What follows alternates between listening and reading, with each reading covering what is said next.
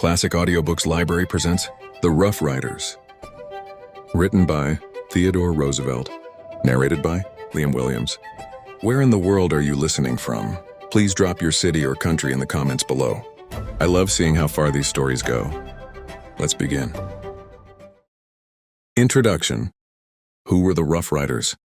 The Rough Riders were the nickname given to the First United States Volunteer Cavalry, a regiment formed to fight in the Spanish-American War of 1898.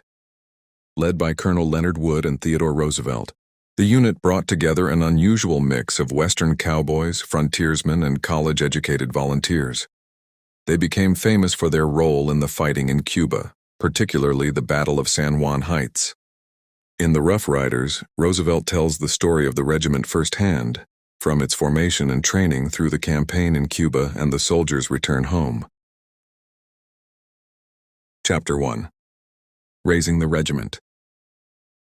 During the year preceding the outbreak of the Spanish War, I was Assistant Secretary of the Navy.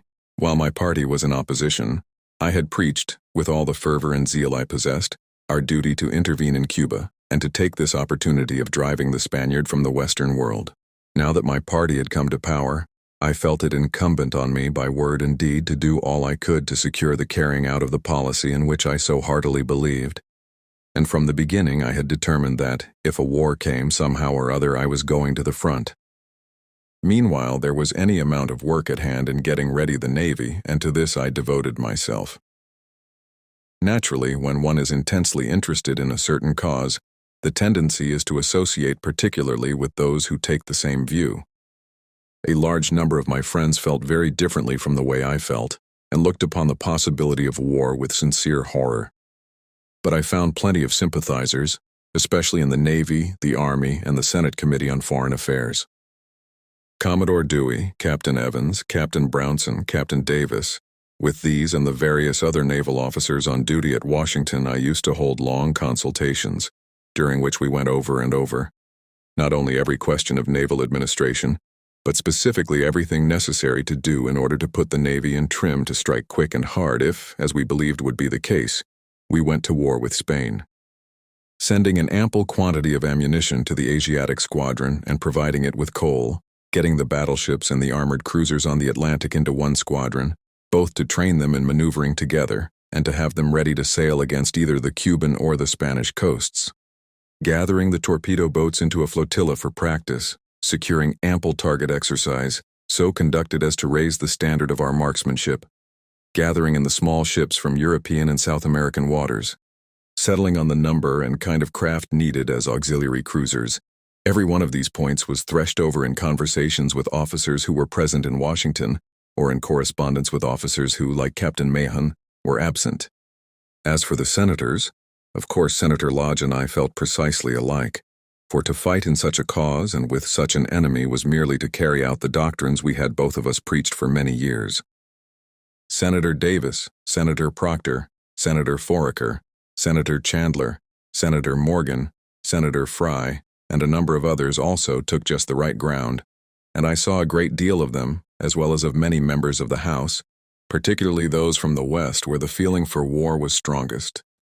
Naval officers came and went, and senators were only in the city while the Senate was in session. But there was one friend who was steadily in Washington. This was an Army surgeon, Dr. Leonard Wood. I only met him after I entered the Navy Department, but we soon found that we had kindred tastes and kindred principles. He had served in General Miles's inconceivably harassing campaigns against the Apaches, where he had displayed such courage that he won that most coveted of distinctions, the Medal of Honor. Such extraordinary physical strength and endurance that he grew to be recognized as one of the 2 or 3 white men who could stand fatigue and hardship as well as an Apache. And such judgment that toward the close of the campaigns he was given, though a surgeon, the actual command of more than one expedition against the bands of renegade Indians. Like so many of the gallant fighters with whom it was later my good fortune to serve, he combined, in a very high degree, the qualities of entire manliness with entire uprightness and cleanliness of character.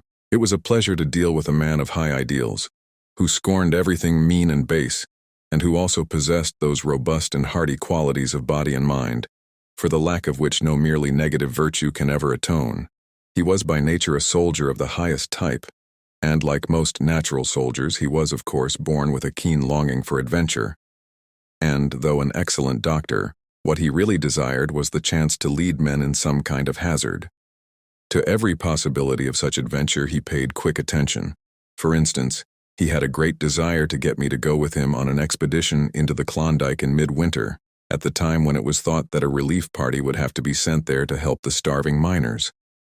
In the summer, he and I took long walks together through the beautiful broken country surrounding Washington.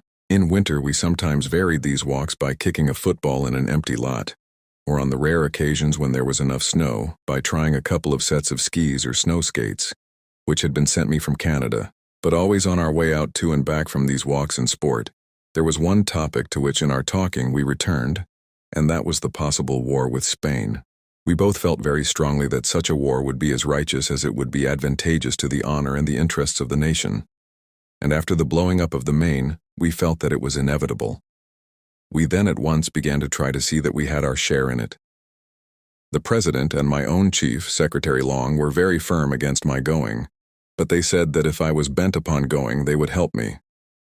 Wood was the medical advisor of both the President and the Secretary of War, and could count upon their friendship. So we started with the odds in our favor. At first we had great difficulty in knowing exactly what to try for. We could go on the staff of any one of several generals, but we much preferred to go in the line. Wood hoped he might get a commission in his native state of Massachusetts. But in Massachusetts, as in every other state, it proved there were 10 men who wanted to go to the war for every chance to go. Then we thought we might get positions as field officers under an old friend of mine, Colonel, now General, Francis V. Greene of New York, the Colonel of the 71st. But again, there were no vacancies. Our doubts were resolved when Congress authorized the raising of 3 cavalry regiments from among the wild riders and riflemen of the Rockies and the Great Plains. During Wood's service in the Southwest, he had commanded not only regulars and Indian scouts, but also white frontiersmen. In the Northwest, I had spent much of my time for many years, either on my ranch or in long hunting trips, and had lived and worked for months together with the cowboy and the mountain hunter, faring in every way precisely as they did. Secretary Alger offered me the command of one of these regiments. If I had taken it, being entirely inexperienced in military work, I should not have known how to get it equipped most rapidly, for I should have spent valuable weeks in learning its needs, with the result that I should have missed the Santiago campaign, and might not even have had the consolation prize of going to Puerto Rico.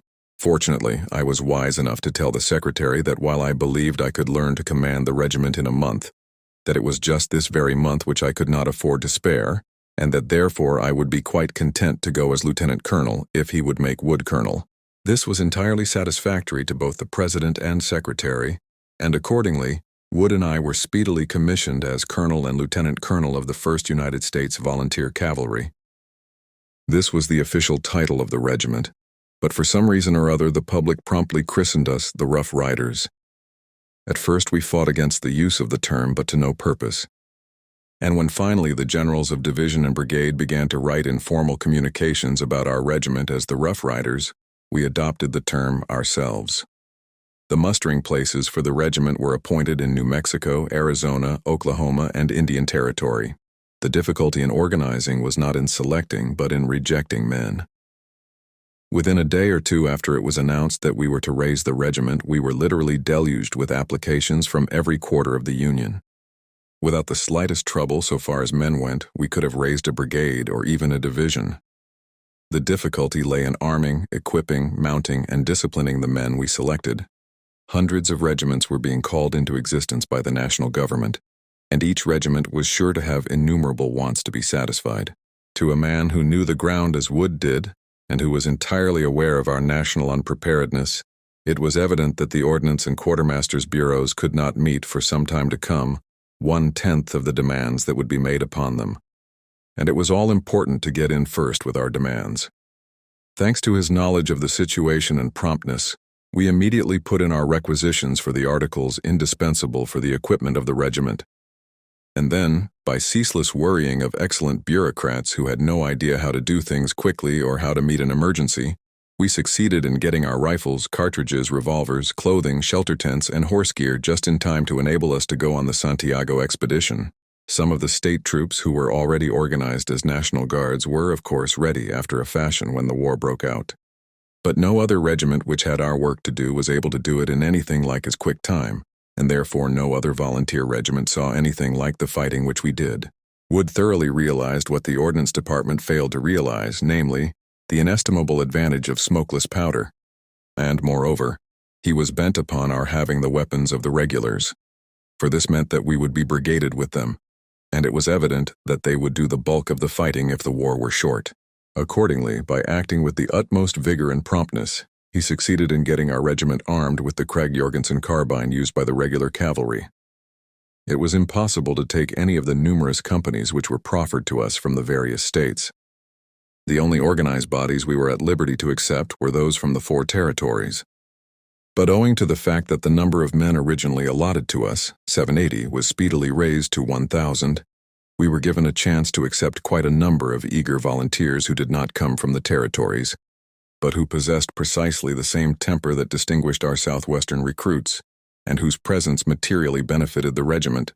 We drew recruits from Harvard, Yale, Princeton, and many another college, from clubs like the Somerset of Boston and Knickerbocker of New York, and from among the men who belonged neither to club nor to college, but in whose veins the blood stirred with the same impulse which once sent the Vikings oversea. 4 of the policemen who had served under me while I was president of the New York Police Board insisted on coming, 2 of them to die, the other 2 to return unhurt after honorable and dangerous service. It seemed to me that almost every friend I had in every state had someone acquaintance who was bound to go with the Rough Riders, and for whom I had to make a place. Thomas Nelson Page, General Fitzhugh Lee, Congressman Odell of New York, Senator Morgan. For each of these, and for many others, I eventually consented to accept some 1 or 2 recruits, of course only after a most rigid examination into their physical capacity, and after they had shown that they knew how to ride and shoot. I may add that in no case was I disappointed in the men thus taken. Harvard being my own college, I had such a swarm of applications from it that I could not take 1 in 10. What particularly pleased me, not only in the Harvard but the Yale and Princeton men, and indeed in these recruits from the older states generally, was that they did not ask for commissions. With hardly an exception, they entered upon their duties as troopers in the spirit which they held to the end, merely endeavoring to show that no work could be too hard, too disagreeable, or too dangerous for them to perform, and neither asking nor receiving any reward in the way of promotion or consideration. The Harvard contingent was practically raised by Guy Murchie of Maine.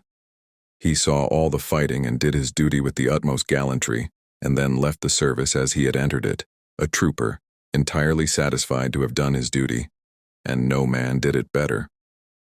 So it was with Dudley Dean, perhaps the best quarterback who ever played on a Harvard 11, and so with Bob Wren, a quarterback whose feats rivaled those of Dean's and who, in addition, was the champion tennis player of America, and had, on 2 different years, saved this championship from going to an Englishman. So it was with Yale men like Waller, the high jumper, and Garrison and Gerard, and with Princeton men like Devereaux and Channing, the football players, with Larned, the tennis player, with Craig Wadsworth, the steeplechase rider, with Joe Stevens, the crack polo player, with Hamilton Fish, the ex-captain of the Columbia crew, and with scores of others whose names are quite as worthy of mention as any of those I have given. Indeed, they all sought entry into the ranks of the Rough Riders as eagerly as if it meant something widely different from hard work, rough fare, and the possibility of death.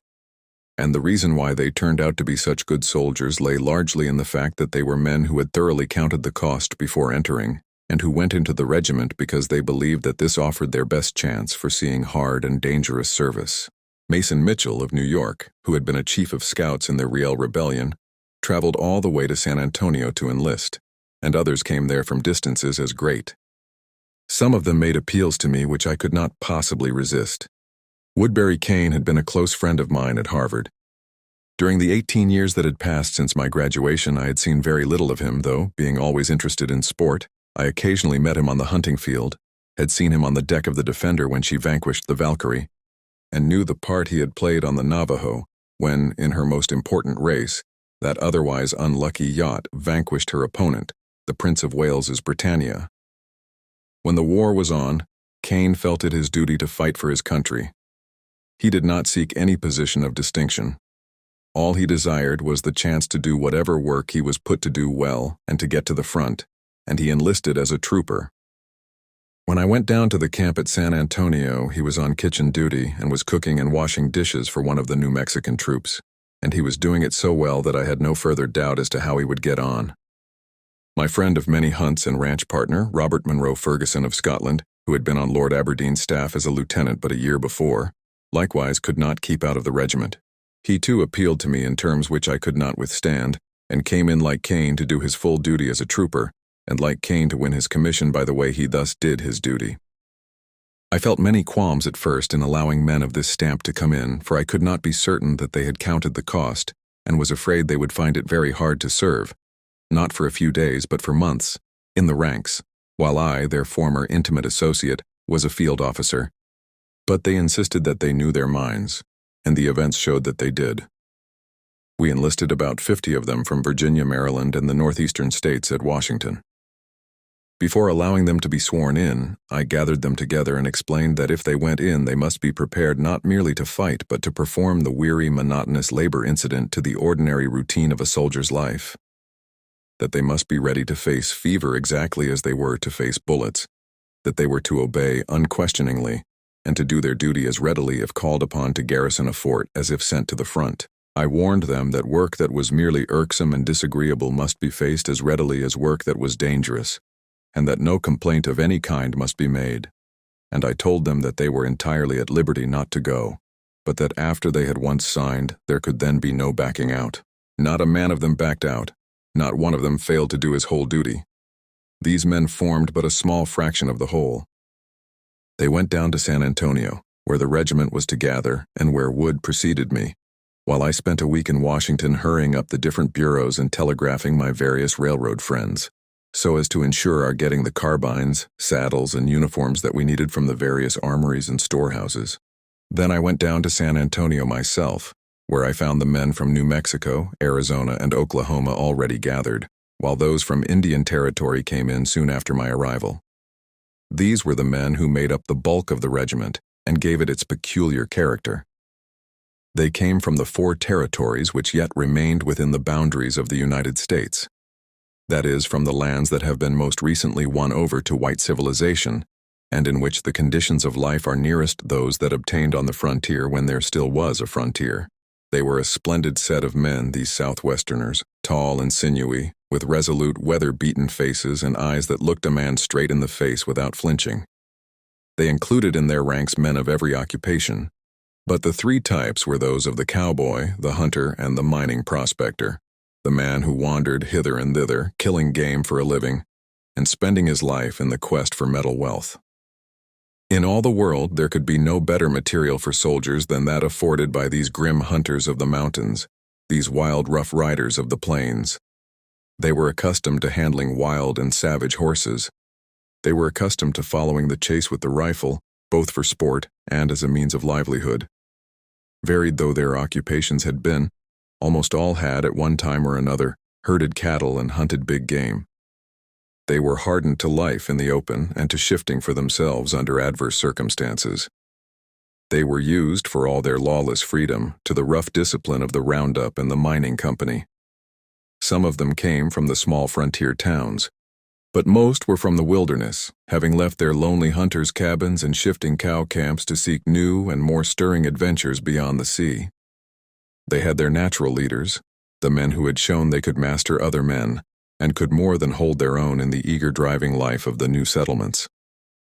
The captains and lieutenants were sometimes men who had campaigned in the regular army against Apache, Ute, and Cheyenne, and who, on completing their term of service, had shown their energy by settling in the new communities and growing up to be men of mark. In other cases, they were sheriffs, marshals, deputy sheriffs, and deputy marshals, men who had fought Indians, and still more often had waged relentless war upon the bands of white desperados. There was Bucky O'Neill, of Arizona, captain of Troop A, the mayor of Prescott, a famous sheriff throughout the West for his feats of victorious warfare against the Apache, no less than against the white road agents and man-killers. His father had fought in Meagher's brigade in the Civil War, and he was himself a born soldier, a born leader of men. He was a wild, reckless fellow, soft-spoken, and of dauntless courage and boundless ambition. He was staunchly loyal to his friends and cared for his men in every way. There was Captain Llewellyn of New Mexico, a good citizen, a political leader, and one of the most noted peace officers of the country. He had been shot 4 times in pitched fights with red marauders and white outlaws. There was Lieutenant Ballard, who had broken up the Blackjack gang of ill-omened notoriety, and his captain, Curry, another New Mexican sheriff of fame. The officers from the Indian Territory had almost all served as marshals and deputy marshals. And in the Indian Territory, service as a deputy marshal meant capacity to fight stand-up battles with the gangs of outlaws. 3 of our higher officers had been in the regular army. One was Major Alexander Brody from Arizona, afterward Lieutenant Colonel, who had lived for 20 years in the territory and had become a thorough Westerner without sinking the West Pointer, a soldier by taste as well as training whose men worshipped him and would follow him anywhere, as they would Bucky O'Neill or any other of their favorites. Brody was running a big mining business, but when the Maine was blown up, he abandoned everything and telegraphed right and left to bid his friends get ready for the fight he saw impending. Then there was Micah Jenkins, the captain of Troop K, a gentle and courteous South Carolinian, on whom danger acted like wine. In action, he was a perfect gamecock, and he won his majority for gallantry in battle. Finally, there was Alan Capron, who was, on the whole, the best soldier in the regiment. In fact, I think he was the ideal of what an American regular army officer should be. He was the 5th in descent from father to son who had served in the Army of the United States, and in body and mind alike he was fitted to play his part to perfection. Tall and lithe, a remarkable boxer and walker, a first-class rider and shot, with yellow hair and piercing blue eyes, he looked what he was, the archetype of the fighting man. He had under him one of the 2 companies from the Indian Territory, and he so soon impressed himself upon the wild spirit of his followers that he got them ahead in discipline faster than any other troop in the regiment, while at the same time taking care of their bodily wants. His ceaseless effort was so to train them, care for them, and inspire them as to bring their fighting efficiency to the highest possible pitch. He required instant obedience, and tolerated not the slightest evasion of duty. But his mastery of his art was so thorough and his performance of his own duty so rigid that he won at once not merely their admiration, but that soldierly affection so readily given by the man in the ranks to the superior who cares for his men and leads them fearlessly in battle. All, Easterners and Westerners, Northerners and Southerners, officers and men, cowboys and college graduates, wherever they came from, and whatever their social position, possessed in common the traits of hardihood and a thirst for adventure. They were to a man born adventurers, in the old sense of the word. The men in the ranks were mostly young, yet some were past their first youth. These had taken part in the killing of the great buffalo herds, and had fought Indians when the tribes were still on the warpath. The younger ones, too, had led rough lives, and the lines in their faces told of many a hardship endured and many a danger silently faced with grim, unconscious philosophy. Some were originally from the East, and had seen strange adventures in different kinds of life, from sailing round the Horn to mining in Alaska. Others had been born and bred in the West, and had never seen a larger town than Santa Fe or a bigger body of water than the Pecos in flood. Some of them went by their own name, some had changed their names. And yet others possessed but half a name, like Cherokee Bill, Happy Jack of Arizona, Smoky Moore, the Bronco Buster, so named because cowboys often call vicious horses smoky horses, and Rattlesnake Pete, who had lived among the Mokeys and taken part in the snake dances. Some were professional gamblers, and on the other hand, no less than 4 were or had been Baptist or Methodist clergymen, and proved first-class fighters too, by the way. Some were men whose lives in the past had not been free from the taint of those fierce kinds of crime into which the lawless spirits who dwell on the borderland between civilization and savagery so readily drift. A far larger number had served at different times in those bodies of armed men with which the growing civilization of the border finally puts down its savagery. There was one characteristic and distinctive contingent which could have appeared only in such a regiment as ours. From the Indian Territory there came a number of Indians, Cherokees, Chickasaws, Choctaws, and Creeks. Only a few were of pure blood. The others shaded off until they were absolutely indistinguishable from their white comrades. with whom, it may be mentioned, they all lived on terms of complete equality. Not all of the Indians were from the Indian Territory. One of the gamest fighters and best soldiers in the regiment was Pollock, a full-blooded Pawnee. He had been educated, like most of the other Indians, at one of those admirable Indian schools which have added so much to the total of the small credit account with which the white race balances the very unpleasant debit account of its dealings with the red. Pollock was a silent, solitary fellow, an excellent penman much given to drawing pictures. When we got down to Santiago, he developed into the regimental clerk. I never suspected him of having a sense of humor until one day, at the end of our stay in Cuba, as he was sitting in the adjutant's tent working over the returns, there turned up a trooper of the First who had been acting as barber. Eyeing him with immovable face, Pollock asked in a guttural voice, "Do you cut hair?" The man answered, "Yes," and Pollock continued, "Then you'd better cut mine," muttering in an explanatory soliloquy. "Don't want to wear my hair long like a wild Indian when I'm in civilized warfare." Another Indian came from Texas. He was a brakeman on the Southern Pacific and wrote telling me he was an American Indian and that he wanted to enlist. His name was Colbert, which at once attracted my attention, for I was familiar with the history of the Cherokees and Chickasaws during the 18th century, when they lived east of the Mississippi. Early in that century, various traders, chiefly Scotchmen, settled among them, and the half-breed descendants of one named Colbert became the most noted chiefs of the Chickasaws. I summoned the applicant before me and found that he was an excellent man and, as I had supposed, a descendant of the old Chickasaw chiefs. He brought into the regiment, by the way, his partner, a white man. The two had been inseparable companions for some years, and continued so in the regiment.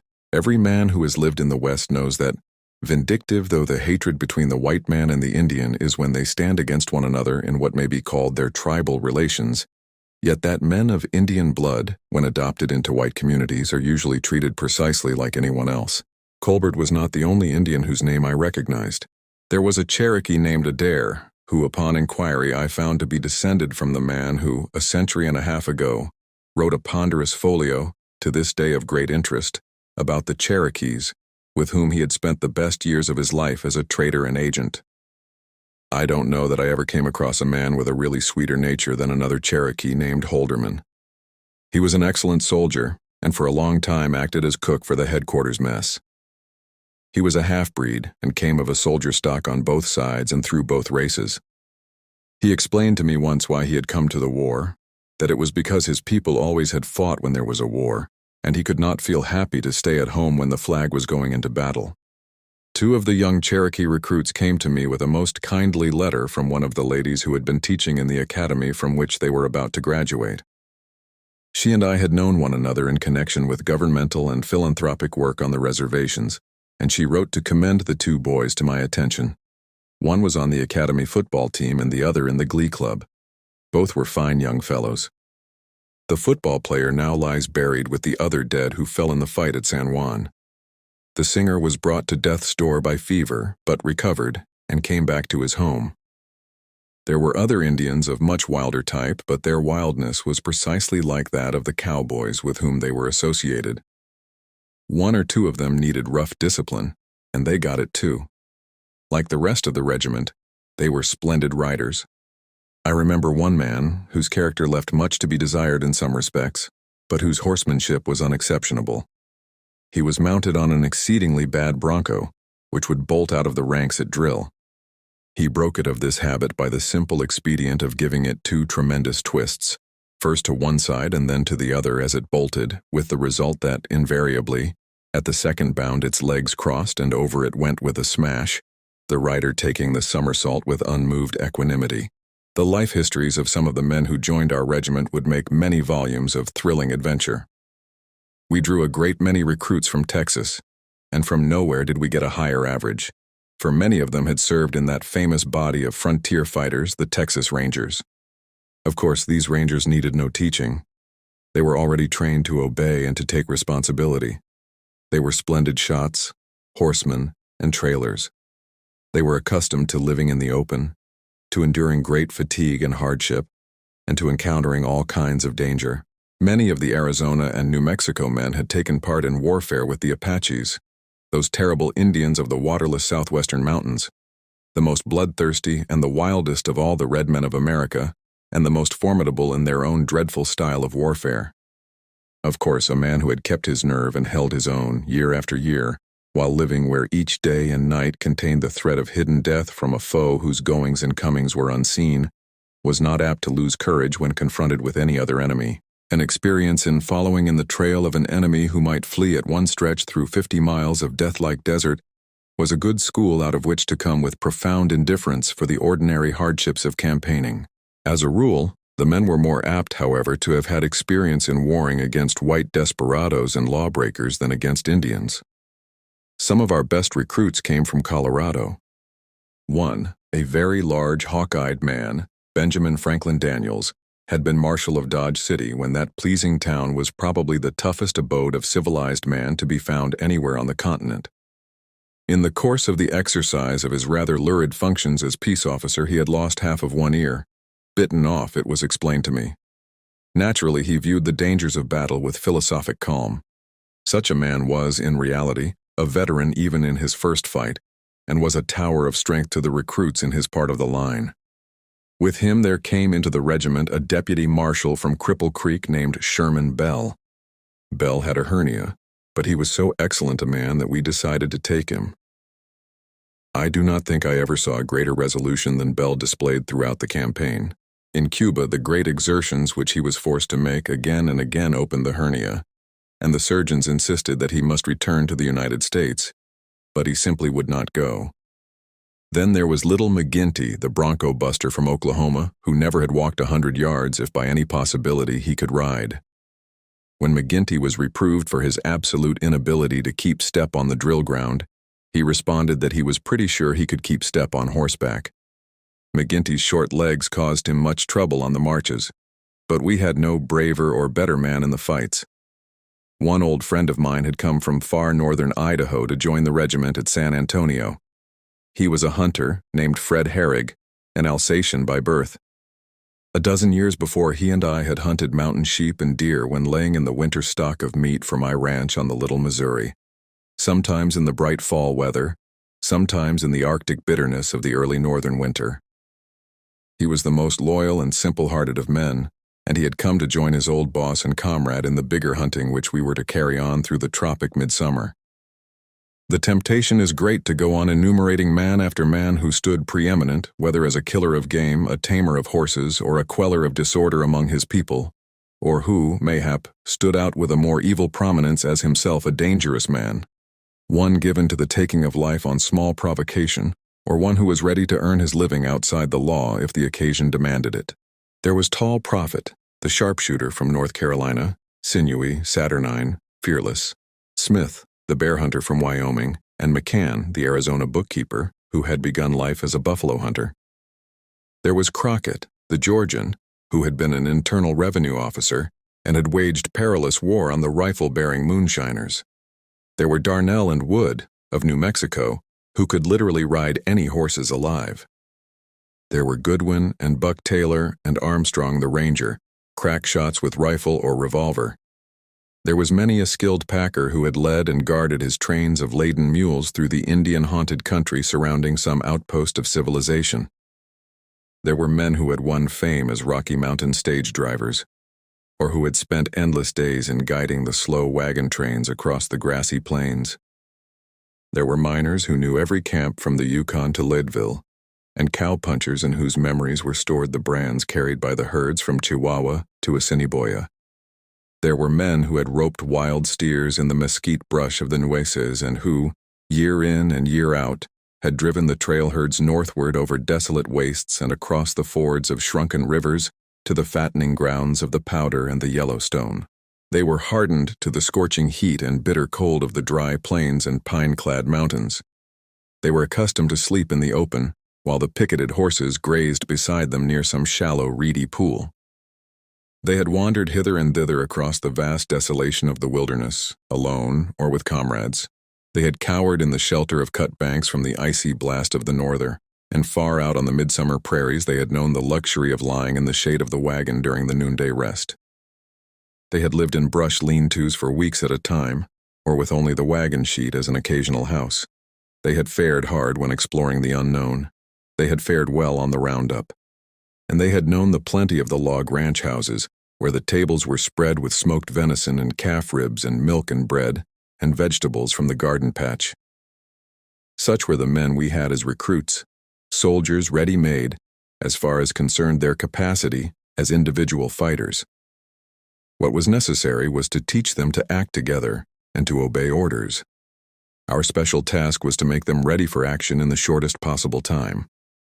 We were bound to see fighting, and therefore to be with the first expedition that left the United States, for we could not tell how long the war would last. I had been quite prepared for trouble when it came to enforcing discipline, but I was agreeably disappointed. There were plenty of hard characters who might by themselves have given trouble, and with one or two of whom we did have to take rough measures. But the bulk of the men thoroughly understood that without discipline they would be merely a valueless mob, and they set themselves hard at work to learn the new duties. Of course, such a regiment, in spite of, or indeed I might almost say because of, the characteristics which made the individual men so exceptionally formidable as soldiers, could very readily have been spoiled. Any weakness in the commander would have ruined it. On the other hand, to treat it from the standpoint of the martinet and military pedant would have been almost equally fatal. From the beginning, we started out to secure the essentials of discipline while laying just as little stress as possible on the non-essentials. The men were singularly quick to respond to any appeal to their intelligence and patriotism. The faults they committed were those of ignorance merely. When Holderman, in announcing dinner to the colonel and the three majors, genially remarked, "If you fellers don't come soon, everything'll get cold," he had no thought of other than a kindly and respectful regard for their welfare, and was glad to modify his form of address on being told that it was not what could be described as conventionally military. When one of our sentinels, who had with much labor learned the manual of arms, saluted with great pride as I passed and added, with a friendly nod, "Good evening, Colonel," this variation in the accepted formula on such occasions was meant and was accepted as mere friendly interest. In both cases, the needed instruction was given and received in the same kindly spirit. One of the new Indian Territory recruits, after 24 hours' stay in camp during which he had held himself distinctly aloof from the general interests, called on the colonel in his tent and remarked, "Well, Colonel, I want to shake hands and say we're with you.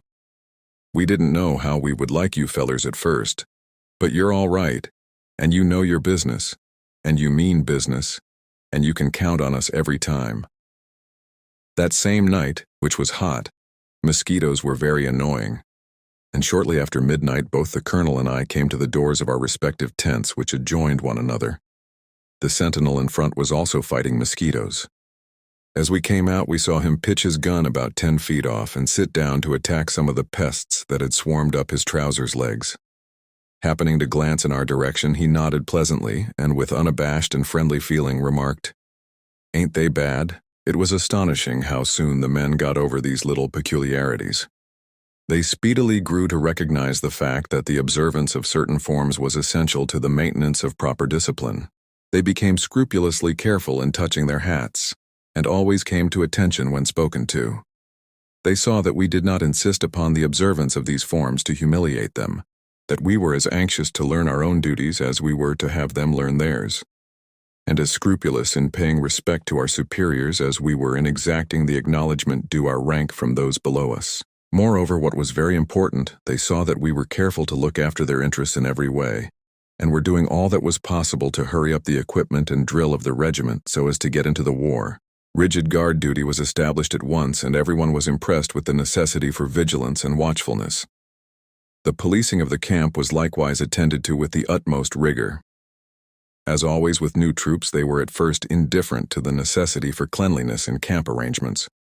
But on this point Colonel Wood brooked no laxity, and in a very little while the hygienic conditions of the camp were as good as those of any regular regiment. Meanwhile, the men were being drilled on foot at first with the utmost assiduity. Every night we had officers' school, the non-commissioned officers of each troop being given similar schooling by the captain or one of the lieutenants of the troop. And every day we practiced hard, by squad, by troop, by squadron, and battalion.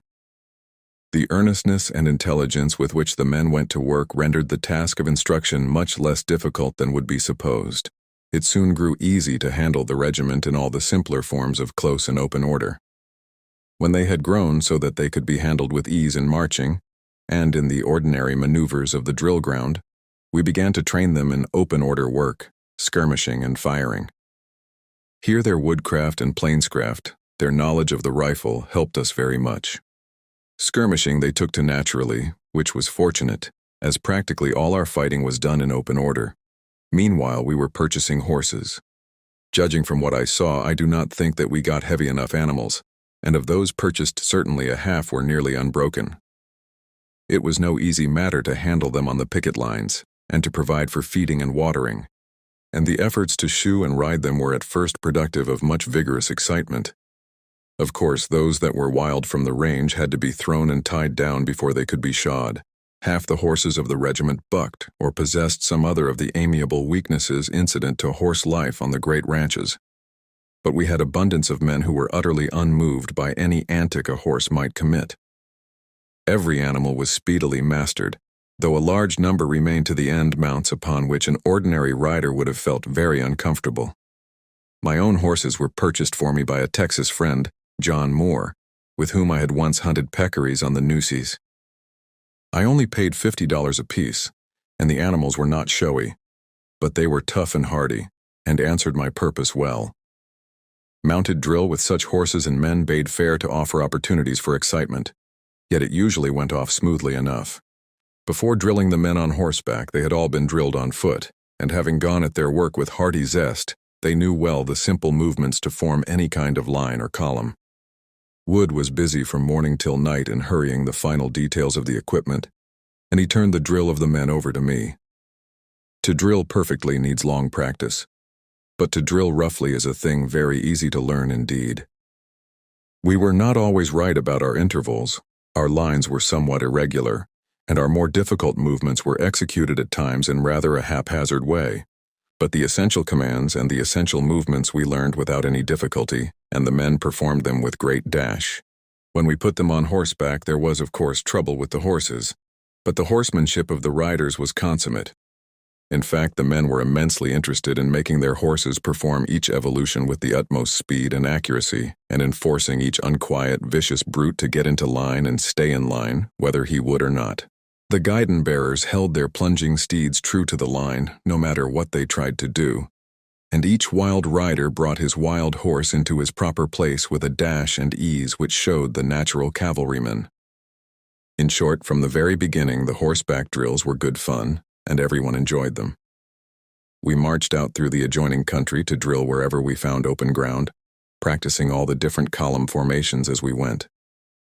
On the open ground, we threw out the line to one side or the other, and in one position and the other, sometimes at the trot, sometimes at the gallop.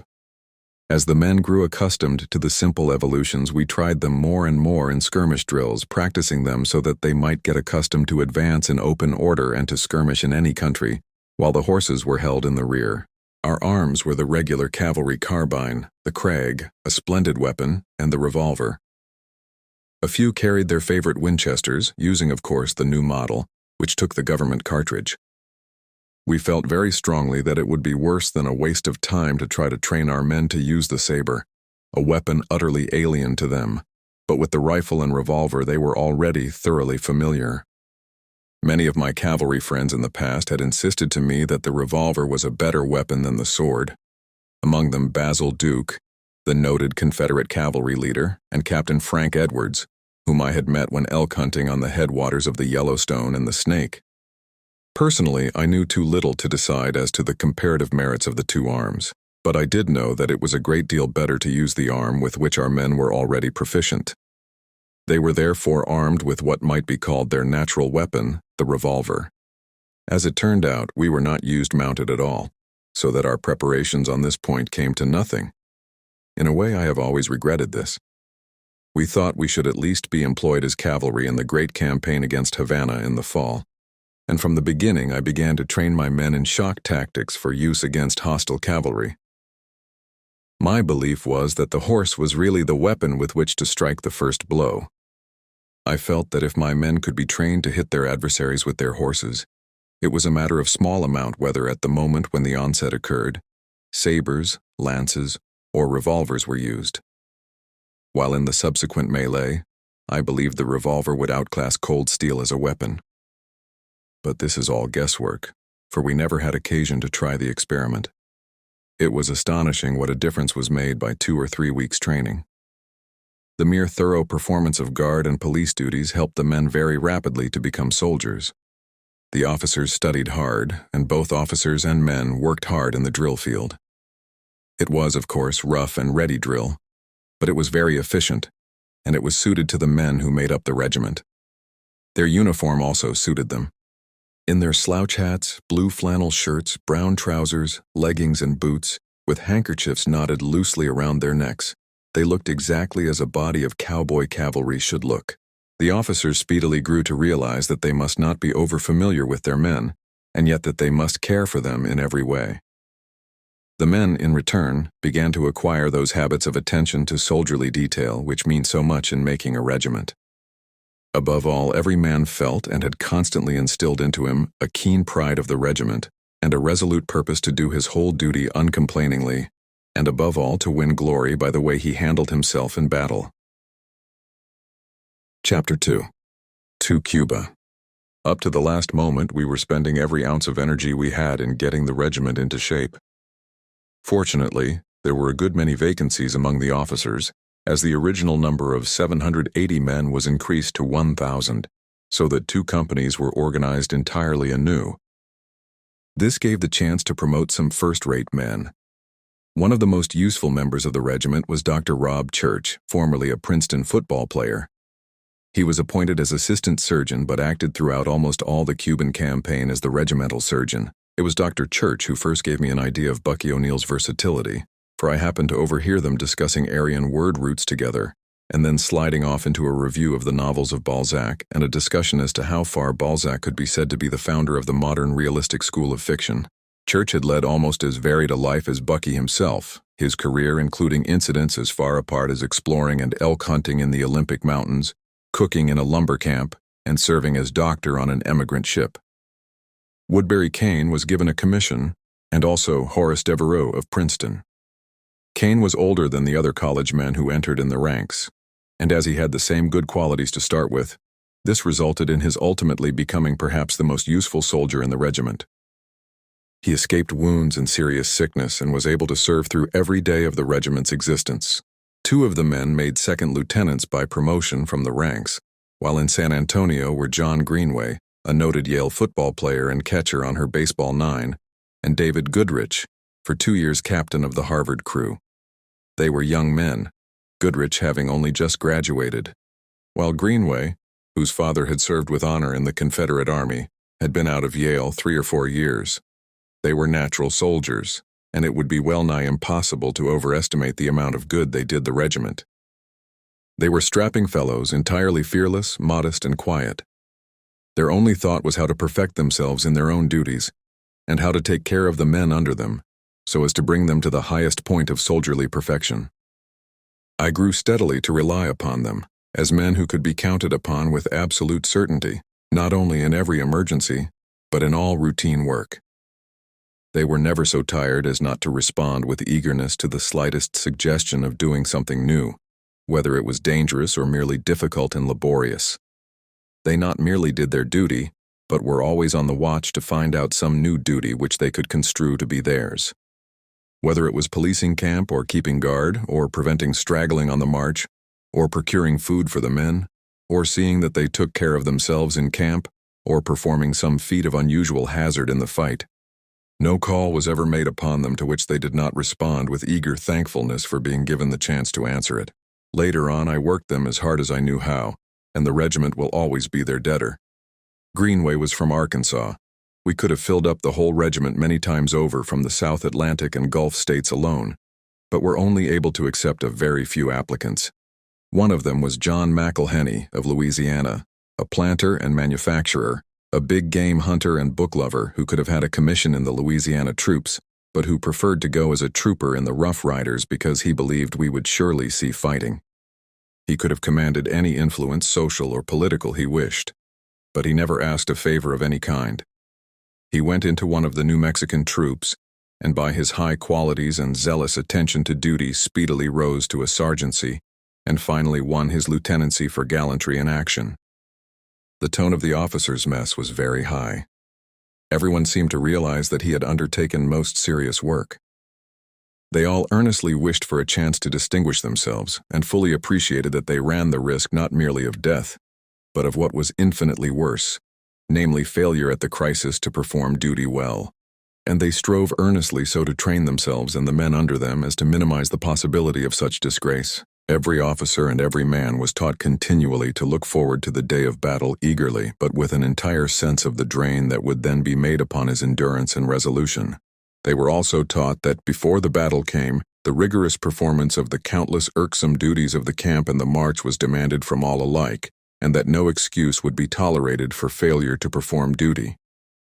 Very few of the men had gone into the regiment lightly, and the fact that they did their duty so well may be largely attributed to the seriousness with which these eager, adventurous young fellows approached their work.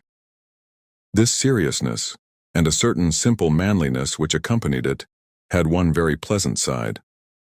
During our entire time of service, I never heard in the officers' mess a foul story or a foul word, and though there was occasional hard swearing in moments of emergency, yet even this was the exception. The regiment attracted adventurous spirits from everywhere. Our chief trumpeter was a native American.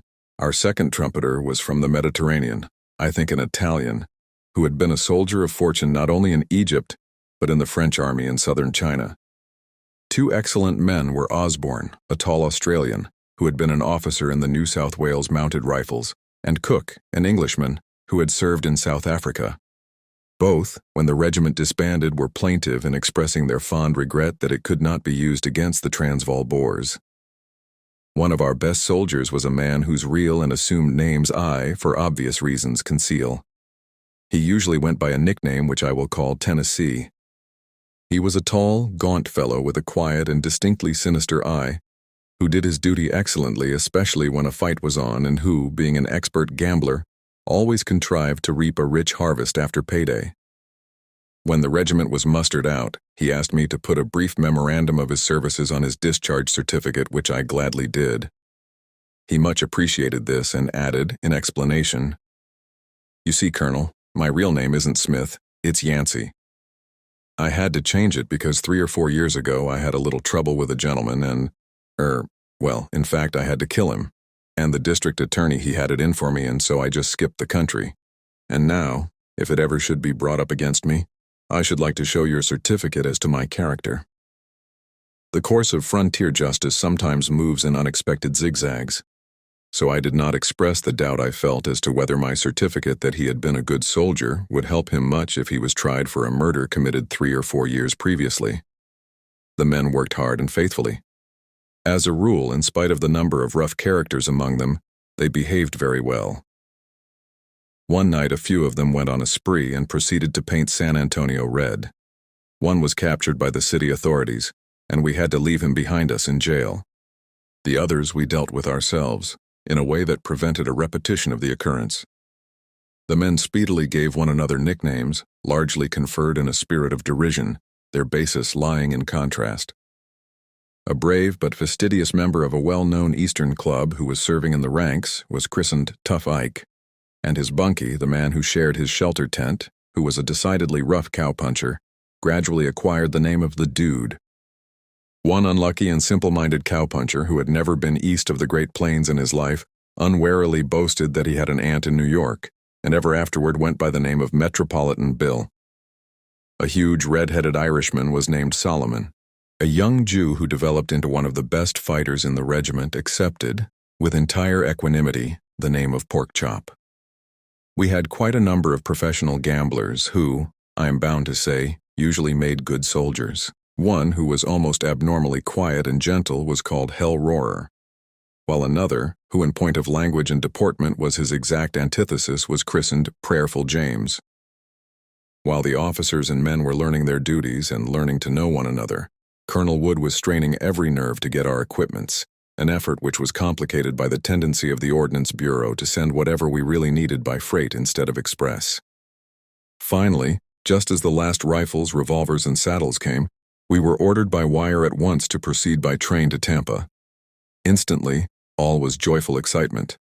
We had enjoyed San Antonio and were glad that our regiment had been organized in the city where the Alamo commemorates the death fight of Crockett, Bowie, and their famous band of frontier heroes. All of us had worked hard, so that we had had no time to be homesick or downcast. But we were glad to leave the hot camp, where every day the strong wind sifted the dust through everything, and to start for the gathering place of the army which was to invade Cuba. Our horses and men were getting into good shape. We were well enough equipped to warrant our starting on the campaign, and every man was filled with dread of being out of the fighting. We had a pack train of 150 mules, so we had close on to 1,200 animals to carry. Of course, our train was split up into sections, 7, all told. Colonel Wood commanding the first 3, and I the last 4. The journey by rail from San Antonio to Tampa took just 4 days, and I doubt if anybody who was on the trip will soon forget it. To occupy my few spare moments, I was reading Monsieur Desmoulins's Supériorité des Anglo-Saxons. Monsieur Desmoulins, in giving the reasons why the English-speaking peoples are superior to those of continental Europe, lays much stress upon the way in which militarism deadens the power of individual initiative, the soldier being trained to complete suppression of individual will while his faculties become atrophied in consequence of his being merely a cog in a vast and perfectly ordered machine. I can assure the excellent French publicist that American militarism, at least of the volunteer sort, has points of difference from the militarism of continental Europe. The battalion chief of a newly raised American regiment, when striving to get into a war which the American people have undertaken with buoyant and light-hearted indifference to detail, has positively unlimited opportunity for the display of individual initiative, and is in no danger whatever either of suffering from unhealthy suppression of personal will, or of finding his faculties of self-help numbed by becoming a cog in a gigantic and smooth-running machine. If such a battalion chief wants to get anything or go anywhere, he must do it by exercising every pound of resource, inventiveness, and audacity he possesses. The help, advice, and superintendence he gets from outside will be of the most general, not to say superficial, character. If he is a cavalry officer, he has got to hurry and push the purchase of his horses, plunging into and out of the meshes of red tape as best he can. He will have to fight for his rifles and his tents and his clothes. He will have to keep his men healthy largely by the light that nature has given him. When he wishes to embark his regiment, he will have to fight for his railway cars exactly as he fights for his transport when it comes to going across the sea. And on his journey his men will or will not have food, and his horses will or will not have water and hay, and the trains will or will not make connections, in exact correspondence to the energy and success of his own efforts to keep things moving straight. It was on Sunday, May 29th, that we marched out of our hot, windy, dusty camp to take the cars for Tampa. Colonel Wood went first with the 3 sections under his special care. I followed with the other 4. The railway had promised us a 48 hours trip, but our experience in loading was enough to show that the promise would not be made good. There were no proper facilities for getting the horses on or off the cars, or for feeding or watering them, and there was endless confusion and delay among the railway officials. I marched my 4 sections over in the afternoon, the first 3 having taken the entire day to get off. We occupied the night. As far as the regiment itself was concerned, we worked an excellent system, Wood instructing me exactly how to proceed so as to avoid confusion. Being a veteran campaigner, he had all along insisted that for such work as we had before us, we must travel with the minimum possible luggage.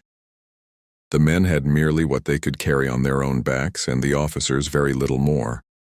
My own roll of clothes and bedding could be put on my spare horse. The mule train was to be used simply for food, forage, and spare ammunition. As it turned out, we were not allowed to take either it or the horses. It was dusk when I marched my long files of dusty troopers into the station yard. I then made all dismount, excepting the troop which I first intended to load. This was brought up to the first freight car. Here every man unsaddled and left his saddle, bridle, and all that he did not himself need in the car, each individual's property being corded together. A guard was left in the car, and the rest of the men took the naked horses into the pens to be fed and watered. The other troops were loaded in the same way in succession. With each section there were thus a couple of baggage cars in which the horse gear, the superfluous baggage, and the travel rations were carried. And I also put aboard, not only at starting but at every other opportunity, what oats and hay I could get, so as to provide against accidents for the horses. By the time the baggage cars were loaded, the horses of the first section had eaten and drunk their fill, and we loaded them on cattle cars. The officers of each troop saw to the loading, taking a dozen picked men to help them. For some of the wild creatures, half broken and fresh from the ranges, were with difficulty driven up the chutes. Meanwhile, I superintended not merely my own men, but the railroad men. And when the delays of the latter and their inability to understand what was necessary grew past bearing, I took charge of the trains myself, so as to ensure the horse cars of each section being coupled with the baggage cars of that section. We worked until long past midnight before we got the horses and baggage aboard, and then found that for some reason the passenger cars were delayed and would not be out for some hours. In the confusion and darkness, men of the different troops had become scattered, and some had drifted off to the vile drinking booths around the stockyards. So I sent details to search the latter, while the trumpeters blew the assembly until the first sergeants could account for all the men. Then the troops were arranged in order, and the men of each lay down where they were, by the tracks and in the brush, to sleep until morning. At dawn the passenger trains arrived. The senior captain of each section saw to it that his own horses, troopers, and baggage were together, and one by one they started off, I taking the last in person. Captain Capron had at the very beginning shown himself to be simply invaluable, from his extraordinary energy, executive capacity, and mastery over men, and I kept his section next mine so that we generally came together at the different yards. The next 4 days were very hot and very dusty. I tried to arrange so the sections would be far enough apart to allow each ample time to unload, feed, water, and load the horses at any stopping place before the next section could arrive. There was enough delay and failure to make connections on the part of the railroad people to keep me entirely busy, not to speak of seeing at the stopping places that the inexperienced officers got enough hay for their horses, and that the water given to them was both ample in quantity and drinkable. It happened that we usually made our longest stops at night, and this meant that we were up all night long. 2 or 3 times a day I got the men buckets of hot coffee, and when we made a long enough stop they were allowed liberty under the supervision of the non-commissioned officers. Some of them abused the privilege and started to get drunk. These were promptly handled with the necessary severity in the interest of the others, for it was only by putting an immediate check to every form of lawlessness or disobedience among the few men who were inclined to be bad that we were enabled to give full liberty to those who would not abuse it. Everywhere the people came out to greet us and cheer us. They brought us flowers, they brought us watermelons and other fruits, and sometimes jugs and pails of milk, all of which we greatly appreciated. We were traveling through a region where practically all the older men had served in the Confederate Army, and where the younger men had all their lives long drunk in the endless tales told by their elders, at home, and at the crossroads taverns and in the courthouse squares, about the cavalry of Forrest and Morgan and the infantry of Jackson and Hood. The blood of the old men stirred to the distant breath of battle. The blood of the young men leaped hot with eager desire to accompany us. The older women who remembered the dreadful misery of war, the misery that presses its iron weight most heavily on the wives and the little ones, looked sadly at us. But the young girls drove down in bevies, arrayed in their finery, to wave flags in farewell to the troopers and to beg cartridges and buttons as mementos. Everywhere we saw the stars and stripes, and everywhere we were told, half laughing, by grizzled ex-Confederates that they had never dreamed in the bygone days of bitterness to greet the old flag as they now were greeting it, and to send their sons, as now they were sending them, to fight and die under it. It was 4 days later that we disembarked, in a perfect welter of confusion. Tampa lay in the pine-covered sand flats at the end of a one-track railroad, and everything connected with both military and railroad matters was in an almost inextricable tangle. There was no one to meet us or to tell us where we were to camp, and no one to issue us food for the first 24 hours, while the railroad people unloaded us wherever they pleased, or rather wherever the jam of all kinds of trains rendered it possible. We had to buy the men food out of our own pockets, and to seize wagons in order to get our spare baggage taken to the camping ground which we at last found had been allotted to us.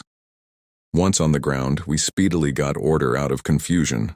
Under Wood's eye, the tents were put up in long streets, the picket line of each troop stretching down its side of each street. The officers' quarters were at the upper ends of the streets, the company kitchens and sinks at the opposite ends. The camp was strictly policed, and drill promptly begun. For 36 hours we let the horses rest, drilling on foot, and then began the mounted drill again. The regiments with which we were afterward to serve were camped near us, and the sandy streets of the little town were thronged with soldiers, almost all of them regulars. For there were but one or two volunteer organizations besides ourselves. The regulars wore the canonical dark blue of Uncle Sam. Our own men were clad in dusty brown blouses, trousers and leggings being of the same hue, while the broad-brimmed soft hat was of dark gray. And very workmanlike they looked as, in column of fours, each troop trotted down its company street to form by squadron or battalion, the troopers sitting steadily in the saddles as they made their half-trained horses conform to the movement of the guidons. Over in Tampa Town, the huge winter hotel was gay with general officers and their staffs, with women in pretty dresses, with newspaper correspondents by the score, with military attachés of foreign powers, and with onlookers of all sorts, but we spent very little time there. We worked with the utmost industry, special attention being given by each troop commander to skirmish drill in the woods. Once or twice we had mounted drill of the regiment as a whole. The military attachés came out to look on, English, German, Russian, French, and Japanese. With the Englishman, Captain Arthur Lee, a capital fellow, we soon struck up an especially close friendship, and we saw much of him throughout the campaign. So we did of several of the newspaper correspondents, Richard Harding Davis, John Fox, Jr., Caspar Whitney, and Frederick Remington. On Sunday, Chaplain Brown of Arizona held service as he did almost every Sunday during the campaign. There were but 4 or 5 days at Tampa, however. We were notified that the expedition would start for destination unknown at once, and that we were to go with it, but that our horses were to be left behind and only 8 troops of 70 men each taken. Our sorrow at leaving the horses was entirely outweighed by our joy at going, but it was very hard indeed to select the 4 troops that were to stay, and the men who had to be left behind from each of the troops that went. Colonel Wood took Major Brodie and myself to command the 2 squadrons, being allowed only 2 squadron commanders. The men who were left behind felt the most bitter heartburn. To the great bulk of them, I think it will be a lifelong sorrow. I saw more than one, both among the officers and privates, burst into tears when he found he could not go. No outsider can appreciate the bitterness of the disappointment. Of course, really, those that stayed were entitled to precisely as much honor as those that went. Each man was doing his duty, and much the hardest and most disagreeable duty was to stay. Credit should go with the performance of duty, and not with what is very often the accident of glory. All this and much more we explained, but our explanations could not alter the fact that some had to be chosen and some had to be left. One of the captains chosen was Captain Maximilian Luna, who commanded Troop F from New Mexico. The captain's people had been on the banks of the Rio Grande before my forefathers came to the mouth of the Hudson or Woods landed at Plymouth, and he made the plea that it was his right to go as a representative of his race, for he was the only man of pure Spanish blood who bore a commission in the army, and he demanded the privilege of proving that his people were precisely as loyal Americans as any others. I was glad when it was decided to take him. It was the evening of June 7th when we suddenly received orders that the expedition was to start from Port Tampa, 9 miles distant by rail, at daybreak the following morning, and that if we were not aboard our transport by that time, we could not go. We had no intention of getting left and prepared at once for the scramble which was evidently about to take place. As the number and capacity of the transports were known, or ought to have been known, and as the number and size of the regiments to go were also known, the task of allotting each regiment or fraction of a regiment to its proper transport, and arranging that the regiments and the transports should meet in due order on the dock, ought not to have been difficult. However, no arrangements were made in advance, and we were allowed to shove and hustle for ourselves as best we could, on much the same principles that had governed our preparations hitherto. We were ordered to be at a certain track with all our baggage at midnight, there to take a train for Port Tampa. At the appointed time we turned up, but the train did not. The men slept heavily, while Wood and I and various other officers wandered about in search of information which no one could give. We now and then came across a brigadier general, or even a major general, but nobody knew anything. Some regiments got aboard the trains and some did not, but as none of the trains started, this made little difference. At 3 o'clock we received orders to march over to an entirely different track, and away we went. No train appeared on this track either, but at 6 o'clock some coal cars came by, and these we seized. By various arguments we persuaded the engineer in charge of the train to back us down the 9 miles to Port Tampa, where we arrived covered with coal dust, but with all our belongings. The railway tracks ran out on the quay, and the transports which had been anchored in midstream were gradually being brought up alongside the quay and loaded. The trains were unloading wherever they happened to be, no attention whatever being paid to the possible position of the transport on which the soldiers were to go. Colonel Wood and I jumped off and started on a hunt, which soon convinced us that we had our work cut out if we were to get a transport at all. From the highest general down, nobody could tell us where to go to find out what transport we were to have. At last we were informed that we were to hunt up the depot quartermaster, Colonel Humphrey. We found his office where his assistant informed us that he didn't know where the colonel was, but believed him to be asleep upon one of the transports. This seemed odd at such a time, but so many of the methods in vogue were odd that we were quite prepared to accept it as a fact.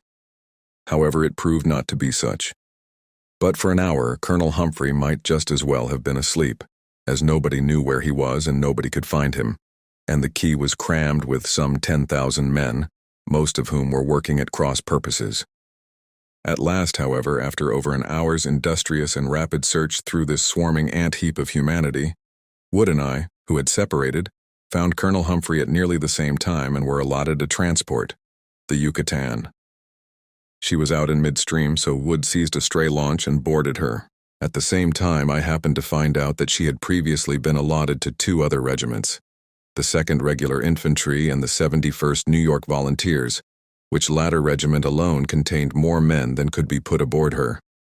Accordingly, I ran at full speed to our train, and leaving a strong guard with the baggage, I double-quicked the rest of the regiment up to the boat, just in time to board her as she came into the quay, and then to hold her against the 2nd Regulars and the 71st, who had arrived a little too late, being a shade less ready than we were in the matter of individual initiative. There was a good deal of expostulation, but we had possession, and as the ship could not contain half of the men who had been told to go aboard her, the 71st went away, as did all but 4 companies of the 2nd. These latter we took aboard. Meanwhile, a general had caused our train to be unloaded at the end of the quay farthest from where the ship was, and the hungry, tired men spent most of the day in the labor of bringing down their baggage and the food and ammunition. The officers' horses were on another boat, my own being accompanied by my body servant Marshall, the most faithful and loyal of men, himself an old soldier of the 9th Cavalry. Marshall had been in Indian campaigns, and he christened my larger horse Rain in the Face, while the other, a pony, went by the name of Texas. By the time that night fell, and our transport pulled off and anchored in midstream, we felt we had spent 36 tolerably active hours. The transport was overloaded, the men being packed like sardines not only below but upon the decks, so that at night it was only possible to walk about by continually stepping over the bodies of the sleepers. The travel rations which had been issued to the men for the voyage were not sufficient, because the meat was very bad indeed, and when a ration consists of only 4 or 5 items, which taken together just meet the requirements of a strong and healthy man, the loss of one item is a serious thing. If we had been given canned corned beef, we would have been all right, but instead of this, the soldiers were issued horrible stuff called canned fresh beef. There was no salt in it. At the best, it was stringy and tasteless. At the worst, it was nauseating. Not 1/4 of it was ever eaten at all, even when the men became very hungry. There were no facilities for the men to cook anything. There was no ice for them, the water was not good, and they had no fresh meat or fresh vegetables. However, all these things seemed of small importance compared with the fact that we were really embarked and were with the first expedition to leave our shores. But by next morning came the news that the order to sail had been countermanded, and that we were to stay where we were for the time being. What this meant none of us could understand.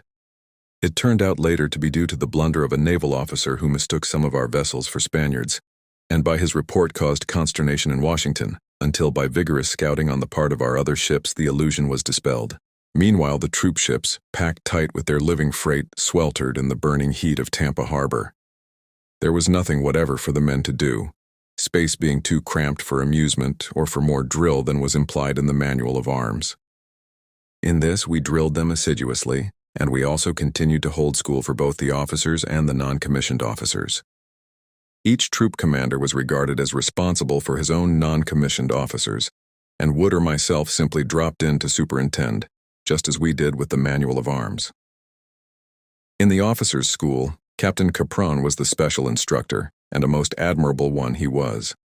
The heat, the steaming discomfort, and the confinement, together with the forced inaction, were very irksome. But everyone made the best of it, and there was little or no grumbling even among the men. All, from the highest to the lowest, were bent upon perfecting themselves according to their slender opportunities. Every book of tactics in the regiment was in use from morning until night, and the officers and non-commissioned officers were always studying the problems presented at the schools. About the only amusement was bathing over the side, in which we indulged both in the morning and evening. Many of the men from the far west had never seen the ocean. One of them, who knew how to swim, was much interested in finding that the ocean water was not drinkable. Another, who had never in his life before seen any water more extensive than the headstream of the Rio Grande, met with an accident later in the voyage. That is, his hat blew away while we were in mid-ocean, and I heard him explaining the accident to a friend in the following words: "Oh, Jim, my hat blew into the creek." So we lay for nearly a week, the vessels swinging around on their anchor chains, while the hot water of the bay flowed to and fro around them, and the sun burned overhead. At last, on the evening of June 13th, we received the welcome order to start. Ship after ship weighed anchor and went slowly ahead under half steam for the distant mouth of the harbor, the bands playing, the flags flying, the rigging black with the clustered soldiers, cheering and shouting to those left behind on the quay and to their fellows on the other ships. The channel was very tortuous, and we anchored before we had gone far down it after coming within an ace of a bad collision with another transport. The next morning we were all again underway, and in the afternoon the great fleet steamed southeast until Tampa Light sank in the distance. For the next 6 days we sailed steadily southward and eastward through the wonderful sapphire seas of the West Indies. The 30-odd transports moved in long parallel lines, while ahead and behind and on their flanks the gray hulls of the warships surged through the blue water. We had every variety of craft to guard us, from the mighty battleship and swift cruiser to the converted yachts and the frail, venomous-looking torpedo boats. The warships watched with ceaseless vigilance by day and night. When a sail of any kind appeared, instantly one of our guardians steamed toward it. Ordinarily, the torpedo boats were towed. Once a strange ship steamed up too close, and instantly the nearest torpedo boat was slipped like a greyhound from the leash and sped across the water toward it. But the stranger proved harmless, and the swift, delicate, death-fraught craft returned again. It was very pleasant, sailing southward through the tropic seas toward the unknown. We knew not whither we were bound, nor what we were to do, but we believed that the nearing future held for us many chances of death and hardship, of honor and renown. If we failed, we would share the fate of all who fail, but we were sure that we would win, that we should score the first great triumph in a mighty world movement. At night we looked at the new stars and hailed the Southern Cross when at last we raised it above the horizon. In the daytime we drilled, and in the evening we held officers' school, but there was much time when we had little to do, save to scan the wonderful blue sea and watch the flying fish. Toward evening, when the officers clustered together on the forward bridge, the band of the 2nd Infantry played tune after tune until on our quarter the glorious sun sunk in the red west, and one by one the lights blazed out on troopship and warship for miles ahead and astern as they steamed onward through the brilliant tropic night. The men on the ship were young and strong, eager to face what lay hidden before them, eager for adventure where risk was the price of gain. Sometimes they talked of what they might do in the future, and wondered whether we were to attack Santiago or Puerto Rico. At other times, as they lounged in groups, they told stories of their past.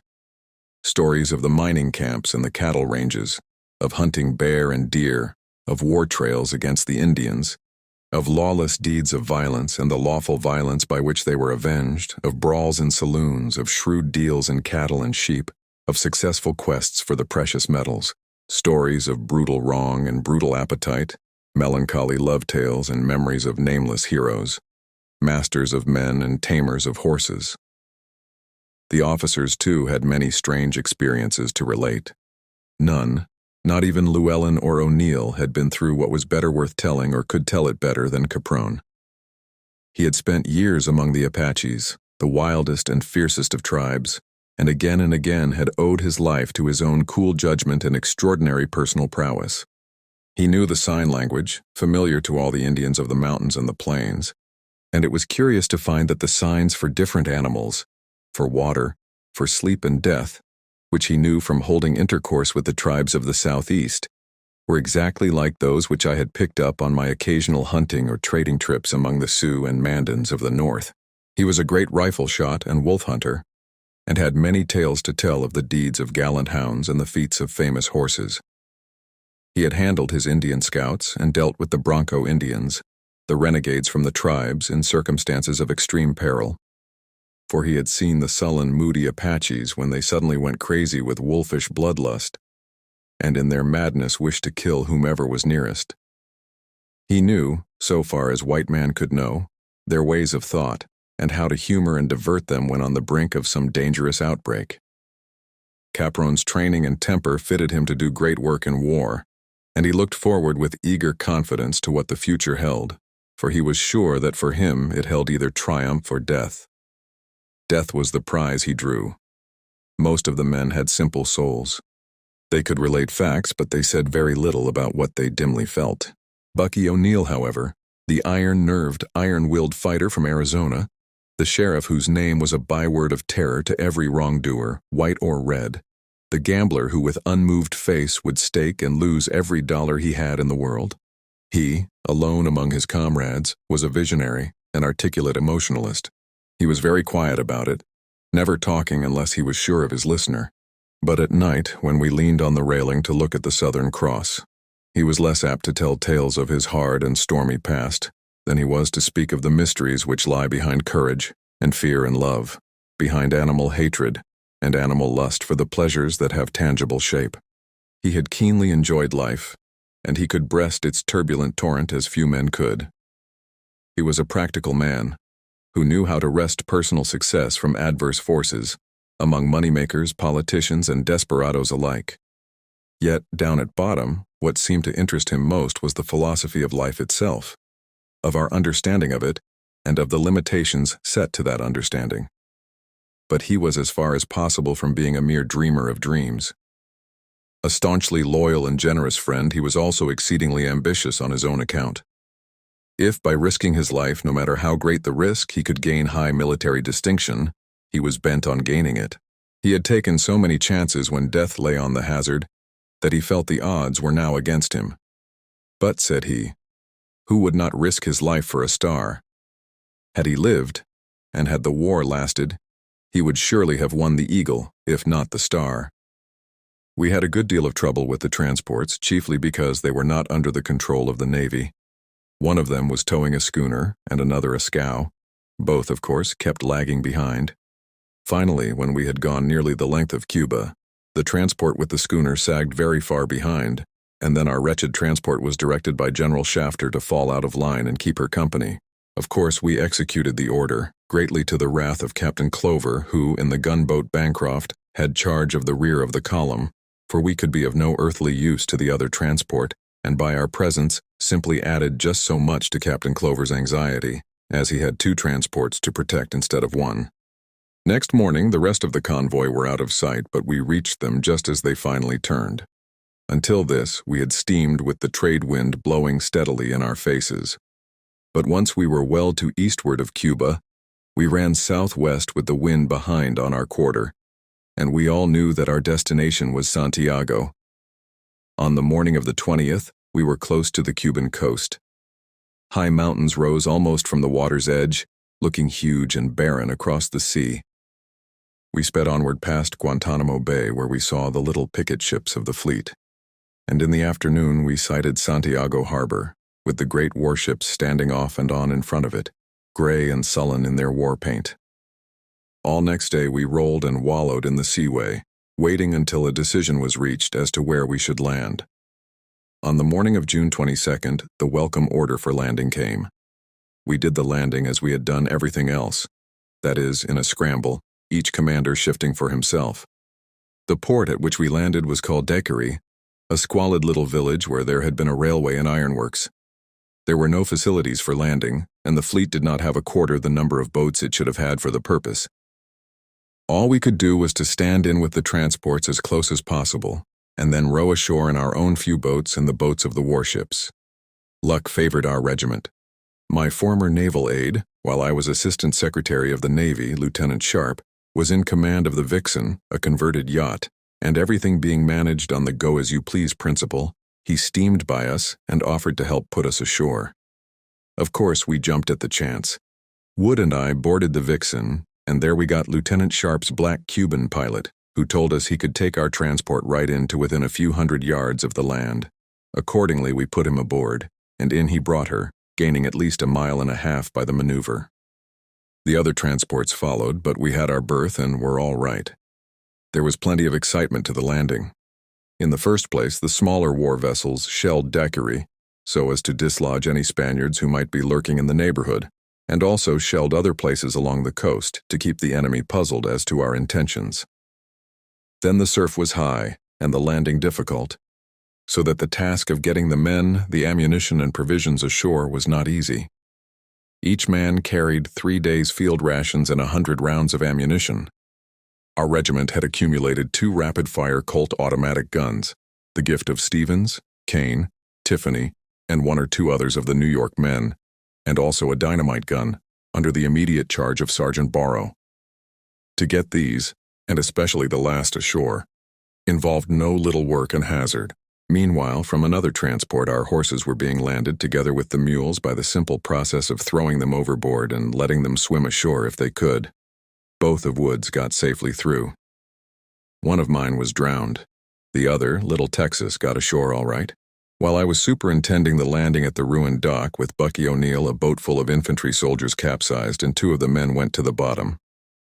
Bucky O'Neill plunging in full uniform to save them, but in vain. However, by the late afternoon we had all our men, with what ammunition and provisions they could themselves carry, landed, and were ready for anything that might turn up. Chapter 3. General Young's Fight at Las Guasimas. Just before leaving Tampa, we had been brigaded with the 1st and 10th Regular Cavalry under Brigadier General S.B.M. Young. We were the 2nd Brigade, the 1st Brigade consisting of the 3rd and 6th, and the 9th Regular Cavalry under Brigadier General Sumner. The 2 brigades of the Cavalry Division were under Major General Joseph Wheeler, the gallant old Confederate cavalry commander. General Young was, and is, as fine a type of the American fighting soldier as a man can hope to see.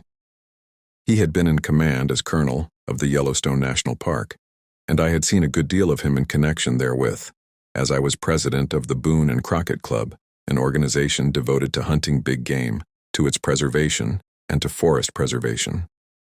During the preceding winter, while he was in Washington, he had lunched with me at the Metropolitan Club, Wood being one of the other guests. Of course, we talked of the war, which all of us present believed to be impending, and Wood and I told him we were going to make every effort to get in somehow. And he answered that we must be sure to get into his brigade, if he had one, and he would guarantee to show us fighting. None of us forgot the conversation. As soon as our regiment was raised, General Young applied for it to be put in his brigade. We were put in, and he made his word good, for he fought and won the first fight on Cuban soil. Yet, even though under him, we should not have been in this fight at all if we had not taken advantage of the chance to disembark among the first troops, and if it had not been for Wood's energy in pushing our regiment to the front. On landing, we spent some active hours in marching our men 1/4 mile or so inland, as boatload by boatload they disembarked.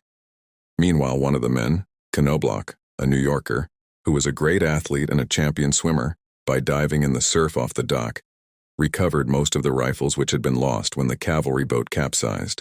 The country would have offered very great difficulties to an attacking force had there been resistance.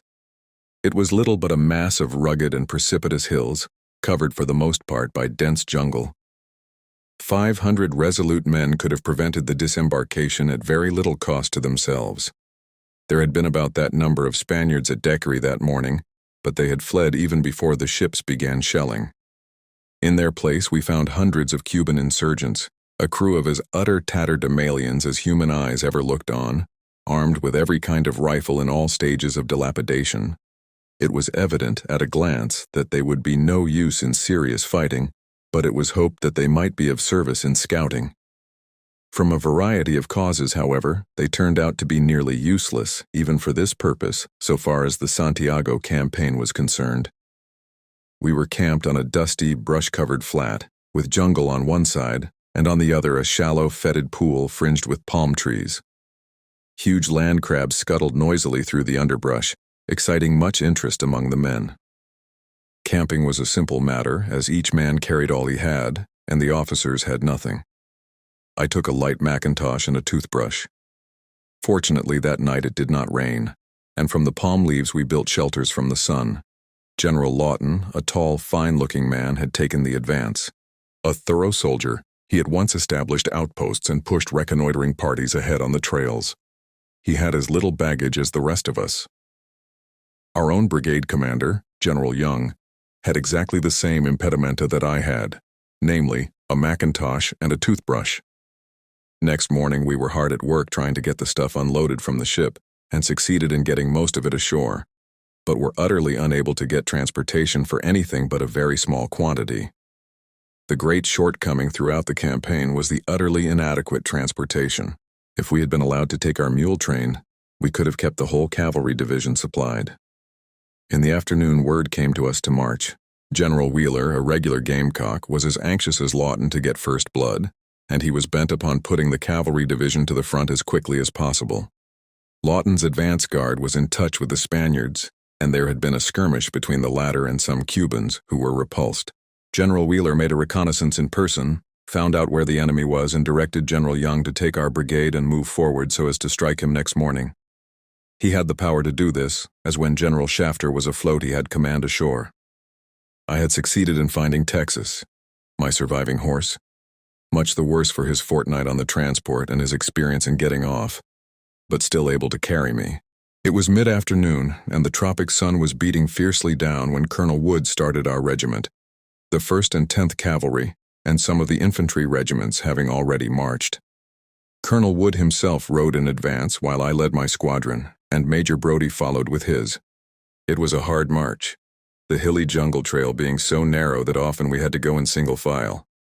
We marched fast, for Wood was bound to get us ahead of the other regiments, so as to be sure of our place in the body that struck the enemy next morning. If it had not been for his energy in pushing forward, we should certainly have missed the fight.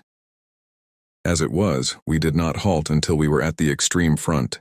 The men were not in very good shape for marching, and moreover they were really horsemen, the majority being cowboys who had never done much walking. The heat was intense and their burdens very heavy, yet there was very little straggling. Whenever we halted, they instantly took off their packs and threw themselves on their backs. Then, at the word to start, they would spring into place again. The captains and lieutenants tramped along, encouraging the men by example and word. A good part of the time I was by Captain Llewellyn, and was greatly pleased to see the way in which he kept his men up to their work. He never pitied or coddled his troopers, but he always looked after them. He helped them whenever he could, and took rather more than his full share of hardship and danger, so that his men naturally followed him with entire devotion. Jack Greenway was under him as lieutenant, and to him the entire march was nothing but an enjoyable outing, the chance of fight on the morrow simply adding the needed spice of excitement. It was long after nightfall when we tramped through the darkness into the squalid coast hamlet of Siboney. As usual, when we made a night camp, we simply drew the men up in column of troops, and then let each man lie down where he was. Black thunderclouds were gathering. Before they broke, the fires were made and the men cooked their coffee and pork, some frying the hardtack with the pork. The officers, of course, fared just as the men did. Hardly had we finished eating when the rain came, a regular tropic downpour. We sat about, sheltering ourselves as best we could for the hour or two it lasted. Then the fires were relighted and we closed around them, the men taking off their wet things to dry them so far as possible by the blaze. Wood had gone off to see General Young, as General Wheeler had instructed General Young to hit the Spaniards, who were about 4 miles away, as soon after daybreak as possible. Meanwhile, I strolled over to Captain Capron's troop. He and I, with his 2 lieutenants, Day and Thomas, stood around the fire, together with 2 or 3 non-commissioned officers and privates. Among the latter were Sergeant Hamilton Fish and Trooper Elliot Cowden, both of New York. Cowden, together with two other troopers, Harry Thorpe and Monroe Ferguson, had been on my Oyster Bay polo team some years before. Hamilton Fish had already shown himself one of the best non-commissioned officers we had. A huge fellow, of enormous strength and endurance and dauntless courage, he took naturally to a soldier's life. He never complained and never shirked any duty of any kind, while his power over his men was great. So good a sergeant had he made the Captain Capron, keen to get the best men under him, took him when he left Tampa, for Fish's troop remained behind. As we stood around the flickering blaze that night, I caught myself admiring the splendid bodily vigor of Capron and Fish, the captain and the sergeant. Their frames seemed of steel to withstand all fatigue. They were flushed with health. In their eyes shone high resolve and fiery desire. Two finer types of the fighting man, two better representatives of the American soldier, there were not in the whole army. Capron was going over his plans for the fight when we should meet the Spaniards on the morrow, Fish occasionally asking a question. They were both filled with eager longing to show their mettle, and both were rightly confident that if they lived, they would win honorable renown and would rise high in their chosen profession. Within 12 hours, they both were dead. I had lain down when toward midnight Wood returned. He had gone over the whole plan with General Young. We were to start by sunrise toward Santiago, General Young taking 4 troops of the 10th and 4 troops of the 1st up the road which led through the valley, while Colonel Wood was to lead our 8 troops along a hill trail to the left, which joined the valley road about 4 miles on, at a point where the road went over a spur of the mountain chain, and from thence went downhill toward Santiago. The Spaniards had their lines at the junction of the road and the trail. Before describing our part in the fight, it is necessary to say a word about General Young's share, for, of course, the whole fight was under his direction, and the fight on the right wing under his immediate supervision. General Young had obtained from General Castillo, the commander of the Cuban forces, a full description of the country in front. General Castillo promised Young the aid of 800 Cubans if he made a reconnaissance in force to find out exactly what the Spanish strength was. This promised Cuban aid did not, however, materialize. The Cubans, who had been beaten back by the Spaniards the day before, not appearing on the firing line until the fight was over. General Young had in his immediate command a squadron of the 1st Regular Cavalry, 244 strong, under the command of Major Bell, and a squadron of the 10th Regular Cavalry, 220 strong, under the command of Major Norville. He also had 2 Hotchkiss mountain guns, under Captain Watson of the 10th. He started at 6:15 in the morning, accompanied by Captain A.L. Mills as aide. It was at 7:30 that Captain Mills, with a patrol of 2 men in advance, discovered the Spaniards as they lay across where the 2 roads came together, some of them in pits, others simply lying in the heavy jungle, while on their extreme right they occupied a big ranch.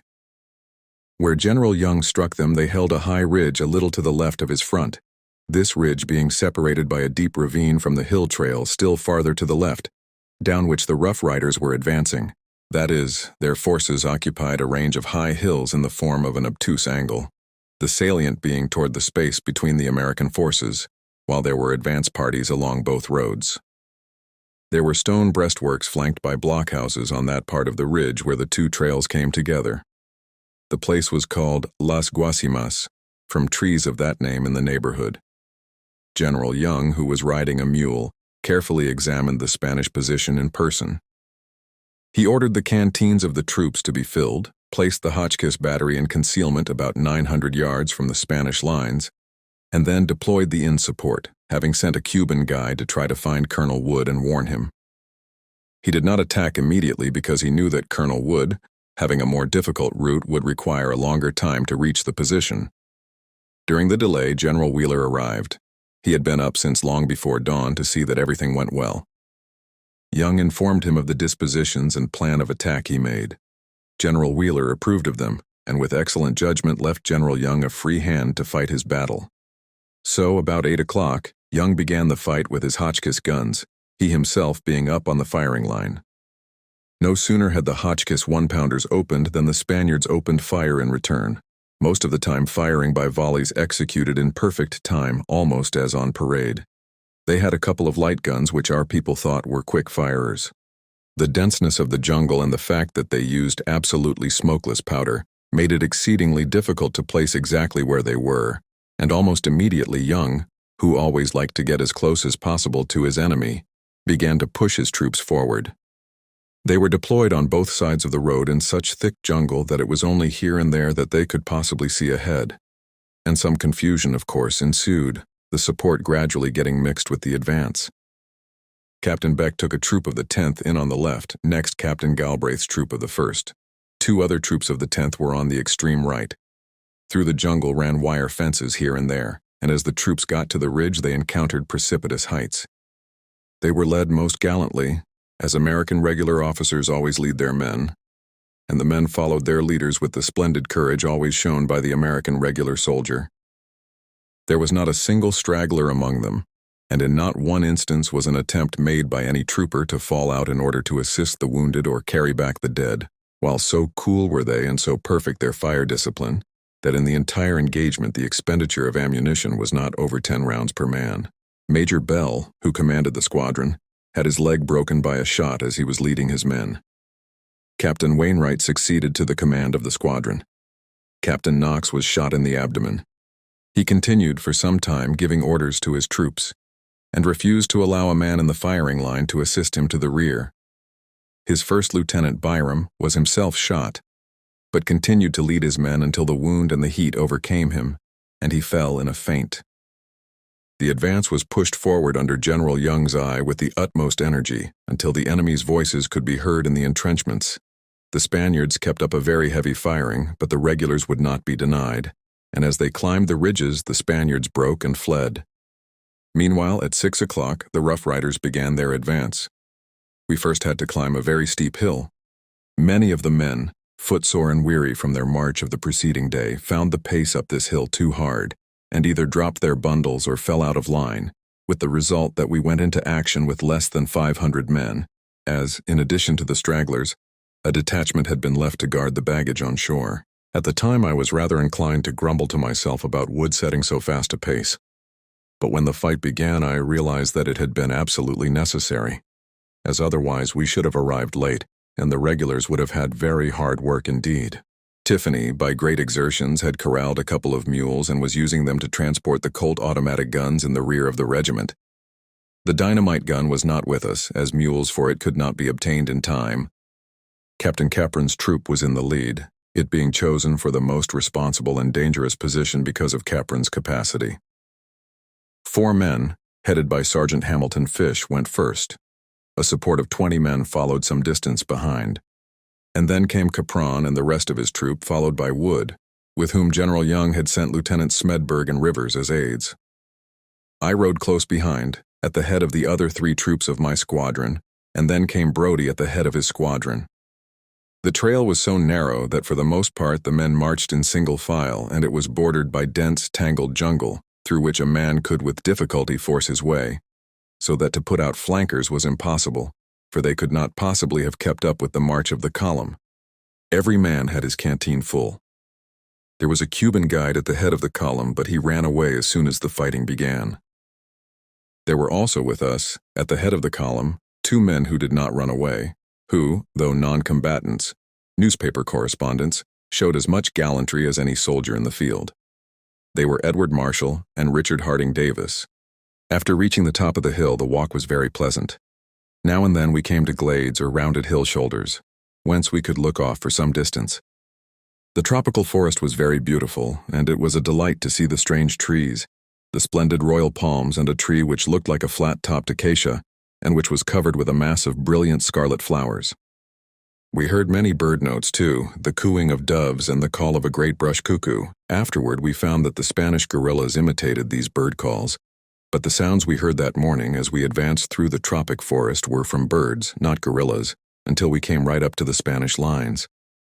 It was very beautiful and very peaceful, and it seemed more as if we were off on some hunting excursion than as if we're about to go into a sharp and bloody little fight. Of course, we accommodated our movements to those of the men in front. After marching for somewhat over an hour, we suddenly came to a halt, and immediately afterward Colonel Wood sent word down the line that the advance guard had come upon a Spanish outpost. Then the order was passed to fill the magazines, which was done. The men were totally unconcerned, and I do not think they realized that any fighting was at hand. At any rate, I could hear the group nearest me discussing in low murmurs, not the Spaniards but the conduct of a certain cowpuncher in quitting work on a ranch and starting a saloon in some New Mexican town.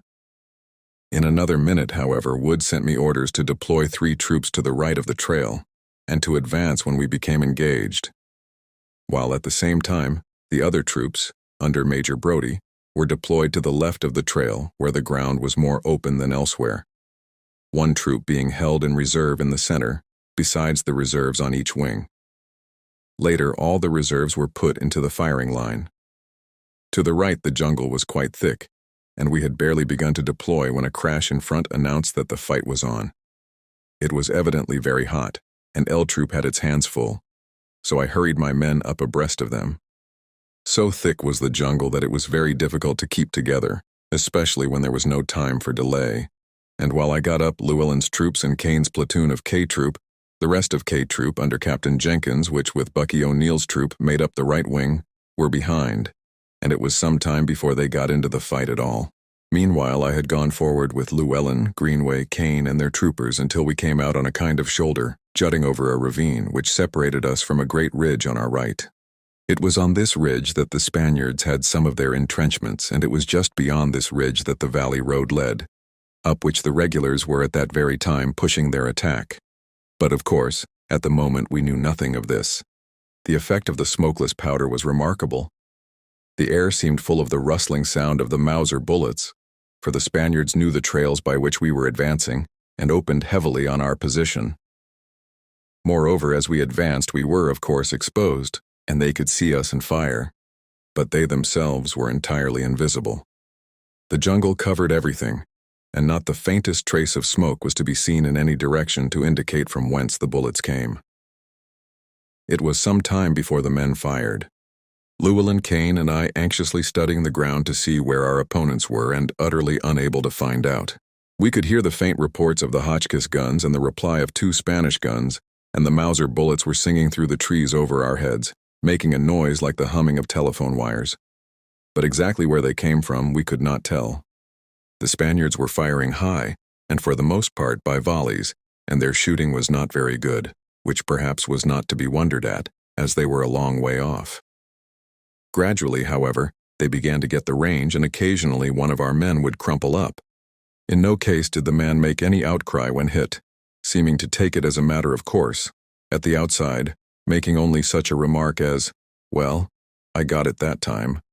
With hardly an exception, there was no sign of flinching. I say with hardly an exception, for though I personally did not see an instance, and though all the men at the front behaved excellently, yet there were a very few men who lagged behind and drifted back to the trail over which we had come. The character of the fight put a premium upon such conduct and afforded a very severe test for raw troops, because the jungle was so dense that as we advanced in open order, every man was, from time to time, left almost alone and away from the eyes of his officers.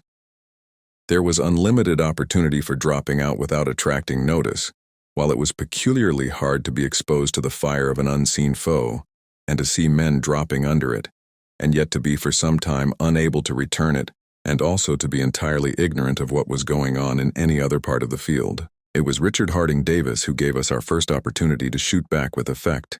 He was behaving precisely like my officers, being on the extreme front of the line, and taking every opportunity to study with his glasses the ground where we thought the Spaniards were.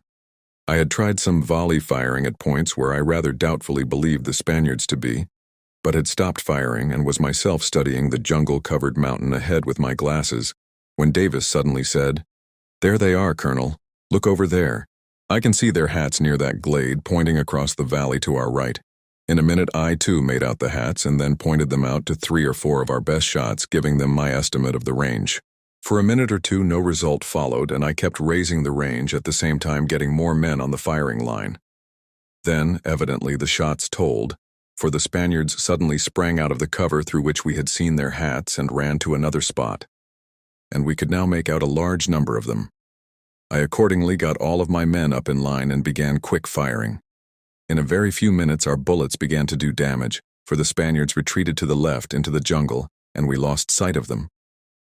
At the same moment, a big body of men who, it afterward turned out, were Spaniards, came in sight along the glade, following the retreat of those whom we had just driven from the trenches. We supposed that there was a large force of Cubans, with General Young not being aware that these Cubans had failed to make their appearance, and as it was impossible to tell the Cubans from the Spaniards, and as we could not decide whether these were Cubans following the Spaniards we had put to flight, or merely another troop of Spaniards retreating after the first, which was really the case, we dared not fire, and in a minute they had passed the glade and were out of sight. At every halt we took advantage of the cover, sinking down behind any mound, bush, or tree trunk in the neighborhood. The trees, of course, furnished no protection from the Mauser bullets. Once I was standing behind a large palm with my head out to one side, very fortunately, for a bullet passed through the palm, filling my left eye and ear with the dust and splinters. No man was allowed to drop out to help the wounded. It was hard to leave them there in the jungle where they might not be found again until the vultures and the land crabs came, but war is a grim game and there was no choice.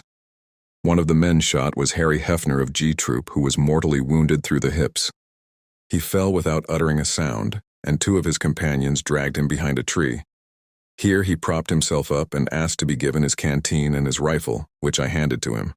He then again began shooting and continued loading and firing until the line moved forward and we left him alone, dying in the gloomy shade.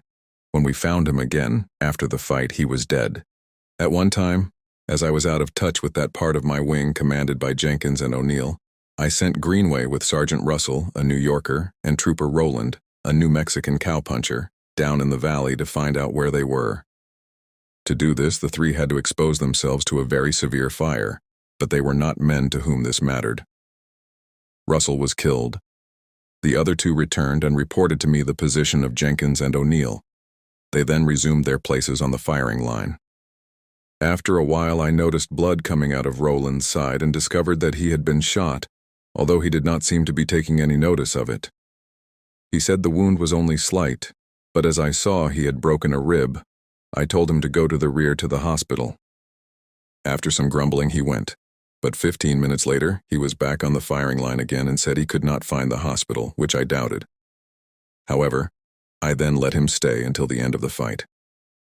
After we had driven the Spaniards off from their position to our right, the firing seemed to die away so far as we were concerned, for the bullets no longer struck around us in such a storm as before, though along the rest of the line the battle was as brisk as ever. Soon we saw troops appearing across the ravine, not very far from where we had seen the Spaniards whom we had thought might be Cubans. Again we dared not fire, and carefully studied the newcomers with our glasses. And this time we were right, for we recognized our own cavalrymen. We were by no means sure that they recognized us, however, and were anxious that they should, but it was very difficult to find a clear spot in the jungle from which to signal. So Sergeant Lee of Troop K climbed a tree and from its summit waved the troop guidon.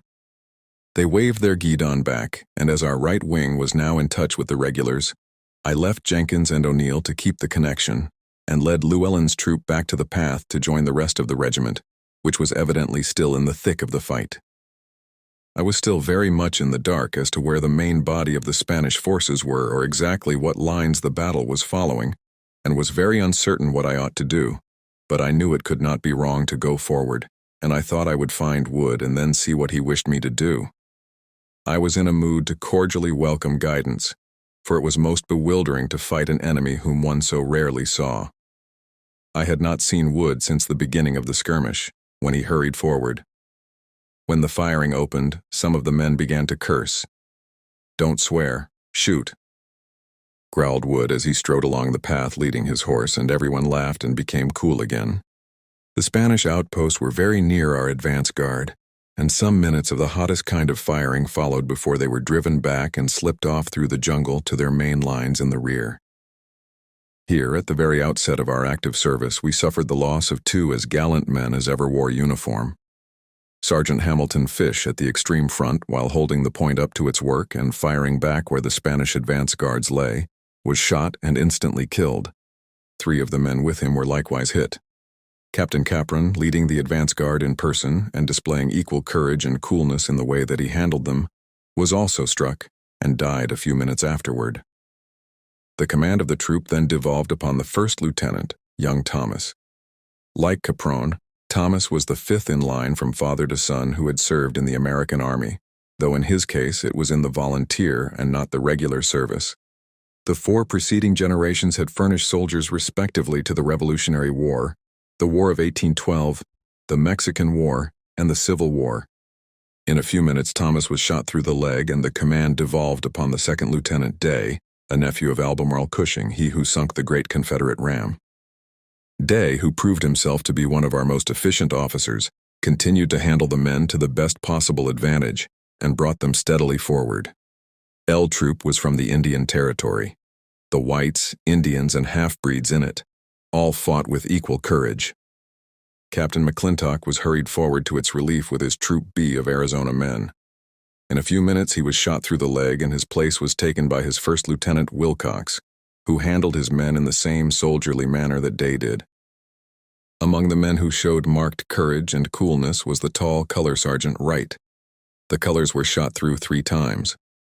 When I had led G Troop back to the trail, I ran ahead of them, passing the dead and wounded men of L Troop, passing young Fish as he lay with glazed eyes under the rank tropic growth to one side of the trail. When I came to the front, I found the men spread out in a very thin skirmish line, advancing through comparatively open ground, each man taking advantage of what cover he could, while Wood strolled about leading his horse, Brody being close at hand. How Wood escaped being hit I do not see, and still less how his horse escaped. I had left mine at the beginning of the action, and was only regretting that I had not left my sword with it, as it kept getting between my legs when I was tearing my way through the jungle. I never wore it again in action. Lieutenant Rivers was with Wood, also leading his horse. Smedberg had been sent off on the by no means pleasant task of establishing communications with Young. Very soon after I reached the front, Brody was hit, the bullet shattering one arm and whirling him around as he stood. He had kept on the extreme front all through, his presence and example keeping his men entirely steady, and he at first refused to go to the rear. But the wound was very painful, and he became so faint that he had to be sent. Thereupon, Wood directed me to take charge of the left wing in Brody's place and to bring it forward. So over I went. I now had under me Captains Luna, Muller, and Houston, and I began to take them forward well spread out through the high grass of a rather open forest. I noticed Goodrich of Houston's troop tramping along behind his men, absorbed in making them keep at good intervals from one another and fire slowly with careful aim. As I came close up to the edge of the troop, he caught a glimpse of me, mistook me for one of his own skirmishers who was crowding in too closely, and called out, "Keep your interval, sir, keep your interval and go forward." A perfect hail of bullets was sweeping over us as we advanced. Once I got a glimpse of some Spaniards, apparently retreating, far in the front and to our right, and we fired a couple of rounds after them. Then I became convinced, after much anxious study, that we were being fired at from some large red-tiled buildings, part of a ranch on our front. Smokeless powder and the thick cover in our front continued to puzzle us, and I more than once consulted anxiously the officers as to the exact whereabouts of our opponents. I took a rifle from a wounded man and began to try shots with it myself. It was very hot and the men were getting exhausted, though at this particular time we were not suffering heavily from bullets, the Spanish fire going high. As we advanced, the cover became a little thicker, and I lost touch of the main body under Wood. So I halted and we fired industriously at the ranch buildings ahead of us, some 500 yards off. Then we heard cheering on the right, and I supposed that this meant a charge on the part of Wood's men, so I sprang up and ordered the men to rush the buildings ahead of us. They came forward with a will. There was a moment's heavy firing from the Spaniards, which all went over our heads, and then it ceased entirely. When we arrived at the buildings, panting and out of breath, they contained nothing but heaps of empty cartridge shells and 2 dead Spaniards, shot through the head. The country all around us was thickly forested, so that it was very difficult to see any distance in any direction. The firing had now died out, but I was still entirely uncertain as to exactly what had happened. I did not know whether the enemy had been driven back or whether it was merely a lull in the fight, and we might be attacked again. Nor did I know what had happened in any other part of the line, while as I occupied the extreme left, I was not sure whether or not my flank was in danger. At this moment, one of our men who had dropped out arrived with the information, fortunately false, that Wood was dead. Of course, this meant that the command devolved upon me, and I hastily set about taking charge of the regiment. I had been particularly struck by the coolness and courage shown by Sergeants Dame and McElhenney, and sent them out with small pickets to keep watch in front and to the left of the left wing. I sent other men to fill the canteens with water, and threw the rest out in a long line in a disused sunken road, which gave them cover, putting 2 or 3 wounded men, who had hitherto kept up with the fighting line, and a dozen men who were suffering from heat exhaustion, for the fighting and running under that blazing sun through the thick, dry jungle was heartbreaking, into the ranch buildings. Then I started over toward the main body, but to my delight encountered Wood himself, who told me the fight was over and the Spaniards had retreated. He also informed me that other troops were just coming up. The first to appear was a squadron of the 9th Cavalry, under Major Dimmick, which had hurried up to get into the fight, and was greatly disappointed to find it over. They took post in front of our lines, so that our tired men were able to get a rest. Captain McBlain of the 9th, good-naturedly giving us some points as to the best way to station our outposts. Then General Chaffee, rather glum at not having been in the fight himself, rode up at the head of some of his infantry, and I marched my squadron back to where the rest of the regiment was going into camp, just where the 2 trails came together and beyond, that is, on the Santiago side of the original Spanish lines. The Rough Riders had lost 8 men killed and 34 wounded, aside from 2 or 3 who were merely scratched and whose wounds were not reported. The 1st Cavalry, White, lost 7 men killed and 8 wounded. The 10th Cavalry, 1 man killed and 10 wounded. So, out of 964 men engaged on our side, 16 were killed and 52 wounded. The Spaniards were under General Rubin with, as second in command, Colonel Alcarez. They had 2 guns and 11 companies of about 100 men each. 3 belonging to the Puerto Rico Regiment, 3 to the San Fernandino, 2 to the Talavero, 2 being so-called mobilized companies from the mineral districts, and 1 a company of engineers. Over 1,200 men in all, together with 2 guns.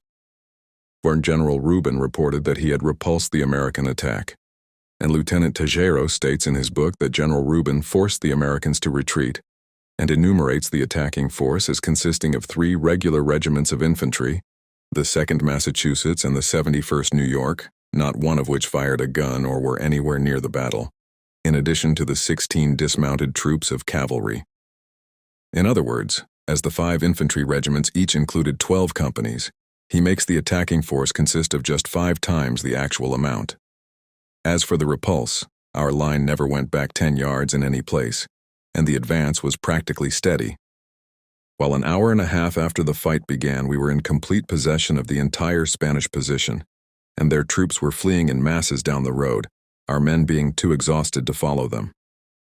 General Rubin also reports that he lost but 7 men killed. This is certainly incorrect, for Captain O'Neill and I went over the ground very carefully and counted 11 dead Spaniards, all of whom were actually buried by our burying squads.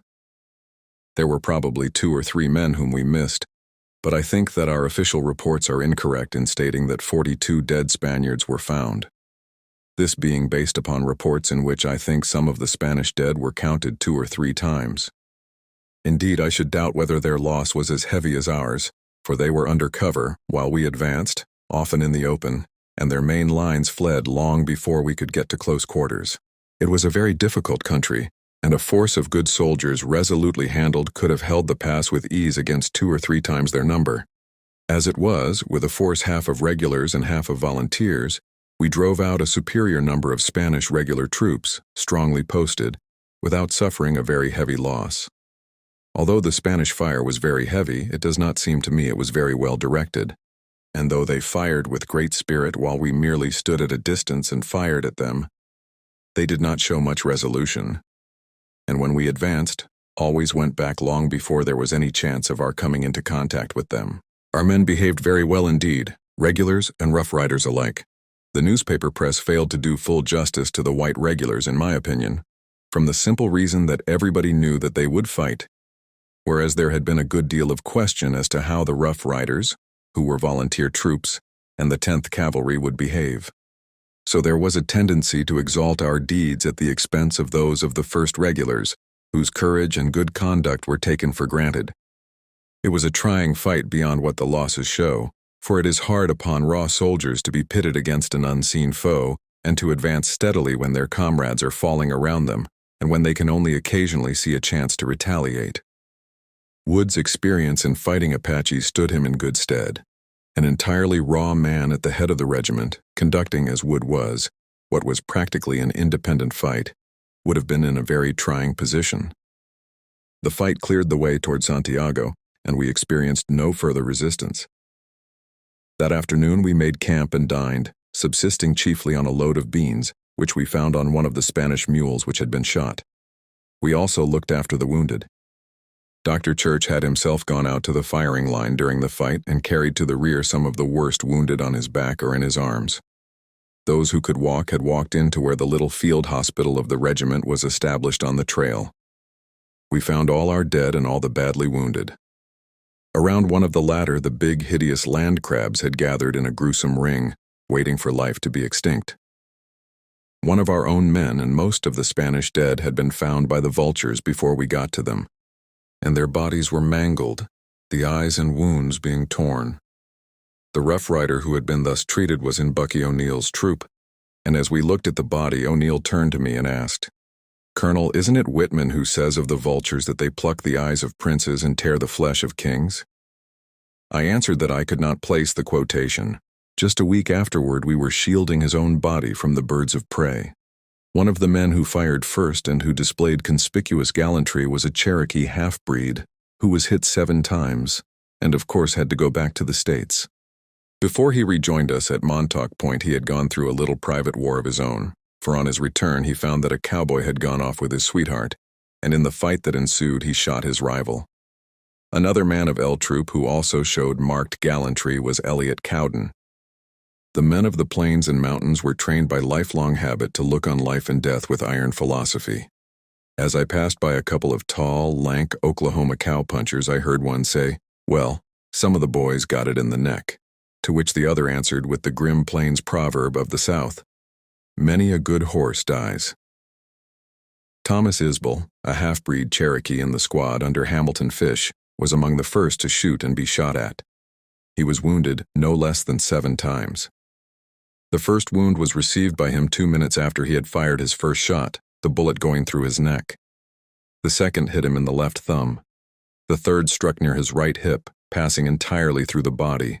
The fourth bullet, which was apparently from a Remington and not from a Mauser, went into his neck and lodged against the bone, being afterward cut out. The fifth bullet again hit his left hand. The sixth scraped his head and the seventh his neck. He did not receive all of the wounds at the same time, over half an hour elapsing between the first and the last. Up to receiving the last wound he had declined to leave the firing line, but by that time he had lost so much blood that he had to be sent to the rear. The man's wiry toughness was as notable as his courage. We improvised litters and carried the more sorely wounded back to Siboney that afternoon and the next morning. The others walked.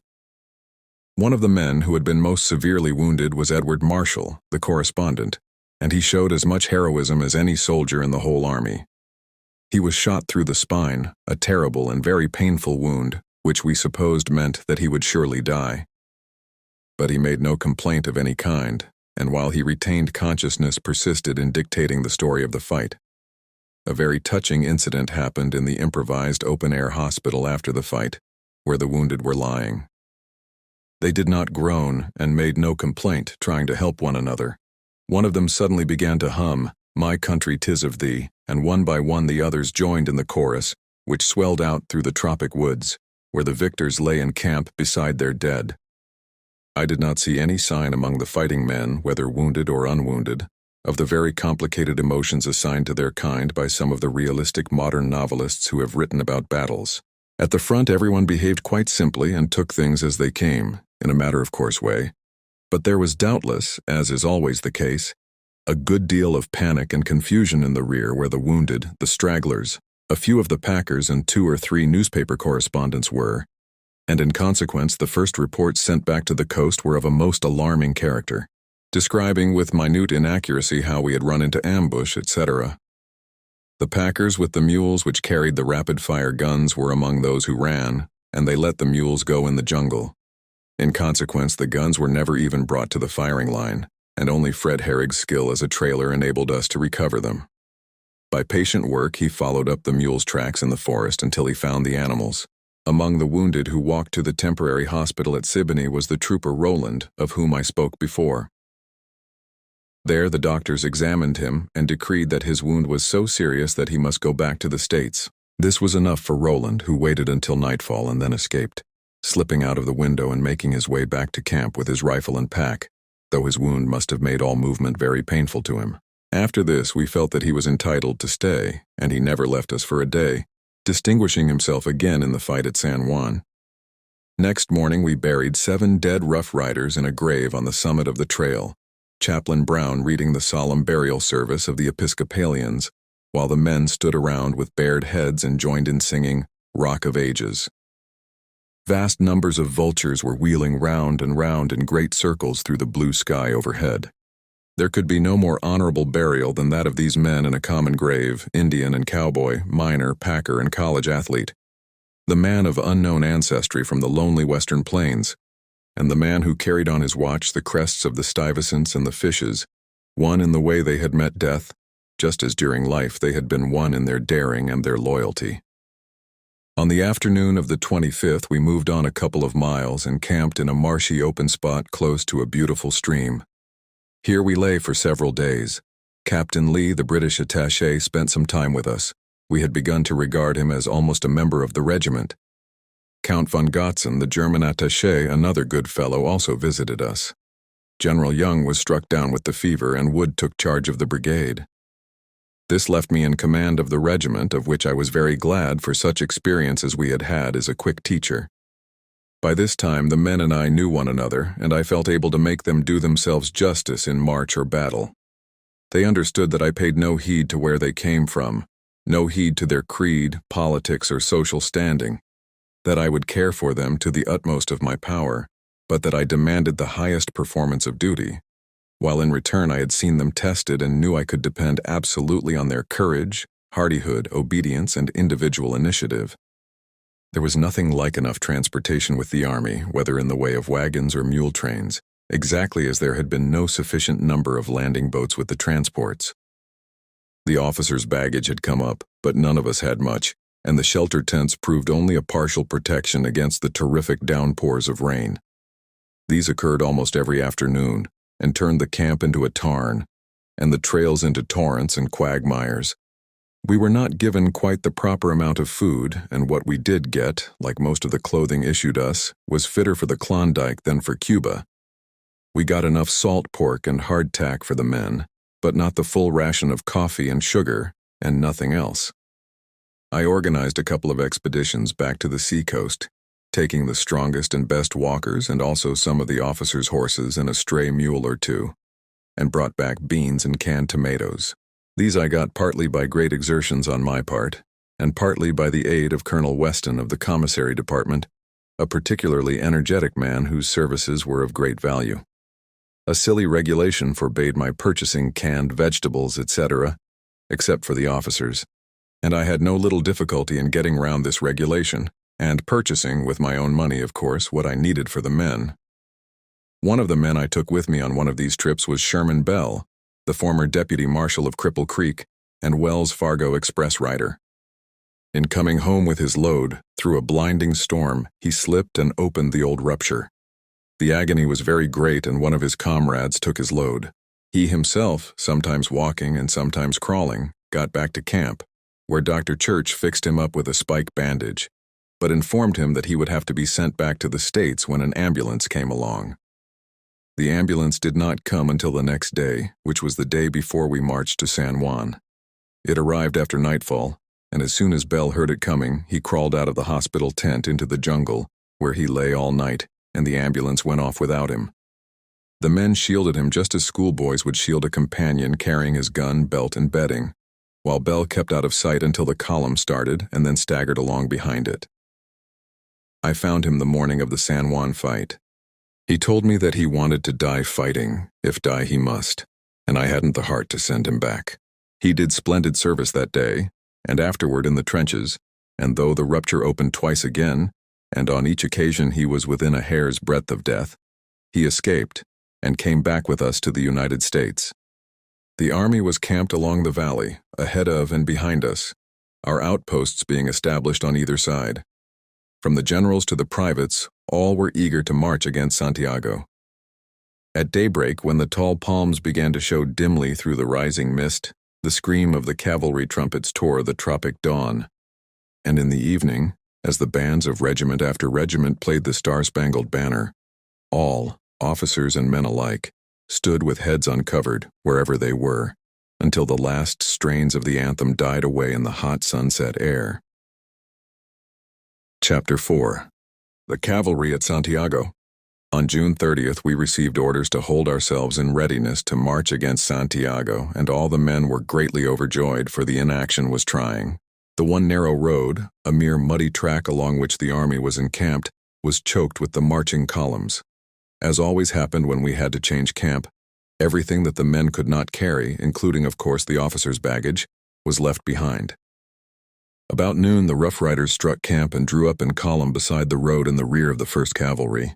Then we sat down and waited for hours before the order came to march, while regiment after regiment passed by, varied by bands of tatterdemalion Cuban insurgents and by mule trains with ammunition. Every man carried 3 days' provisions.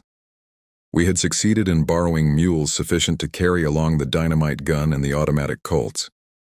At last, toward mid-afternoon, the 1st and 10th Cavalry ahead of us marched, and we followed.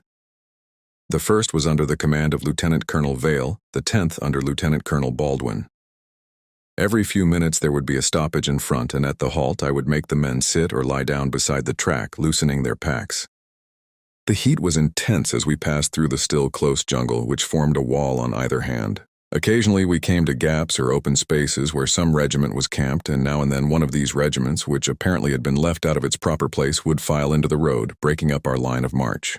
As a result, we finally found ourselves following merely the tail of the regiment ahead of us, an infantry regiment being thrust into the interval. Once or twice we had to wade streams. Darkness came on, but we still continued to march. It was about 8 o'clock when we turned to the left and climbed El Poso Hill, on whose summit there was a ruined ranch and sugar factory, now, of course, deserted. Here I found General Wood, who was arranging for the camping of the brigade. Our own arrangements for the night were simple. I extended each troop across the road into the jungle, and then the men threw down their belongings where they stood and slept on their arms. Fortunately, there was no rain. Wood and I curled up under our raincoats on the saddle blankets, while his 2 aides, Captain A.L. Mills and Lieutenant W.N. Shipp, slept near us. We were up before dawn and getting breakfast.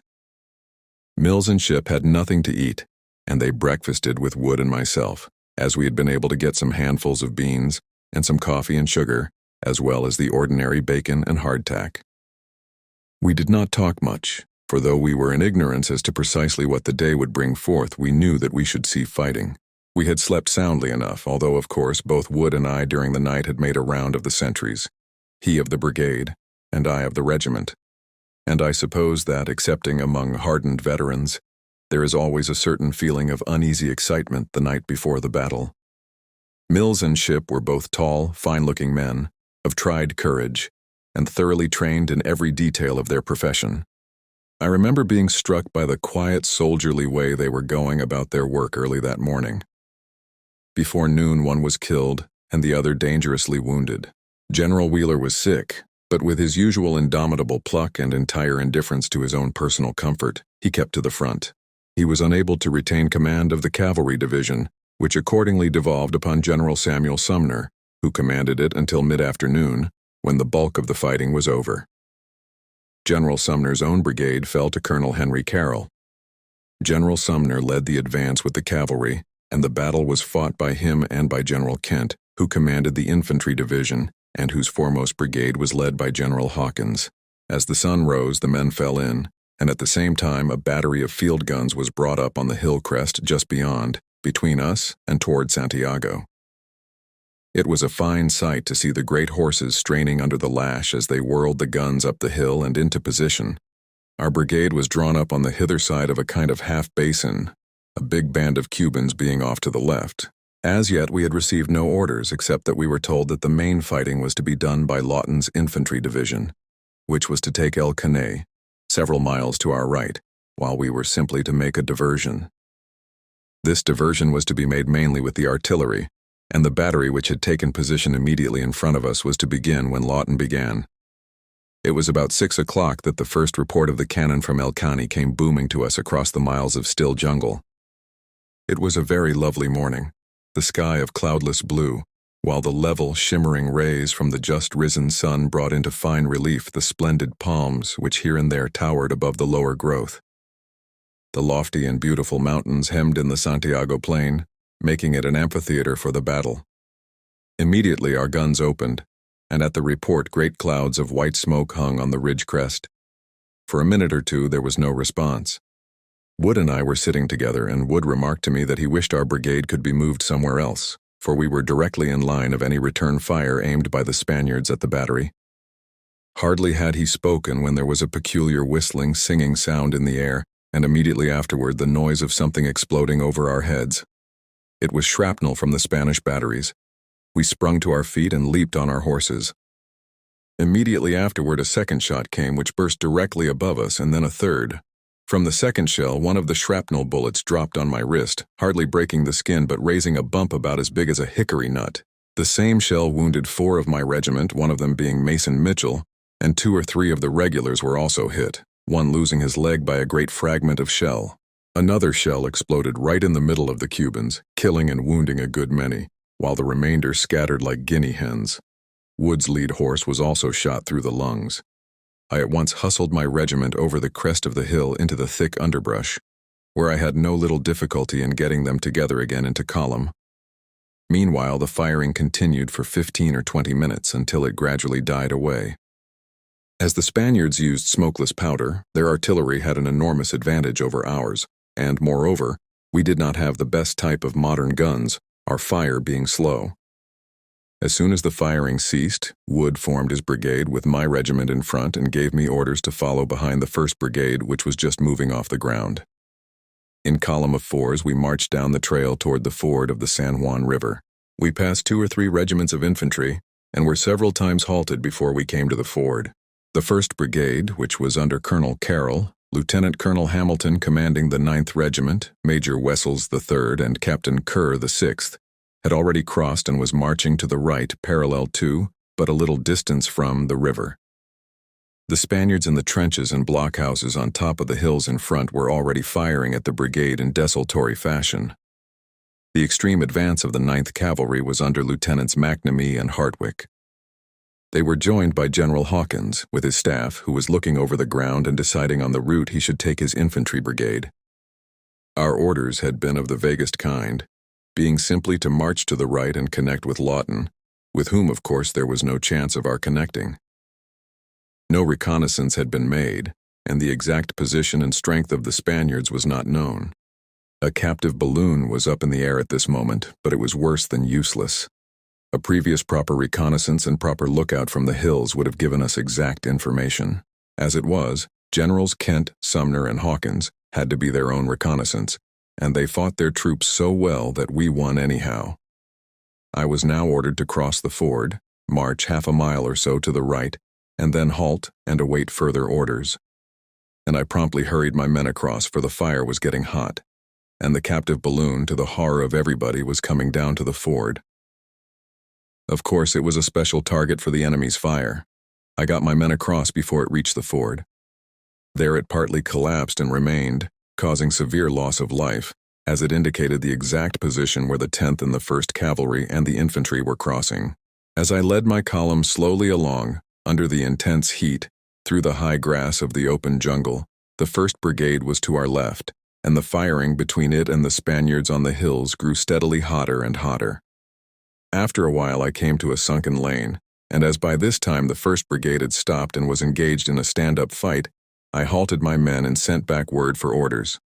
As we faced toward the Spanish hills, my regiment was on the right with next to it and a little in advance the 1st Cavalry, and behind them the 10th.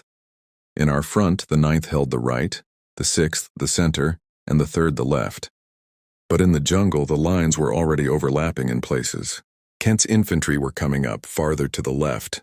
Captain Mills was with me, The sunken lane, which had a wire fence on either side, led straight up toward, and between the two hills in our front, the hill on the left, which contained heavy blockhouses, being farther away from us than the hill on our right, which we afterward grew to call Kettle Hill, and which was surmounted merely by some large ranch buildings or haciendas, with sunken brick-lined walls and cellars. I got the men as well sheltered as I could.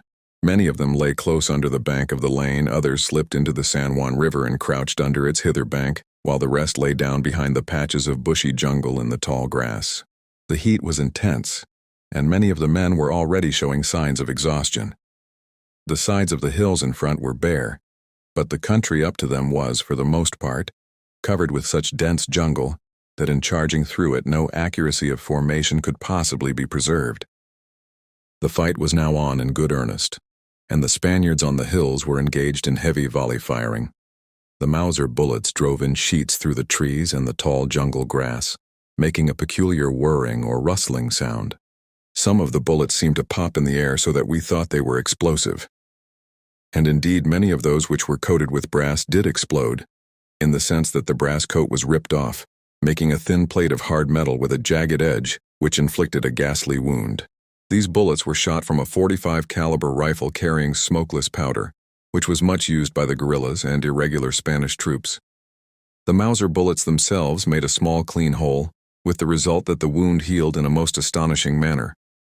One or two of our men who were shot in the head had the skull blown open, but elsewhere the wounds from the minute steel-coated bullet, with its very high velocity, were certainly nothing like as serious as those made by the old large-caliber, low-power rifle. If a man was shot through the heart, spine, or brain, he was, of course, killed instantly. But very few of the wounded died, even under the appalling conditions which prevailed, owing to the lack of attendants and supplies in the field hospitals with the army. While we were lying in reserve, we were suffering nearly as much as afterward when we charged. I think that the bulk of the Spanish fire was practically unaimed, or at least not aimed at any particular man, and only occasionally at a particular body of men.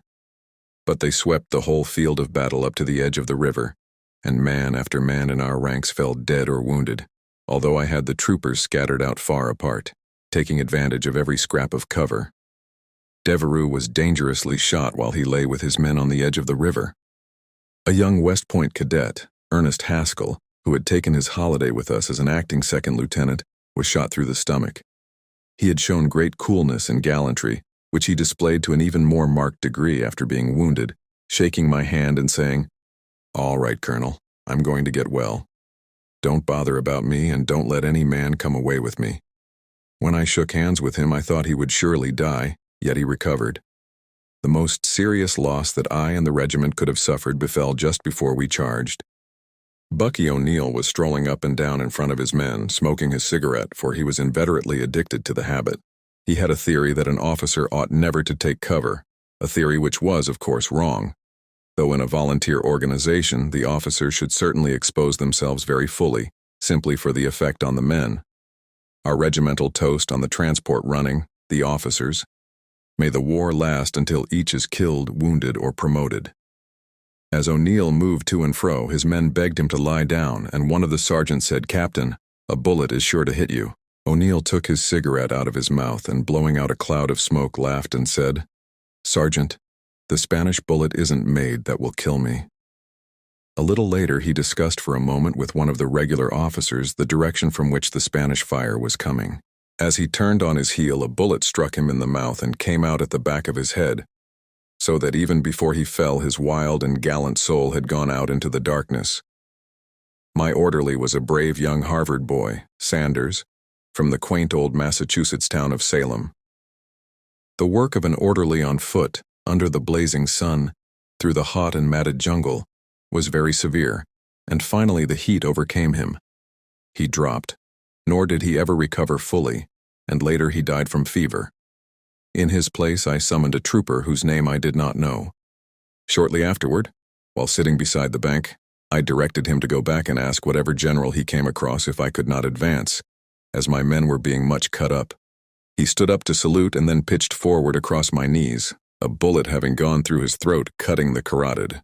When O'Neill was shot, his troop, who were devoted to him, were for the moment at a loss whom to follow.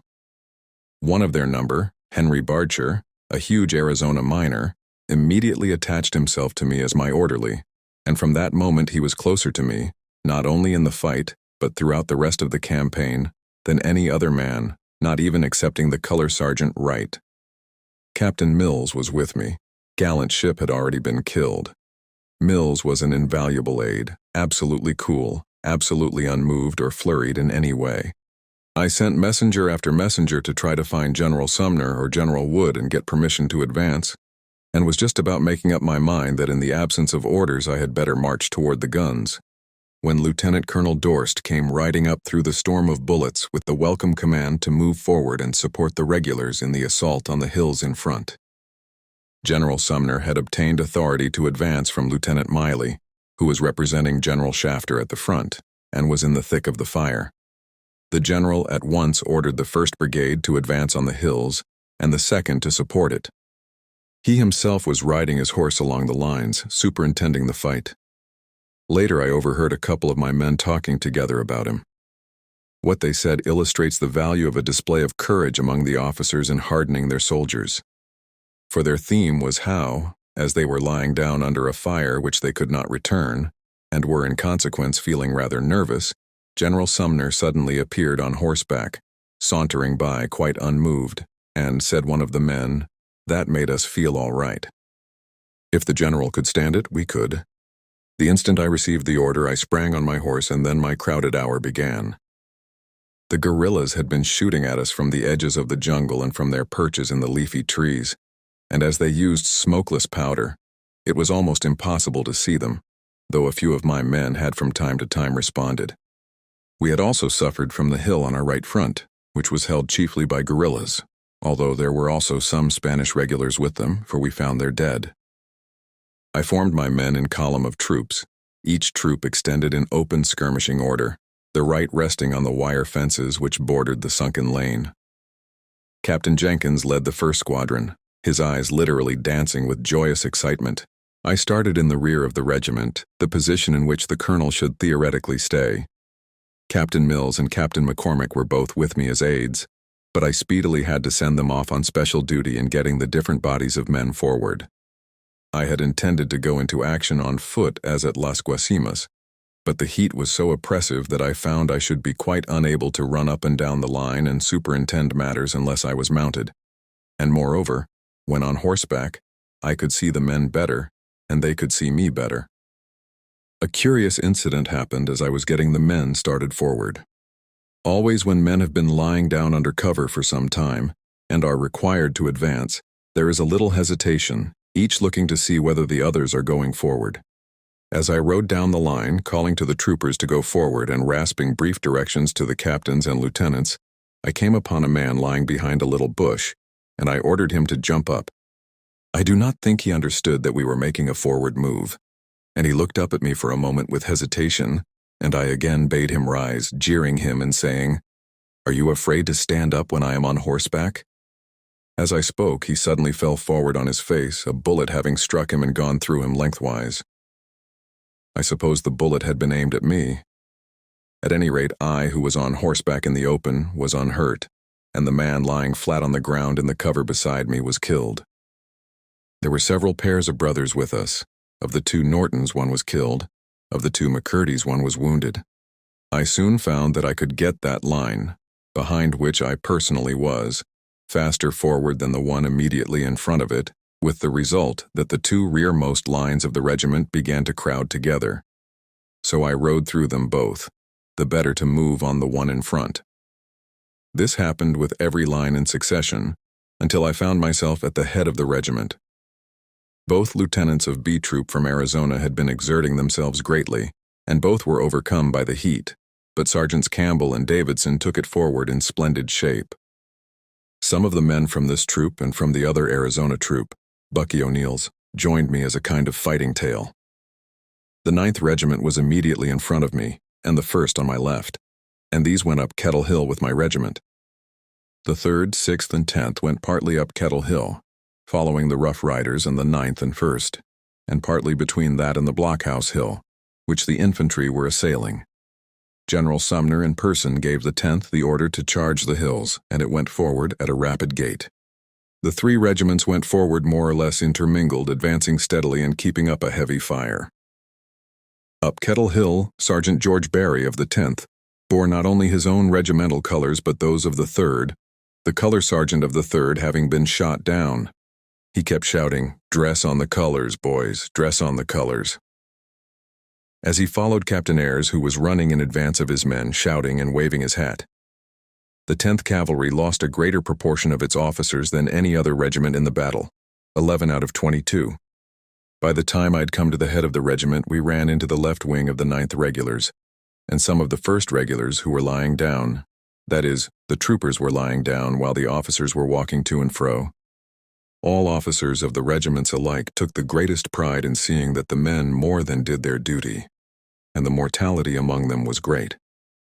I spoke to the captain in command of the rear platoon, saying that I had been ordered to support the regulars in the attack upon the hills, and that in my judgment we could not take these hills by firing at them, and that we must rush them. He answered that his orders were to keep his men lying where they were, and that he could not charge without orders. I asked where the colonel was, and as he was not in sight, said, "Then I am the ranking officer here, and I give the order to charge," for I did not want to keep the men longer in the open suffering under a fire which they could not effectively return. Naturally, the captain hesitated to obey this order when no word had been received from his own colonel. So I said, "Then let my men through, sir," and rode on through the lines, followed by the grinning Rough Riders, whose attention had been completely taken off the Spanish bullets, partly by my dialogue with the regulars, and partly by the language I had been using to themselves as I got the lines forward, for I had been joking with some and swearing at others, as the exigencies of the case seemed to demand. When we started to go through, however, it proved too much for the regulars, and they jumped up and came along, their officers and troops mingling with mine, all being delighted at the chance. When I got to where the head of the left wing of the 9th was lying, through the courtesy of Lieutenant Hartwick, 2 of whose troopers threw down the fence, I was enabled to get back into the lane, at the same time waving my hat and giving the order to charge the hill on our right front. Out of my sight, over on the right, Captains McBlain and Taylor of the 9th made up their minds independently to charge at just about this time. And at almost the same moment, Colonels Carroll and Hamilton, who were off, I believe, to my left, where we could see neither them nor their men, gave the order to advance. But of all this I knew nothing at the time. The whole line, tired of waiting and eager to close with the enemy, was straining to go forward, and it seems that different parts slipped the leash at almost the same moment. The 1st Cavalry came up the hill just behind and partly mixed with my regiment and the 9th. As already said, portions of the 3rd, 6th, and 10th followed, while the rest of the members of these 3 regiments kept more in touch with the infantry on our left. By this time we were all in the spirit of the thing and greatly excited by the charge, the men cheering and running forward between shots, while the delighted faces of the foremost officers, like Captain C.J. Stevens of the 9th, as they ran at the head of their troops, will always stay in my mind. As soon as I was in the line, I galloped forward a few yards until I saw that the men were well started, and then galloped back to help Goodrich, who was in command of his troop, get his men across the road so as to attack the hill from that side. Captain Mills had already thrown 3 of the other troops of the regiment across this road for the same purpose. Wheeling around, I then again galloped toward the hill, passing the shouting, cheering, firing men, and went up the lane, splashing through a small stream. When I got abreast of the ranch buildings on the top of Kettle Hill, I turned and went up the slope. Being on horseback, I was, of course, able to get ahead of the men on foot, excepting my orderly, Henry Bardshire, who had run ahead very fast in order to get better shots at the Spaniards, who were now running out of the ranch buildings. Sergeant Campbell and a number of the Arizona men, and Dudley Dean, among others, were very close behind. Stevens, with his platoon of the 9th, was abreast of us, so were McNamee and Hartwick. Some 40 yards from the top, I ran into a wire fence and jumped off Little Texas, turning him loose. He had been scraped by a couple of bullets, one of which nicked my elbow, and I never expected to see him again. As I ran up to the hill, Bardshire stopped to shoot, and 2 Spaniards fell as he emptied his magazine. These were the only Spaniards I actually saw fall to aimed shots by any one of my men, with the exception of 2 guerrillas in trees. Almost immediately afterward, the hill was covered by the troops, both Rough Riders and the troopers of the 9th, and some men of the 1st. There was the usual confusion, and afterward there was much discussion as to exactly who had been on the hill first.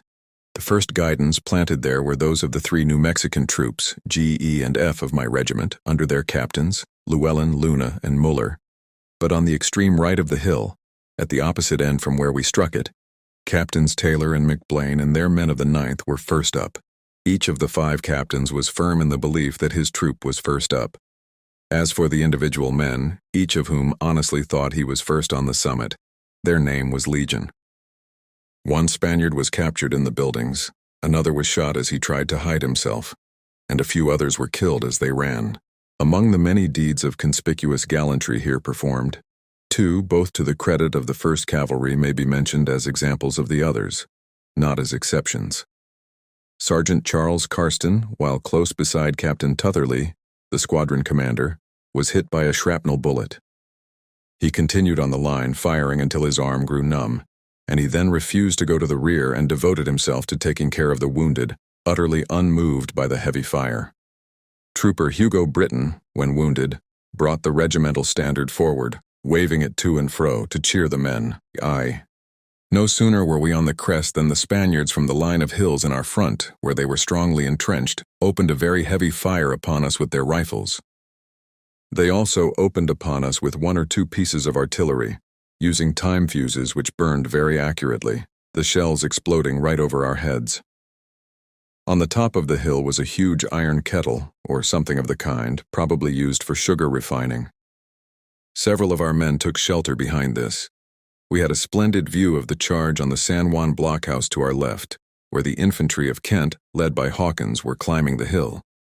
Obviously, the proper thing to do was to help them, and I got the men together and started them volley firing against the Spaniards in the San Juan blockhouse and in the trenches around it. We could only see their heads. Of course, this was all we ever could see when we were firing at them in their trenches. Stevens was directing not only his own troopers, but a number of Rough Riders, for in a melee good soldiers are always prompt to recognize a good officer, and are eager to follow him. We kept up a brisk fire for some 5 or 10 minutes. Meanwhile, we were much cut up ourselves.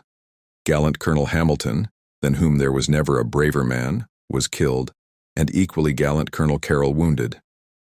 When near the summit, Captain Mills had been shot through the head, the bullet destroying the sight of one eye permanently and of the other temporarily. He would not go back or let any man assist him, sitting down where he was and waiting until one of the men brought him word that the hill was stormed. Colonel Vale planted the standard of the 1st Cavalry on the hill, and General Sumner rode up. He was fighting his division in great form, and was always himself in the thick of the fire. As the men were much excited by the firing, they seemed to pay very little heed to their own losses. Suddenly, above the cracking of the carbines, rose a peculiar drumming sound, and some of the men cried, "The Spanish machine guns." Listening, I made out that it came from the flat ground to the left and jumped to my feet, smiting my hand on my thigh and shouting aloud with exultation, "It's the Gatlings, men, our Gatlings." Lieutenant Parker was bringing his 4 Gatlings into action and shoving them nearer and nearer the front. Now and then the drumming ceased for a moment, then it would resound again, always closer to San Juan Hill, which Parker, like ourselves, was hammering to assist the infantry attack. Our men cheered lustily. We saw much of Parker after that, and there was never a more welcome sound than his Gatlings as they opened. It was the only sound which I ever heard my men cheer in battle. The infantry got nearer and nearer the crest of the hill.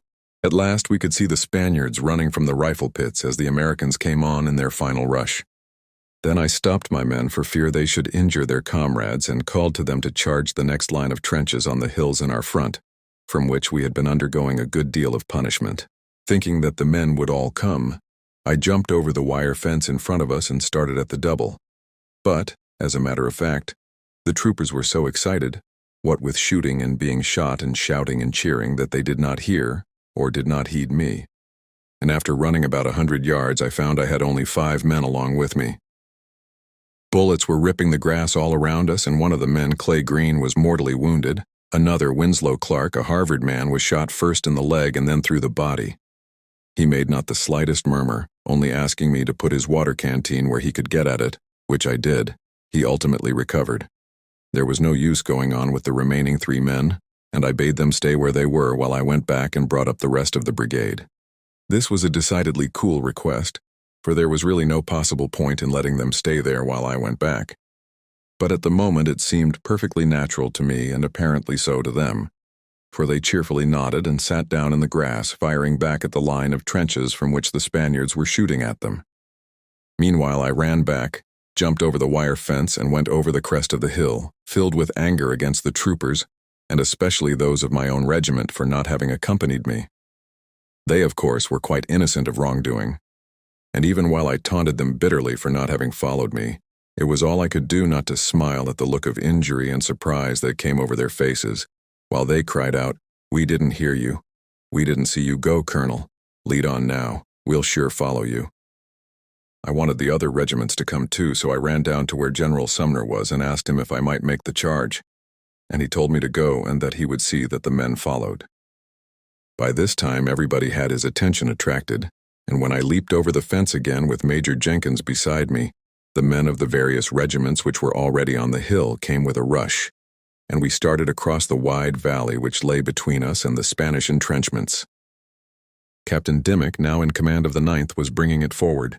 Captain McBlain had a number of Rough Riders mixed in with his troop and led them all together. Captain Taylor had been severely wounded. The long-legged men like Greenway, Goodrich, Sharpshooter Prophet, and others outstripped the rest of us, as we had a considerable distance to go. Long before we got near them, the Spaniards ran, save a few here and there, who either surrendered or were shot down. When we reached the trenches, we found them filled with dead bodies in the light blue and white uniform of the Spanish regular army. There were very few wounded. Most of the fallen had little holes in their heads from which their brains were oozing, for they were covered from the neck down by the trenches. It was at this place that Major Wessels of the 3rd Cavalry was shot in the back of the head. It was a severe wound, but after having it bound up, he again came to the front in command of his regiment. Among the men who were foremost was Lieutenant Milton F. Davis of the 1st Cavalry. He had been joined by 3 men of the 71st New York, who ran up and, saluting, said, "Lieutenant, we want to go with you. Our officers won't lead us." One of the brave fellows was soon afterward shot in the face. Lieutenant Davis's first sergeant, Clarence Gould, killed a Spanish soldier with his revolver, just as the Spaniard was aiming at one of my Rough Riders.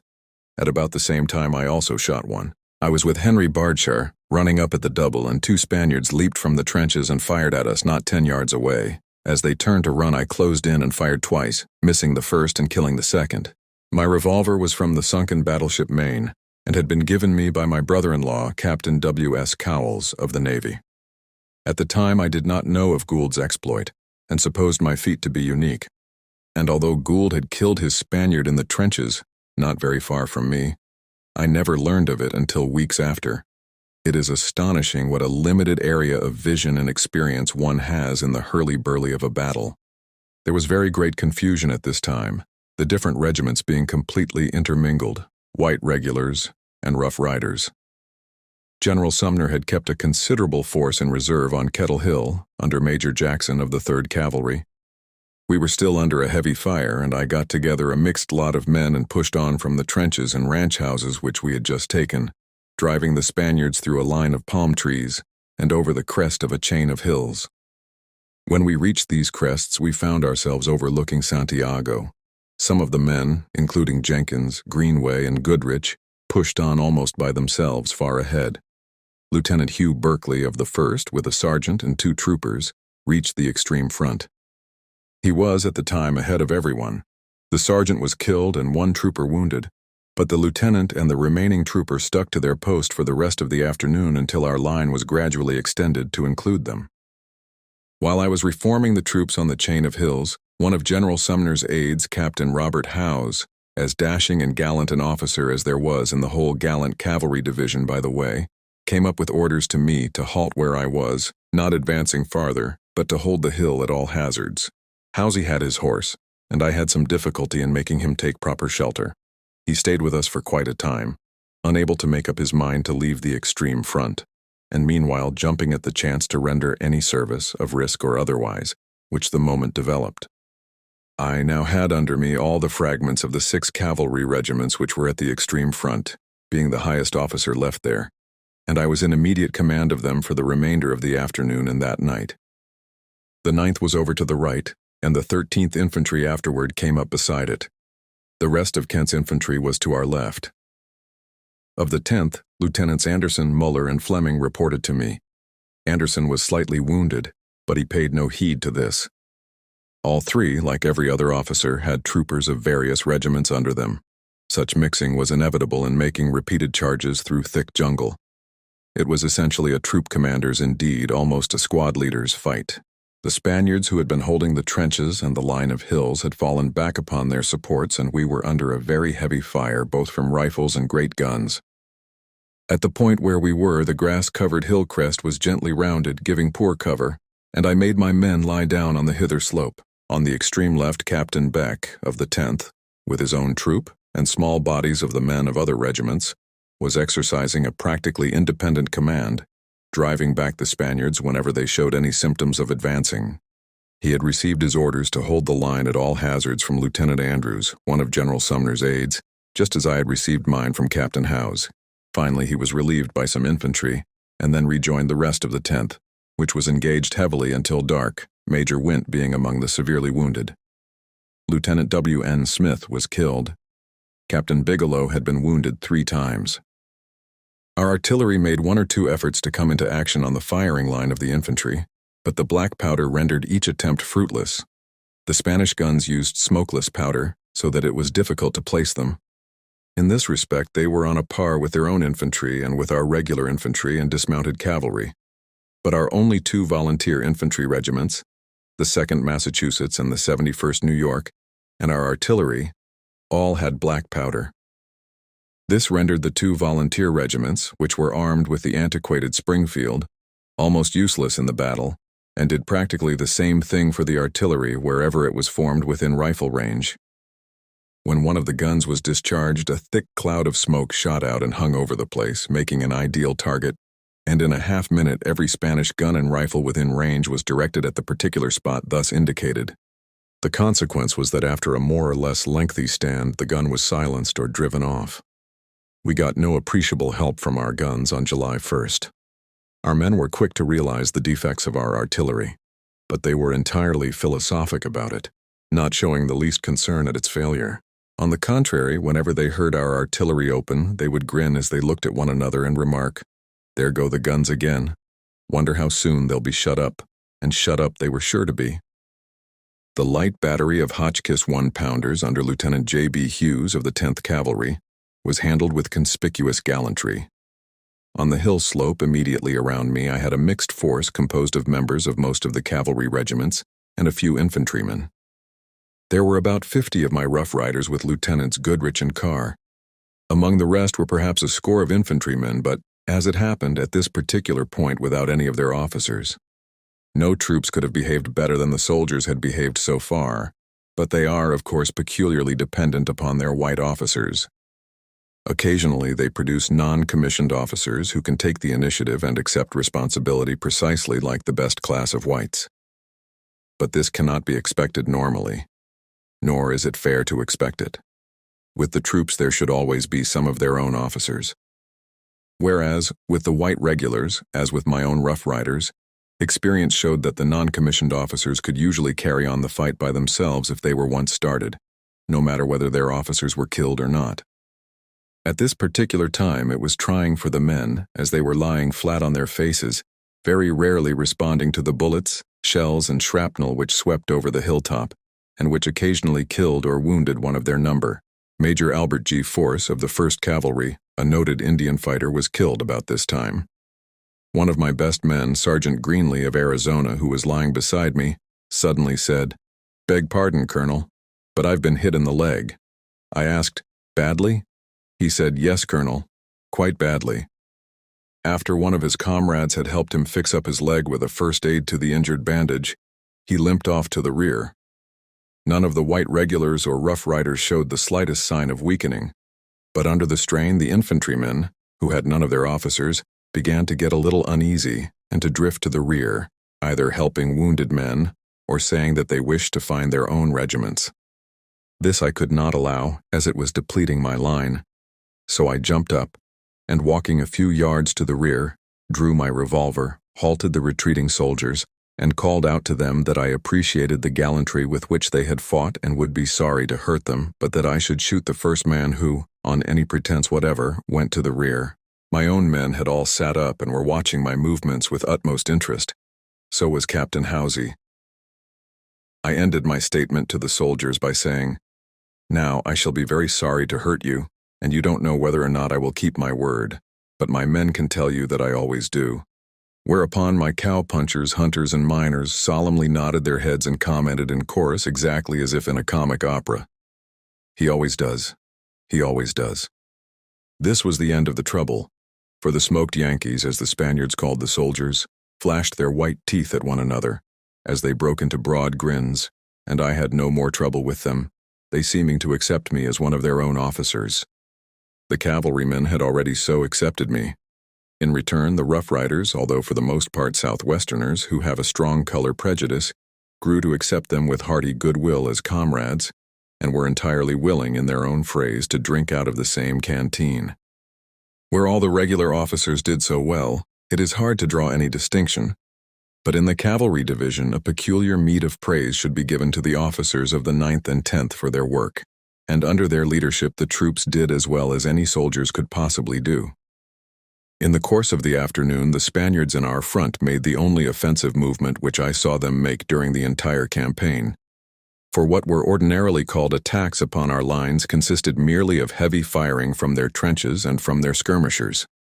In this case, they did actually begin to make a forward movement, their cavalry coming up as well as the Marines and reserve infantry, while their skirmishers, who were always bold, redoubled their activity. It could not be called a charge, and not only was it not pushed home, but it was stopped almost as soon as it began, our men immediately running forward to the crest of the hill with shouts of delight at seeing their enemies at last come into the open. A few seconds' firing stopped their advance and drove them into the cover of the trenches. They kept up a very heavy fire for some time longer, and our men again lay down, only replying occasionally.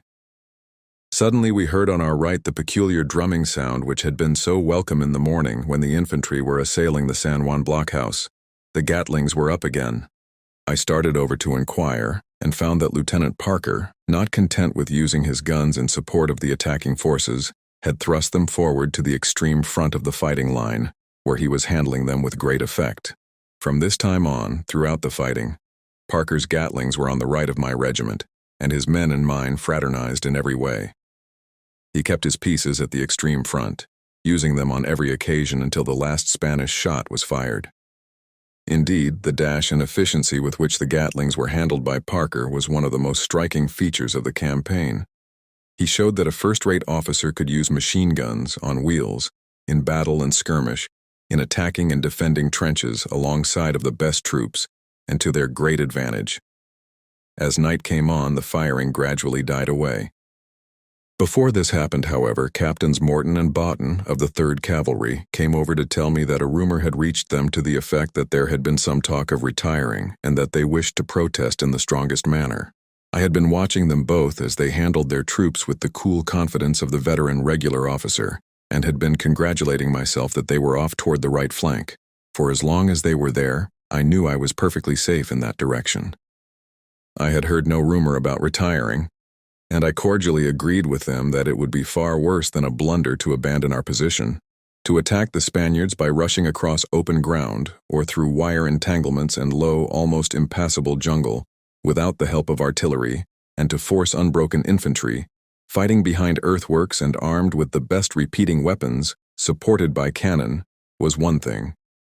To repel such an attack ourselves or to fight our foes on anything like even terms in the open was quite another thing.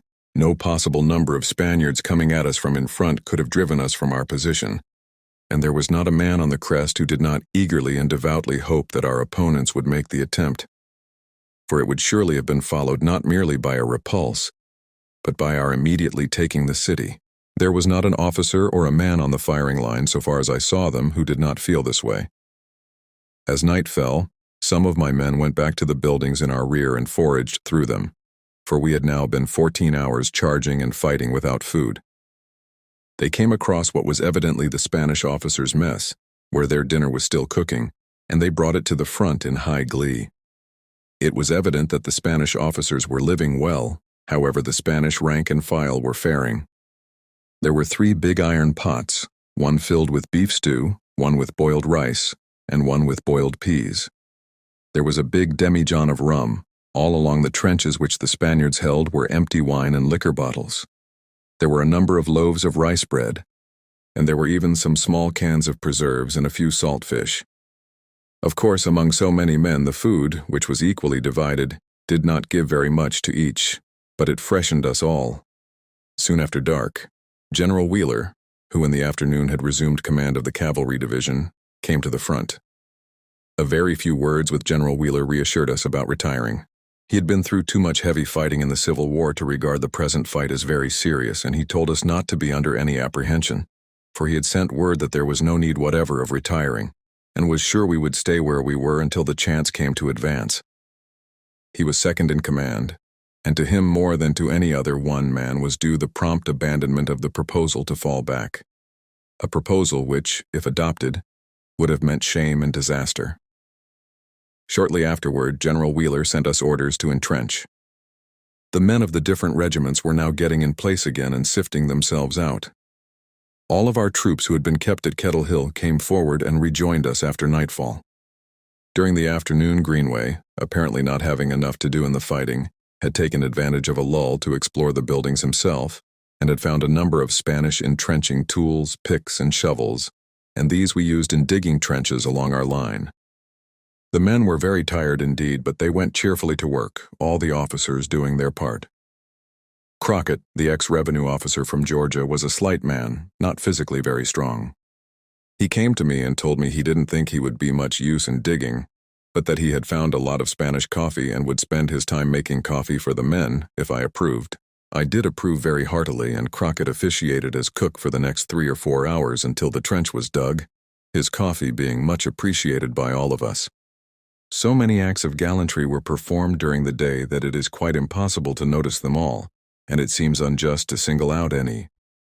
Yet I shall mention a few, which it must always be remembered are to stand, not as exceptions, but as instances of what very many men did. It happened that I saw these myself. There were innumerable others, which either were not seen at all, or were seen only by officers who happened not to mention them, and of course I know chiefly those that happened in my own regiment. Captain Llewellyn was a large, heavy man who had a grown-up son in the ranks. On the march he had frequently carried the load of some man who weakened, and he was not feeling well on the morning of the fight. Nevertheless, he kept at the head of his troop all day. In the charging and rushing he not only became very much exhausted but finally fell, wrenching himself terribly, and though he remained with us all night, he was so sick by morning that we had to take him behind the hill into an improvised hospital. Lieutenant Day, after handling his troop with equal gallantry and efficiency, was shot on the summit of Kettle Hill. He was hit in the arm and was forced to go to the rear, but he would not return to the States, and rejoined us at the front long before his wound was healed. Lieutenant Leahy was also wounded, not far from him. 13 of the men were wounded and yet kept on fighting until the end of the day, and in some cases never went to the rear at all, even to have their wounds dressed. They were Corporals Waller and Fortescue, and Trooper McKinley of Troop E, Corporal Rhodes of Troop D, Troopers Albertson, Winter, McGregor, and Ray Clark of Troop F, Troopers Bugby, Jackson, and Waller of Troop A, Trumpeter McDonald of Troop L, Sergeant Hughes of Troop B, and Trooper Geevers of Troop G.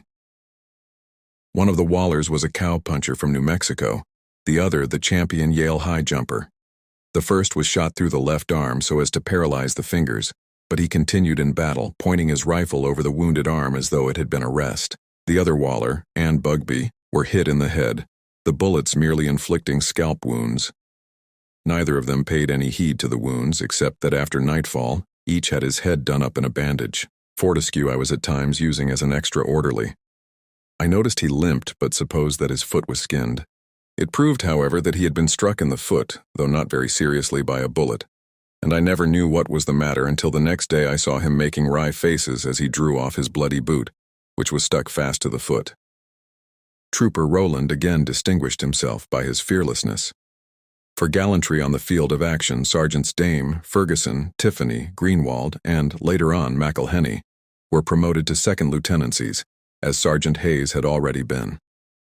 Lieutenant Carr, who commanded his troop and behaved with great gallantry throughout the day, was shot and severely wounded at nightfall.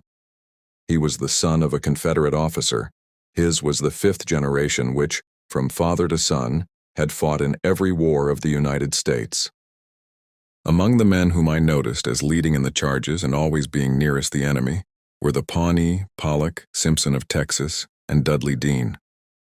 Jenkins was made major, Woodbury Kane, Day, and France captains, and Greenway and Goodrich first lieutenants, for gallantry in action, and for the efficiency with which the first had handled his squadron, and the other 5 their troops, for each of them, owing to some accident to his superior, found himself in command of his troop. Dr. Church had worked quite as hard as any man at the front in caring for the wounded, as had Chaplain Brown. Lieutenant Keyes, who acted as adjutant, did so well that he was given the position permanently. Lieutenant Coleman similarly won the position of quartermaster. We finished digging the trench soon after midnight, and then the worn-out men laid down in rows on their rifles and dropped heavily to sleep. About 1 in 10 of them had blankets taken from the Spaniards. Henry Bardshar, my orderly, had procured one for me. He, Goodrich, and I slept together. If the men without blankets had not been so tired that they fell asleep anyhow, they would have been very cold, for, of course, we were all drenched with sweat, and above the waist had on nothing but our flannel shirts, while the night was cool with a heavy dew. Before anyone had time to wake from the cold, however, we were all awakened by the Spaniards, whose skirmishers suddenly opened fire on us. Of course, we could not tell whether or not this was the forerunner of a heavy attack, for our Cossack posts were responding briskly. It was about 3 o'clock in the morning, at which time men's courage is said to be at the lowest ebb, but the cavalry division was certainly free from any weakness in that direction. At the alarm, everybody jumped to his feet, and the stiff, shivering, haggard men, their eyes only half opened, all clutched their rifles and ran forward to the trench on the crest of the hill. The sputtering shots died away, and we went to sleep again. But in another hour dawn broke, and the Spaniards opened fire in good earnest. There was a little tree only a few feet away, under which I made my headquarters, and while I was lying there with Goodrich and Keyes, a shrapnel burst among us, not hurting us in the least, but with the sweep of its bullets killing or wounding 5 men in our rear, one of whom was a singularly gallant young Harvard fellow, Stanley Hollister. An equally gallant young fellow from Yale, Theodore Miller, had already been mortally wounded. Hollister also died. The 2nd Brigade lost more heavily than the 1st. But neither its brigade commander nor any of its regimental commanders were touched, while the commander of the 1st Brigade and 2 of its 3 regimental commanders had been killed or wounded. In this fight, our regiment had numbered 490 men, as, in addition to the killed and wounded of the first fight, some had had to go to the hospital for sickness, and some had been left behind with the baggage or were detailed on other duty. 89 were killed and wounded, the heaviest loss suffered by any regiment in the cavalry division. The Spaniards made a stiff fight, standing firm until we charged home. They fought much more stubbornly than at Las Guasimas. We ought to have expected this, for they have always done well in holding entrenchments. On this day they showed themselves to be brave foes, worthy of honor for their gallantry. In the attack on the San Juan Hills, our forces numbered about 6,600. There were about 4,500 Spaniards against us. Our total loss in killed and wounded was 1,071. Of the cavalry division, there were, all told, some 2,300 officers and men, of whom 375 were killed and wounded. In the division, over a fourth of the officers were killed or wounded, their loss being relatively half as great again as that of the enlisted men, which was as it should be. I think we suffered more heavily than the Spaniards did in killed and wounded, though we also captured some scores of prisoners. It would have been very extraordinary if the reverse was the case, for we did the charging. And to carry earthworks on foot with dismounted cavalry, when these earthworks are held by unbroken infantry armed with the best modern rifles, is a serious task. Chapter 5. In the Trenches. When the shrapnel burst among us on the hillside, we made up our minds that we had better settle down to solid siege work. All of the men who were not in the trenches I took off to the right, back of the Gatling guns where there was a valley, and dispersed them by troops in sheltered parts.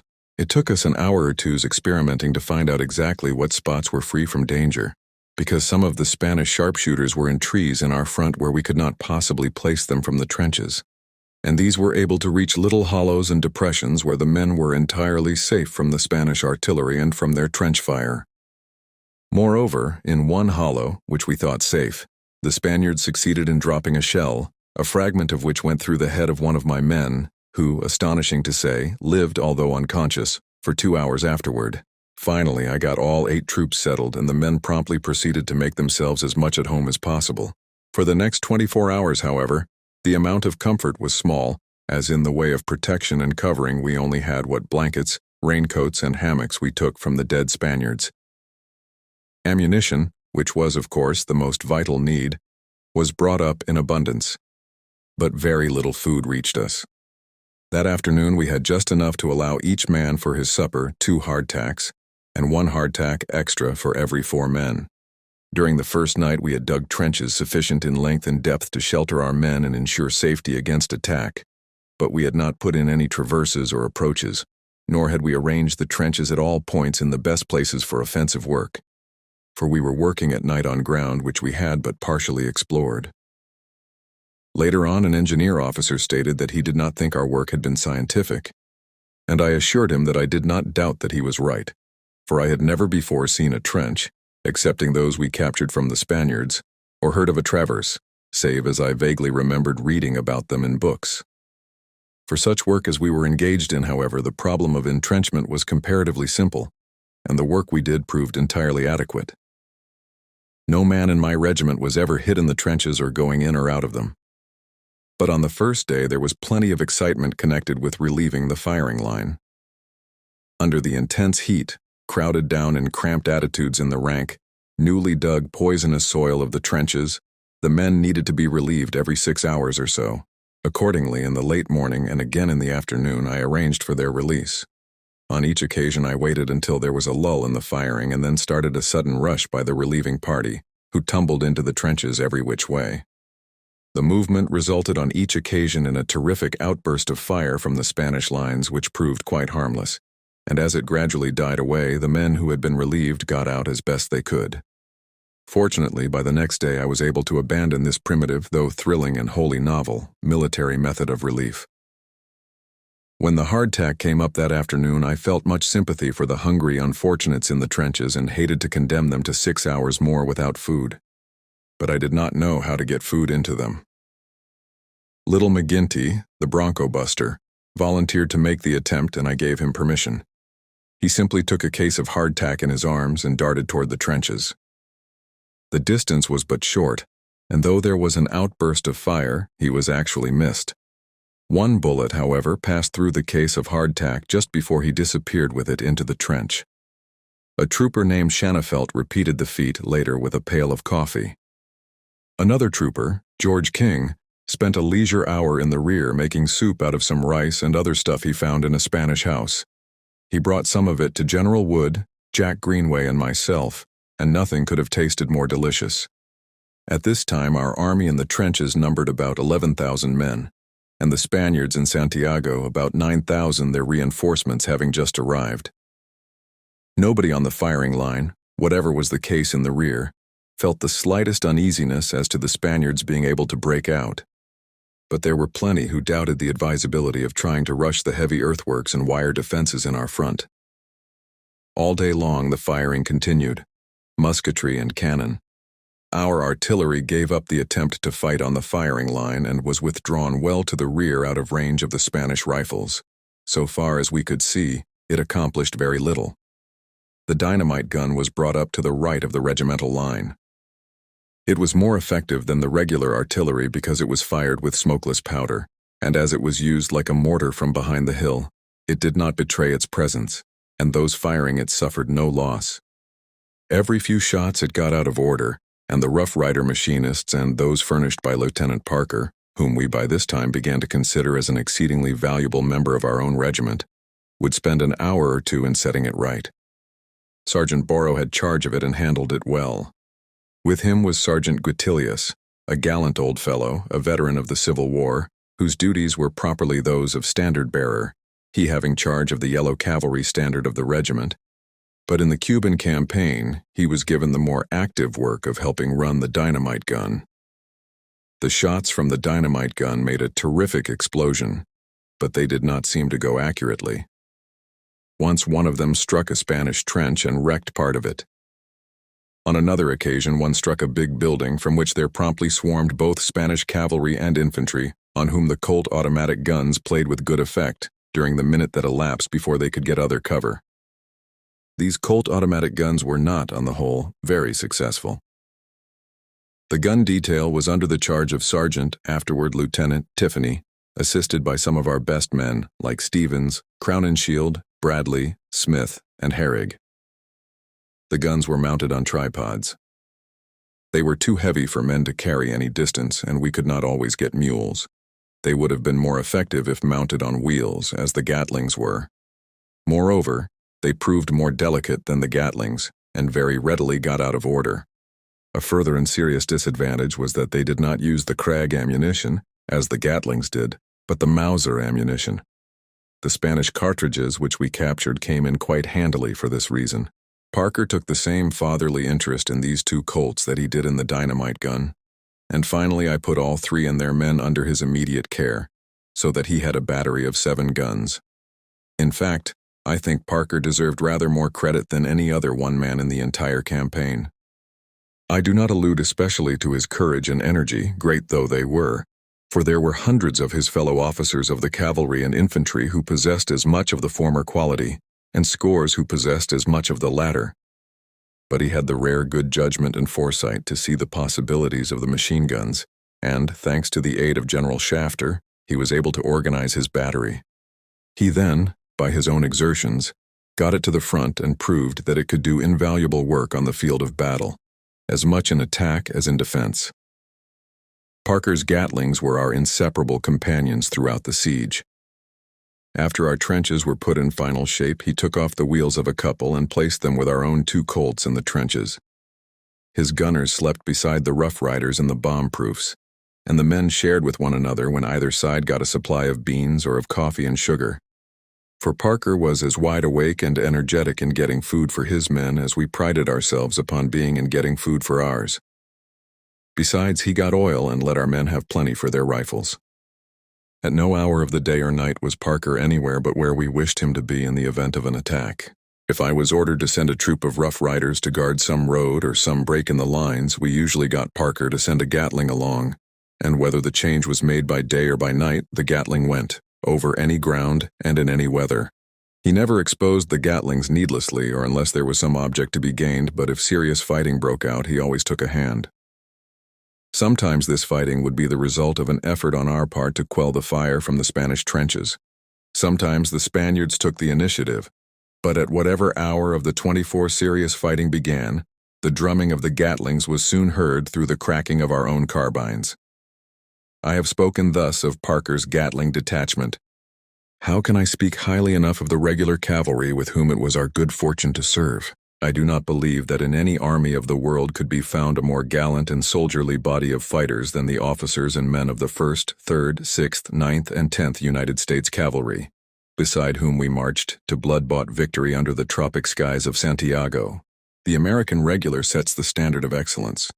When we wish to give the utmost possible praise to a volunteer organization, we say that it is as good as the regulars. I was exceedingly proud of the fact that the regulars treated my regiment as on a complete equality with themselves, and were as ready to see it in a post of danger and responsibility as to see any of their own battalions. Lieutenant Colonel Dorst, a man from whom praise meant a good deal, christened us the 11th United States Horse, and we endeavored, I think I may say successfully, to show that we deserved the title by our conduct, not only in fighting and in marching, but in guarding the trenches and in policing camp. In less than 60 days, the regiment had been raised, organized, armed, equipped, drilled, mounted, dismounted, kept for a fortnight on transports, and put through 2 victorious aggressive fights in very difficult country, the loss in killed and wounded amounting to a quarter of those engaged. This is a record which it is not easy to match in the history of volunteer organizations. The loss was but small compared to that which befell hundreds of regiments in some of the great battles of the later years of the Civil War. But it may be doubted whether there was any regiment which made such a record during the first months of any of our wars. After the Battle of San Juan, my men had really become veterans. They and I understood each other perfectly, and trusted each other implicitly. They knew I would share every hardship and danger with them, would do everything in my power to see that they were fed and, so far as might be, sheltered and spared. And in return, I knew that they would endure every kind of hardship and fatigue without a murmur and face every danger with entire fearlessness. I felt utter confidence in them, and would have been more than willing to put them to any task which any crack regiment of the world, at home or abroad, could perform. They were natural fighters, men of great intelligence, great courage, great hardihood, and physical prowess. And I could draw on these qualities and upon their spirit of ready, soldierly obedience to make up for any deficiencies in the technique of the trade which they had temporarily adopted. It must be remembered that they were already good individual fighters, skilled in the use of the horse and the rifle, so that there was no need of putting them through the kind of training in which the ordinary raw recruit must spend his first year or two. On July the 2nd, as the day wore on, the fight, though raging fitfully at intervals, gradually died away. The Spanish guerrillas were causing us much trouble. They showed great courage, exactly as did their soldiers who were defending the trenches. In fact, the Spaniards throughout showed precisely the qualities they did early in the century, when, as every student will remember, their fleets were a helpless prey to the English warships, and their armies utterly unable to stand in the open against those of Napoleon's marshals. While on the other hand their guerrillas performed marvelous feats, and their defense of entrenchments and walled towns, as at Saragossa and Gerona, were the wonder of the civilized world. In our front their sharpshooters crept up before dawn and either lay in the thick jungle or climbed into some tree with dense foliage. In these places it proved almost impossible to place them, as they kept cover very carefully, and their smokeless powder betrayed not the slightest sign of their whereabouts. They caused us a great deal of annoyance and some little loss, and though our own sharpshooters were continually taking shots at the places where they supposed them to be, and though occasionally we would play a Gatling or a Colt all through the top of a suspicious tree, I but twice saw Spaniards brought down out of their perches from in front of our lines, on each occasion the fall of the Spaniard being hailed with loud cheers by our men. These sharpshooters in our front did perfectly legitimate work, and were entitled to all credit for their courage and skill. It was different with the guerrillas in our rear. Quite a number of these had been posted in trees at the time of the San Juan fight. They were using not Mausers but Remingtons, which shot smokeless powder and a brass-coated bullet. It was one of these bullets which had hit Winslow Clark by my side on Kettle Hill, and though for long-range fighting the Remingtons were, of course, nothing like as good as the Mausers, they were equally serviceable for short-range bushwork, as they used smokeless powder. When our troops advanced and the Spaniards in the trenches and in reserve behind the hill fled, the guerrillas in the trees had no time to get away, and in consequence were left in the rear of our lines. As we found out from the prisoners we took, the Spanish officers had been careful to instill into the minds of their soldiers the belief that the Americans never granted quarter, and I suppose it was in consequence of this that the guerrillas did not surrender. For we found that the Spaniards were anxious enough to surrender as soon as they became convinced that we would treat them mercifully. At any rate, these guerrillas kept up in their trees and showed not only courage but wanton cruelty and barbarity. At times they fired upon armed men in bodies, but they much preferred for their victims the unarmed attendants, the doctors, the chaplains, the hospital stewards. They fired at the men who were bearing off the wounded in litters. They fired at the doctors who came to the front, and at the chaplains who started to hold burial service. The conspicuous Red Cross brassard worn by all of these non-combatants, instead of serving as a protection, seemed to make them the special objects of the guerrilla fire. So annoying did they become that I sent out that afternoon and next morning a detail of picked sharpshooters to hunt them out, choosing, of course, first-class woodsmen and mountain men who were also good shots. My sharpshooters felt very vindictively toward these guerrillas and showed them no quarter. They started systematically to hunt them and showed themselves much superior at the guerrillas' own game, killing 11, while not one of my men was scratched.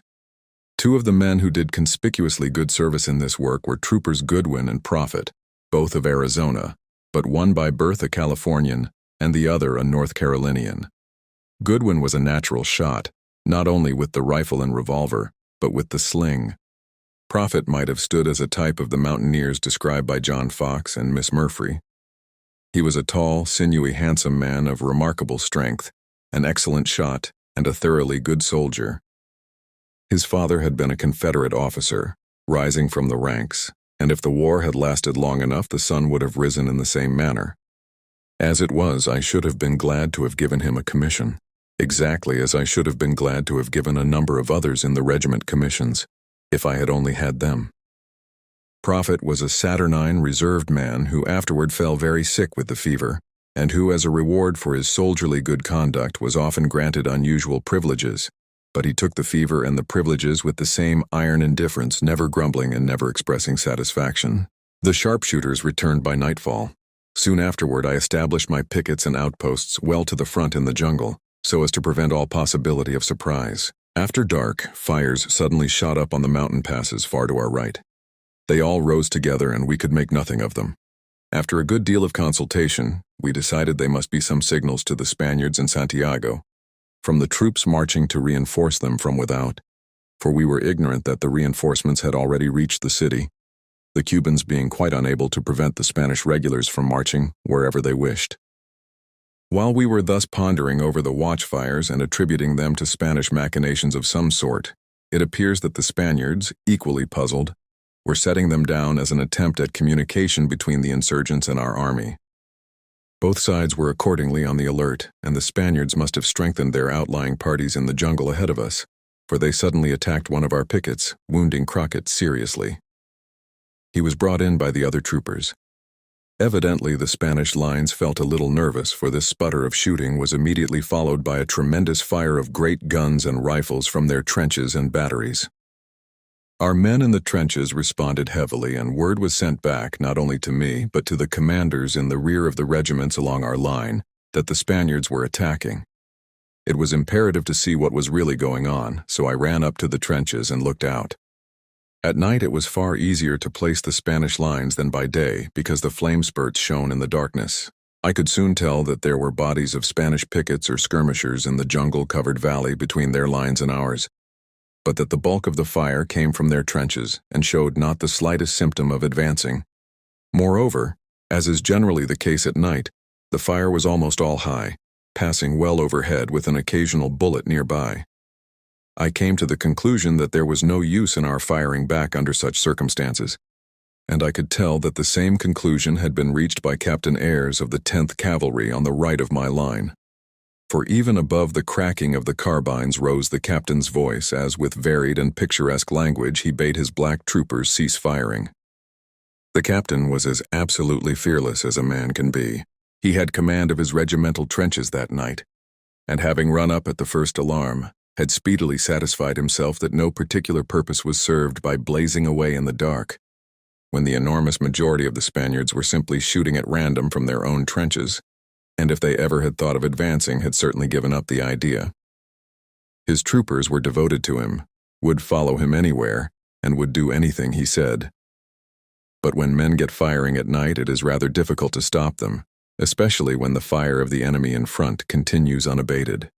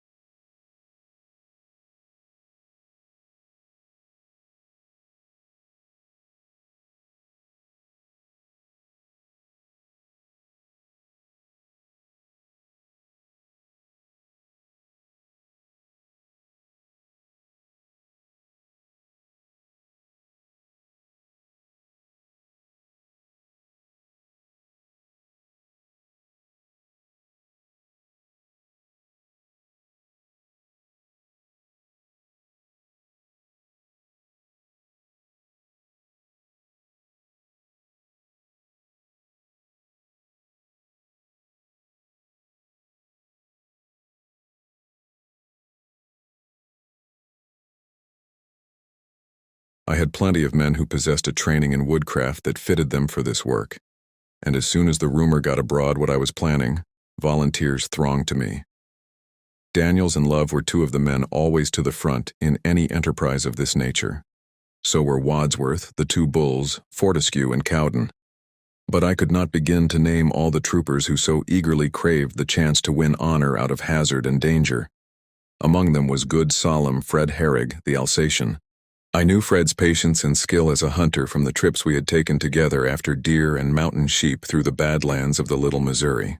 He still spoke English with what might be called Alsatian variations. He always spoke of the gun detail as the gundettel, with the accent on the first syllable, and he expressed a wish to be allowed a holiday from the gundettel to go after dem guerrillas. I told him he could have the holiday, but to his great disappointment the truce came first, and then Fred asked that, inasmuch as the guerrillas were now forbidden game, he might be allowed to go after guinea hens instead. Even after the truce, however, some of my sharpshooters had occupation, for two guerrillas in our rear took occasional shots at the men who were bathing in a pond, until one of our men spied them, when they were both speedily brought down. One of my riflemen, who did best at this kind of work, by the way, got into trouble because of it. He was much inflated by my commendation of him, and when he went back to his troop he declined to obey the first sergeant's orders on the ground that he was the colonel's sharpshooter. The lieutenant in command, being somewhat puzzled, brought him to me, and I had to explain that if the offense, disobedience of orders in face of the enemy, was repeated, he might incur the death penalty, whereat he looked very crestfallen. That afternoon he got permission, like Fred Herrig, to go after guinea hens, which were found wild in some numbers round about, and he sent me the only one he got as a peace offering. The few guinea hens thus procured were all used for the sick. Dr. Church had established a little field hospital under the shoulder of the hill in our rear. He was himself very sick and had almost nothing in the way of medicine or supplies or apparatus of any kind, but the condition of the wounded in the big field hospitals in the rear was so horrible, from the lack of attendants as well as of medicines, that we kept all the men we possibly could at the front. Some of them had now begun to come down with fever. They were all very patient. But it was pitiful to see the sick and wounded soldiers lying on their blankets, if they had any, and if not, then simply in the mud, with nothing to eat but hardtack and pork, which of course they could not touch when their fever got high, and with no chance to get more than the rudest attention. Among the very sick here was gallant Captain Llewellyn. I feared he was going to die. We finally had to send him to one of the big hospitals in the rear. Doctors Brewer and Fuller of the 10th had been unwearying in attending to the wounded, including many of those of my regiment. At 12 o'clock we were notified to stop firing, and a flag of truce was sent in to demand the surrender of the city. The negotiations gave us a breathing spell. That afternoon I arranged to get our baggage up, sending back strong details of men to carry up their own goods, and, as usual, impressing into the service a kind of improvised pack train consisting of the officers' horses, of 2 or 3 captured Spanish cavalry horses, 2 or 3 mules which had been shot and abandoned, and which our men had taken and cured, and 2 or 3 Cuban ponies. Hitherto we had simply been sleeping by the trenches or immediately in their rear, with nothing in the way of shelter and only 1 blanket to every 3 or 4 men. Fortunately, there had been little rain. We now got up the shelter tents of the men and some flies for the hospital and for the officers, and my personal baggage appeared. I celebrated its advent by a thorough wash and shave. Later, I twice snatched a few hours to go to the rear and visit such of my men as I could find in the hospitals. Their patience was extraordinary. Kenneth Robinson, a gallant young trooper, though himself severely, I supposed at the time mortally wounded, was noteworthy for the way in which he tended those among the wounded who were even more helpless, and the cheery courage with which he kept up their spirits. Geevers, who was shot through the hips, rejoined us at the front in a fortnight. Captain Day was hardly longer away. Jack Hammer, who, with poor Ray Smith, a gallant Texas lad who was mortally hurt beside me on the summit of the hill, had been on kitchen detail, was wounded and sent to the rear. He was ordered to go to the United States, but he heard that we were to assault Santiago, so he struggled out to rejoin us, and thereafter stayed at the front. Cosby, badly wounded, made his way down to the seacoast in 3 days, unassisted. With all volunteer troops, and I'm inclined to think with regulars too in time of trial, the best work can be got out of the men only if the officers endure the same hardships and face the same risks. In my regiment, as in the whole cavalry division, the proportion of loss in killed and wounded was considerably greater among the officers than among the troopers, and this was exactly as it should be. Moreover, when we got down to hardpan, we all, officers and men, fared exactly alike as regards both shelter and food. This prevented any grumbling. When the troopers saw that the officers had nothing but hardtack, there was not a man in the regiment who would not have been ashamed to grumble at faring no worse. And when all alike slept out in the open, in the rear of the trenches, and when the men always saw the field officers up at night, during the digging of the trenches and going the rounds of the outposts, they would not tolerate, in any of their number, either complaint or shirking work.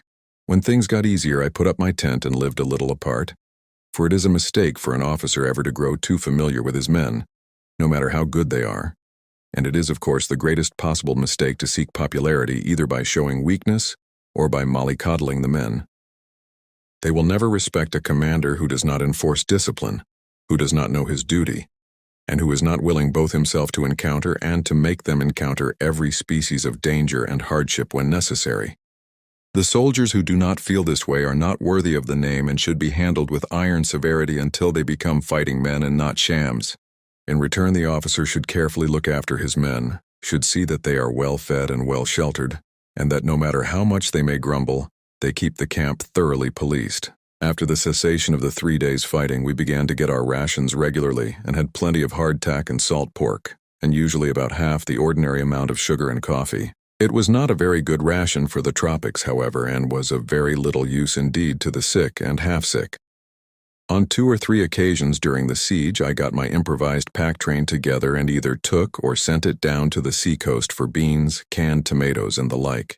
We got these either from the transports, which were still landing stores on the beach, or from the Red Cross. If I did not go myself, I sent some man who had shown that he was a driving, energetic, tactful fellow who would somehow get what we wanted. Chaplain Brown developed great capacity in this line, and so did one of the troopers named Knobloch, he who had dived after the rifles that had sunk off the pier at Daiquiri. The supplies of food we got in this way had a very beneficial effect, not only upon the men's health but upon their spirits. To the Red Cross and similar charitable organizations we owe a great deal.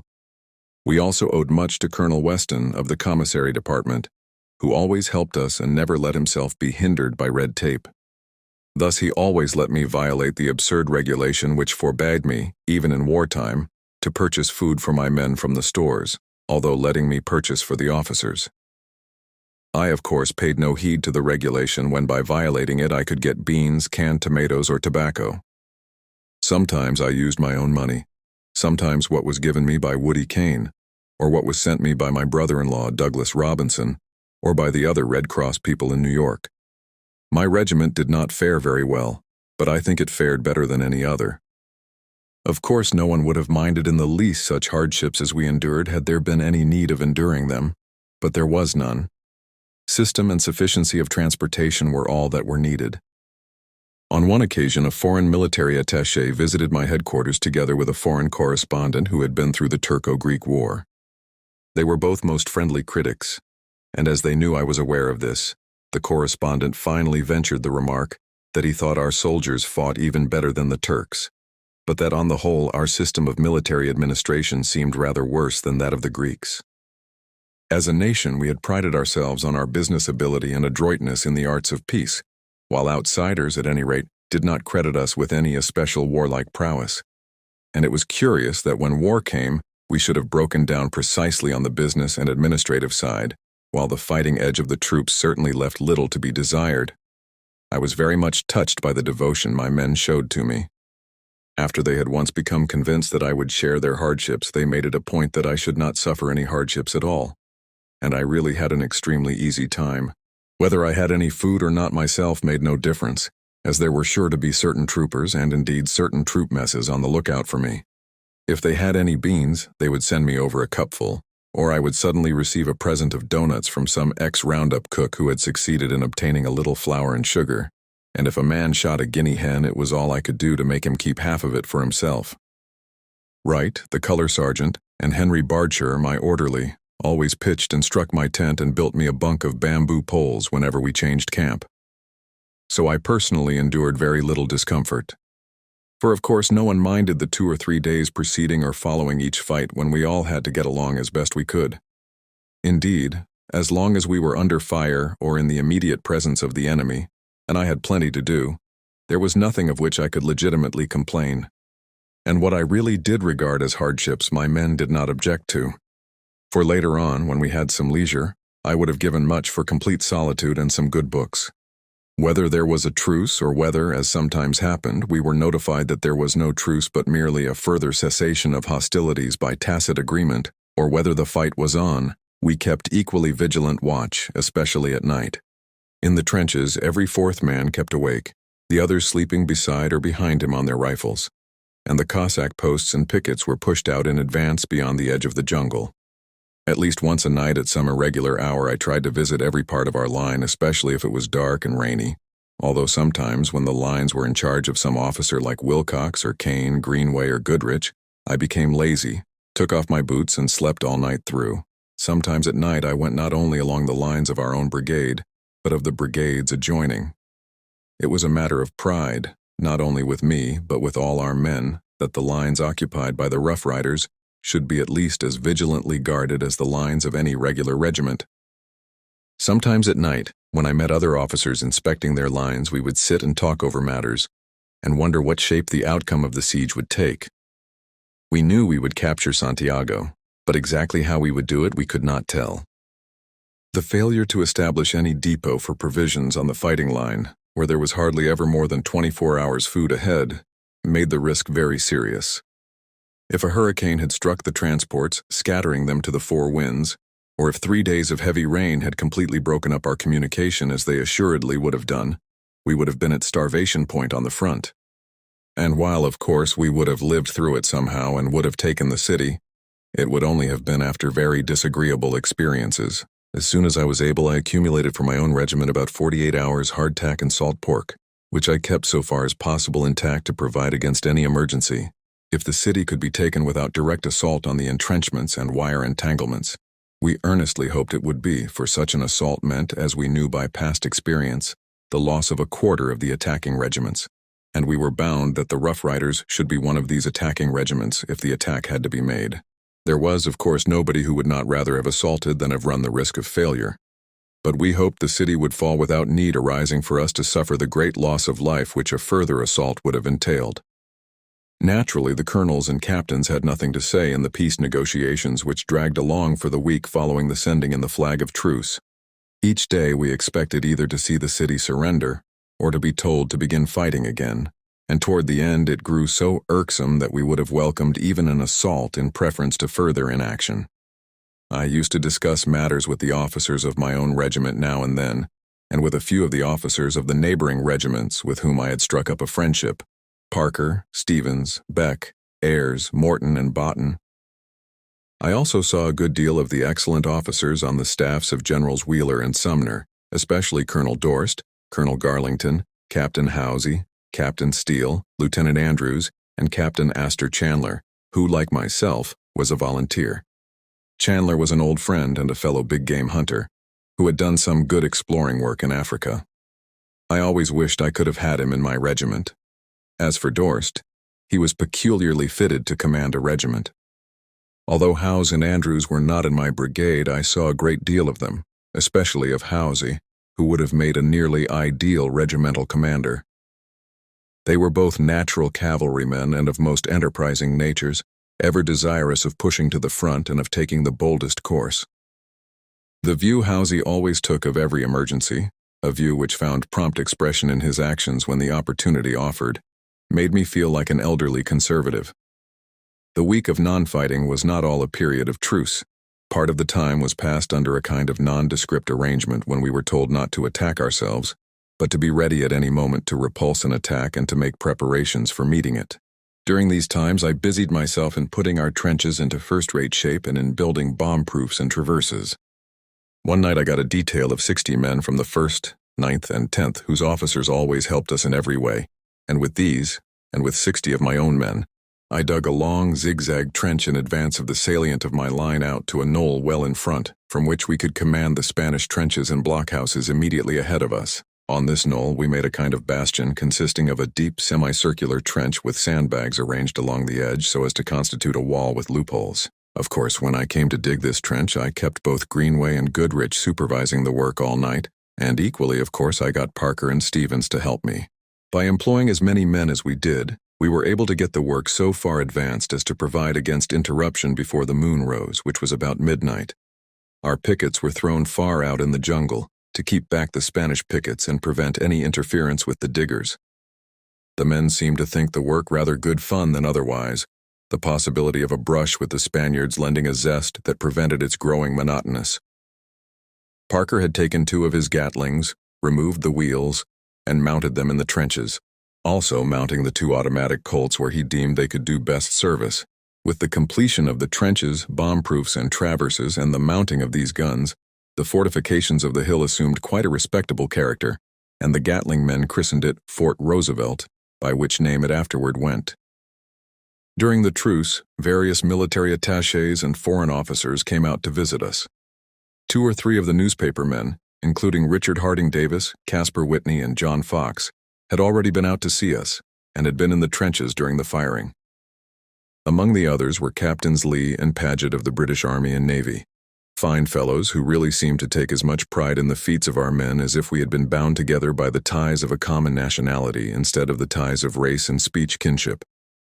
Another English visitor was Sir Brian Leighton, a thrice welcome guest, for he most thoughtfully brought to me 6 little jars of deviled ham and potted fruit, which enabled me to summon various officers down to my tent and hold a feast. Count von Gotzen and a Norwegian attaché, Getty, very good fellows both, were also out. One day we were visited by a traveling Russian, Prince X, a large blond man, smooth and impenetrable. I introduced him to one of the regular army officers, a capital fighter and excellent fellow who, however, viewed foreign international politics from a strictly trans-Mississippi standpoint. He hailed the Russian with frank kindness and took him off to show him around the trenches, chatting volubly and calling him Prince, much as Kentuckians call one another Colonel. As I returned, I heard him remarking, "You see, Prince, the great result of this war is that it has united the 2 branches of the Anglo-Saxon people, and now that they are together they can whip the world, Prince. They can whip the world," being evidently filled with the pleasing belief that the Russian would cordially sympathize with this view. The foreign attachés did not always get on well with our generals. The 2 English representatives never had any trouble, were heartily admired by everybody, and indeed were generally treated as if they were of our own number, and seemingly so regarded themselves. But this was not always true of the representatives from continental Europe. One of the latter, a very good fellow by the way, had not altogether approved of the way he was treated, and the climax came when he said goodbye to the general who had special charge of him. The general in question was not accustomed to nice ethnic distinctions, and grouped all of the representatives from continental Europe under the comprehensive title of Dutchman.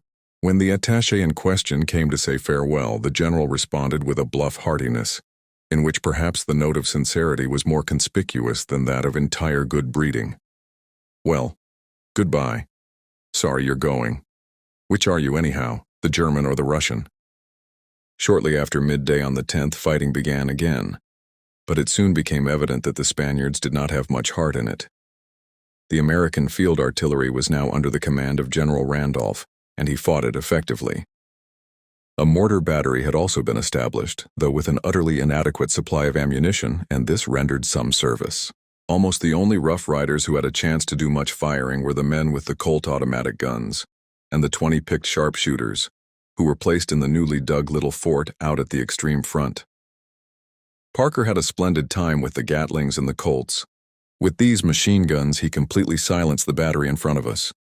This battery had caused us a good deal of trouble at first, as we could not place it.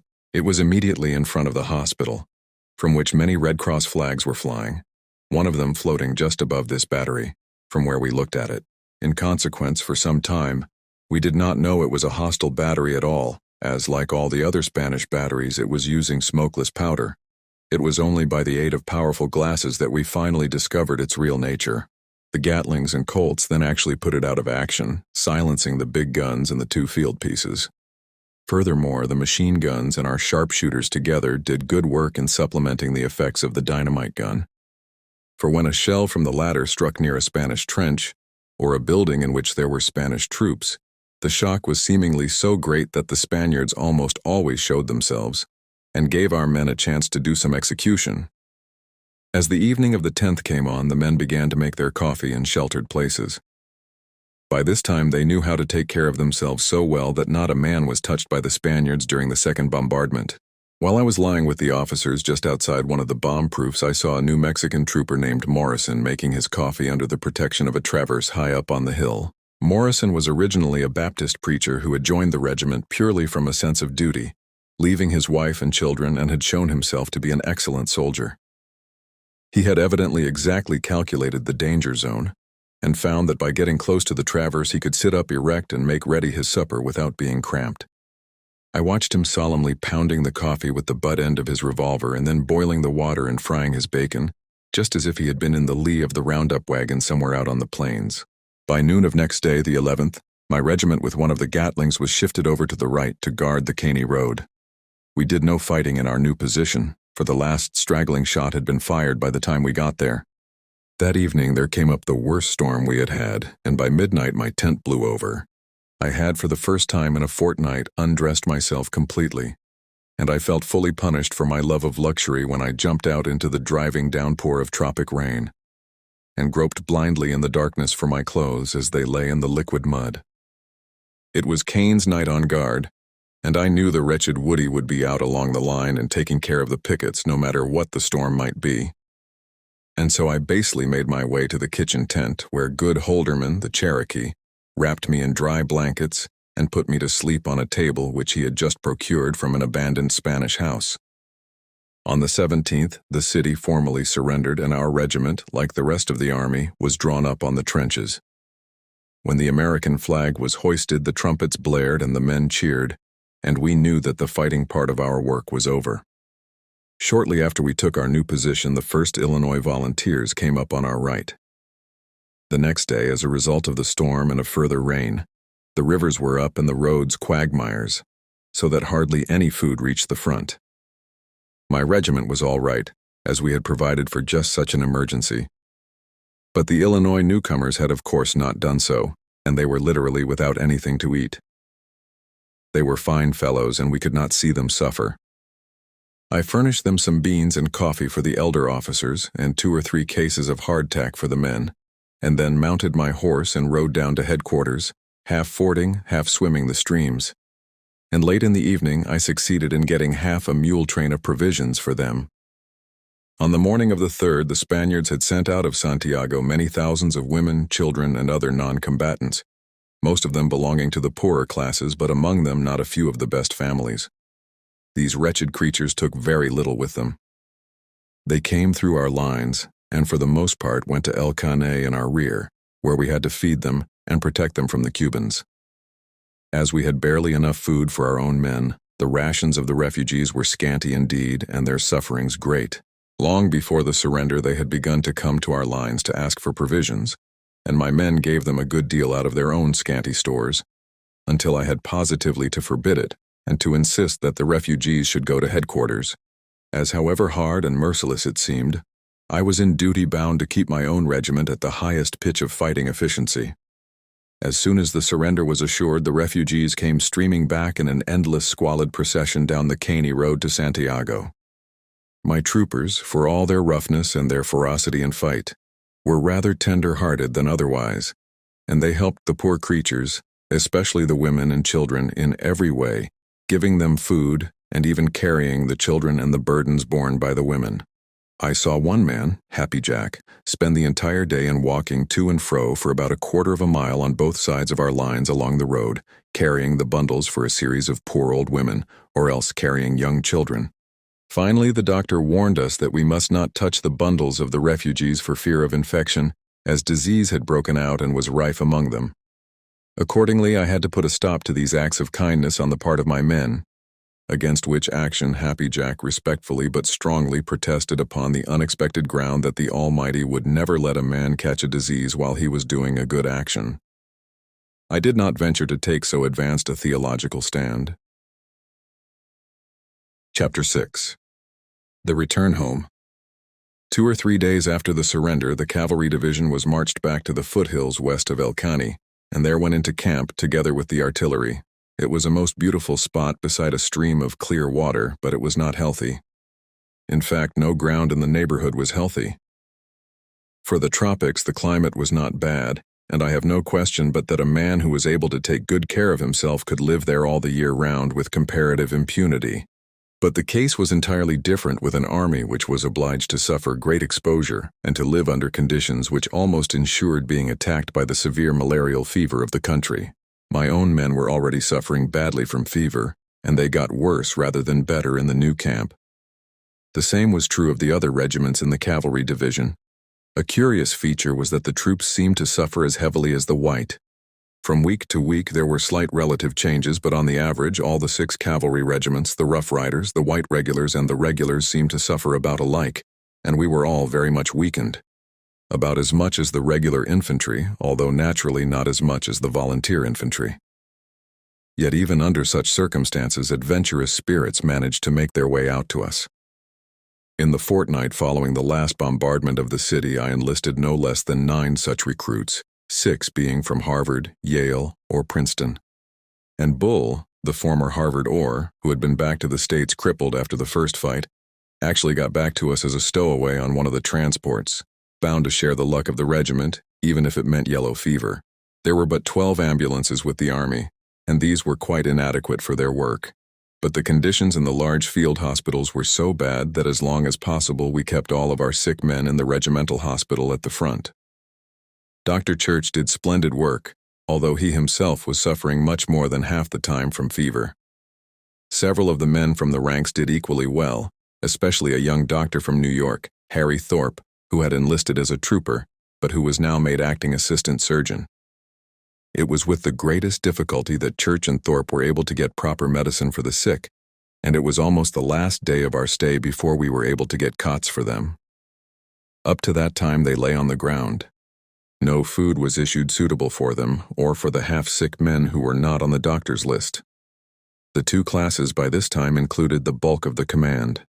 Occasionally we got hold of a wagon or of some Cuban carts, and at other times I used my improvised pack train, the animals of which, however, were continually being taken away from us by our superiors, and went or sent back to the seacoast at Siboney or into Santiago itself to get rice, flour, cornmeal, oatmeal, condensed milk, potatoes, and canned vegetables. The rice I bought in Santiago. The best of the other stuff I got from the Red Cross through Mr. George Kennan and Miss Clara Barton and Dr. Lesser, but some of it I got from our own transports. Colonel Weston, the Commissary General, as always, rendered us every service in his power. This additional and varied food was of the utmost service not merely to the sick, but in preventing the well from becoming sick.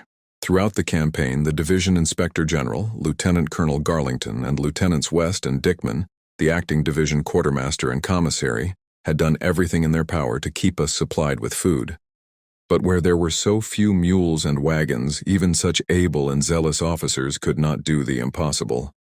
We had the camp policed thoroughly, and I made the men build little bunks of poles to sleep on. By July 23rd, when we had been ashore a month, we were able to get fresh meat, and from that time on we fared well. But the men were already sickening. The chief trouble was the malarial fever, which was recurrent. For a few days the man would be very sick indeed. Then he would partially recover and be able to go back to work. But after a little time he would be again struck down. Every officer other than myself except one was down with sickness at one time or another. Even Greenway and Goodrich succumbed to the fever and were knocked out for a few days. Very few of the men indeed retained their strength and energy, and though the percentage actually on the sick list never got over 20, there were less than 50% who were fit for any kind of work. All the clothes were in rags. Even the officers had neither socks nor underwear. The lithe college athletes had lost their spring. The tall, gaunt hunters and cowpunchers lounged listlessly in their dog tents, which were steaming morasses during the torrential rains, and then ovens when the sun blazed down. But there were no complaints. Through some blunder, our march from the entrenchments to the camp on the foothills after the surrender was made during the heat of the day, and though it was only some 5 miles or thereabouts, very nearly half the men of the cavalry division dropped out. Captain Llewellyn had come back and led his troop on the march. He carried a pick and shovel for one of his sick men, and after we reached camp, walked back with a mule to get another trooper who had fallen out from heat exhaustion. The result was that the captain himself went down and became exceedingly sick. We at last succeeded in sending him to the States. I never thought he would live, but he did, and when I met him again at Montauk Point, he had practically entirely recovered. My orderly, Henry Bardshar, was struck down, and though he ultimately recovered, he was a mere skeleton, having lost over 80 pounds. Yellow fever also broke out in the rear, chiefly among the Cubans. It never became epidemic, but it caused a perfect panic among some of our own doctors, and especially in the minds of 1 or 2 generals and of the home authorities. We found that whenever we sent a man to the rear, he was decreed to have yellow fever, whereas if we kept him at the front, it always turned out that he had malarial fever, and after a few days he was back at work again. I doubt if there were ever more than a dozen genuine cases of yellow fever in the whole cavalry division. But the authorities at Washington, misled by the reports they received from 1 or 2 of their military and medical advisors at the front, became panic-struck, and under the influence of their fears hesitated to bring the army home, lest it might import yellow fever into the United States. Their panic was absolutely groundless, as shown by the fact that when brought home, not a single case of yellow fever developed upon American soil. Our real foe was not the yellow fever at all, but malarial fever, which was not infectious, but which was certain, if the troops were left throughout the summer in Cuba, to destroy them, either killing them outright or weakening them so that they would have fallen victims to any disease that attacked them. However, for a time our prospects were gloomy, as the Washington authorities seemed determined that we should stay in Cuba. They unfortunately knew nothing of the country, nor of the circumstances of the army, and the plans that were from time to time formulated in the department, and even by an occasional general or surgeon at the front, for the management of the army would have been comic if they had not possessed such tragic possibilities. Thus, at one period it was proposed that we should shift camp every 2 or 3 days. Now our transportation, as I have pointed out before, was utterly inadequate. In theory, under the regulations of the War Department, each regiment should have had at least 25 wagons. As a matter of fact, our regiment often had none, sometimes 1, rarely 2, and never 3, yet it was better off than any other in the cavalry division. In consequence, it was impossible to carry much of anything save what the men had on their backs, and half of the men were too weak to walk 3 miles with their packs. Whenever we shifted camp, the exertion among the half-sick caused our sick roll to double next morning, and it took at least 3 days, even when the shift was for but a short distance, before we were able to bring up the officers' luggage, the hospital spare food, the ammunition, etc. Meanwhile, the officers slept wherever they could, and those men who had not been able to carry their own bedding slept as the officers did. In the weak condition of the men, the labor of pitching camp was severe and told heavily upon them. In short, the scheme of continually shifting camp was impossible of fulfillment. It would merely have resulted in the early destruction of the army. Again, it was proposed that we should go up the mountains and make our camps there. The palm and the bamboo grew to the summits of the mountains, and the soil along their sides was deep and soft, while the rains were very heavy, much more so than immediately on the coast, every mile or 2 inland bringing with it a great increase in the rainfall. We could with much difficulty have got our regiments up the mountains, but not half the men could have got up with their belongings, and once there it would have been an impossibility to feed them. It was all that could be done, with a limited number of wagons and mule trains on hand, to feed the men in the existing camps, for the travel and the rain gradually rendered each road in succession wholly impassable. To have gone up the mountains would have meant early starvation. The third plan of the department was even more objectionable than either of the others. There was, some 25 miles in the interior, what was called a high interior plateau, and at one period we were informed that we were to be marched thither. As a matter of fact, this so-called high plateau was the sugarcane country, where, during the summer, The rainfall was prodigious. It was a rich, deep soil, covered with a rank tropic growth, the guinea grass being higher than the head of a man on horseback. It was a perfect hotbed of malaria, and there was no dry ground whatever in which to camp. To have sent the troops there would have been simple butchery.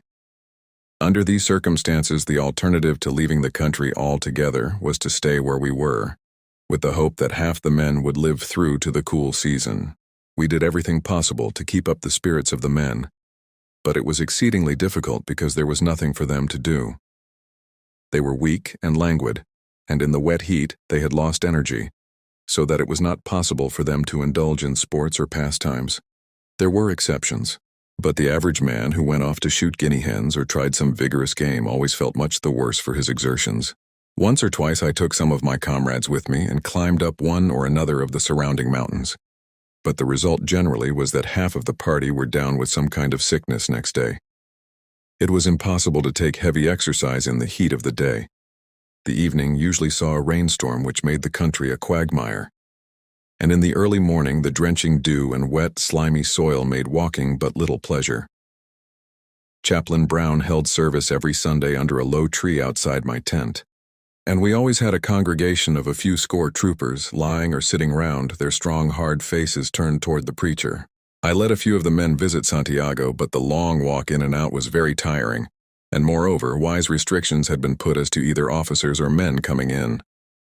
In any event, there was very little to do in the quaint, dirty old Spanish city, though it was interesting to go in once or twice, and wander through the narrow streets with their curious little shops and low houses of stained stucco, with elaborately wrought iron trellises to the windows and curiously carved balconies, or to sit in the central plaza where the cathedral was, and the clubs, and the Café Venus, and the low, bare, rambling building which was called the Governor's Palace.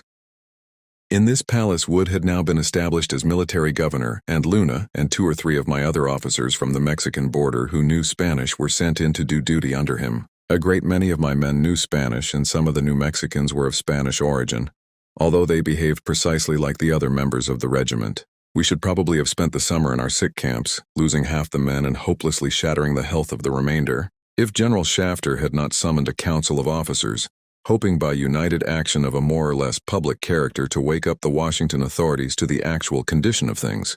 As all the Spanish forces in the province of Santiago had surrendered, and as so-called immune regiments were coming to garrison the conquered territory, there was literally not one thing of any kind whatsoever for the army to do, and no purpose to serve by keeping it at Santiago. We did not suppose that peace was at hand, being ignorant of the negotiations. We were anxious to take part in the Puerto Rico campaign, and would have been more than willing to suffer any amount of sickness, if by so doing we could get into action. But if we were not to take part in the Puerto Rico campaign, then we knew it was absolutely indispensable to get our commands north immediately, if they were to be in trim for the great campaign against Havana, which would surely be the main event of the winter if peace were not declared in advance. Our army included the great majority of the regulars and was therefore the flower of the American force.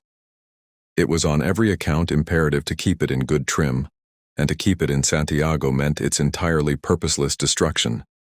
As soon as the surrender was an accomplished fact, the taking away of the army to the north should have begun. Every officer from the highest to the lowest, especially among the regulars, realized all of this, and about the last day of July, General Shafter called a conference in the palace of all the division and brigade commanders. By this time, owing to Wood's having been made Governor-General, I was in command of my brigade, so I went to the conference too, riding in with Generals Sumner and Wheeler, who were the other representatives of the Cavalry Division.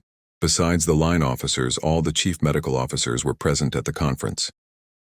The telegrams from the secretary stating the position of himself and the Surgeon General were read, and then almost every line and medical officer present expressed his views in turn.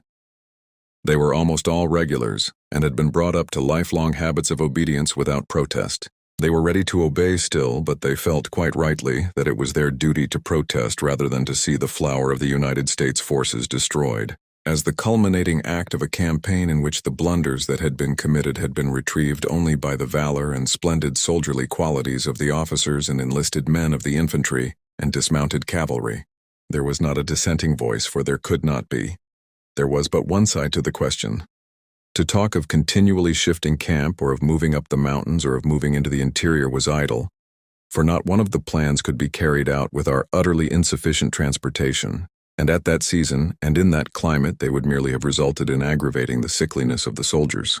It was deemed best to make some record of our opinion in the shape of a letter or report, which would show that to keep the army in Santiago meant its absolute and objectless ruin, and that it should at once be recalled.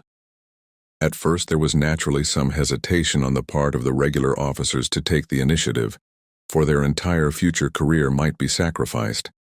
So I wrote a letter to General Shafter, reading over the rough draft to the various generals and adopting their corrections.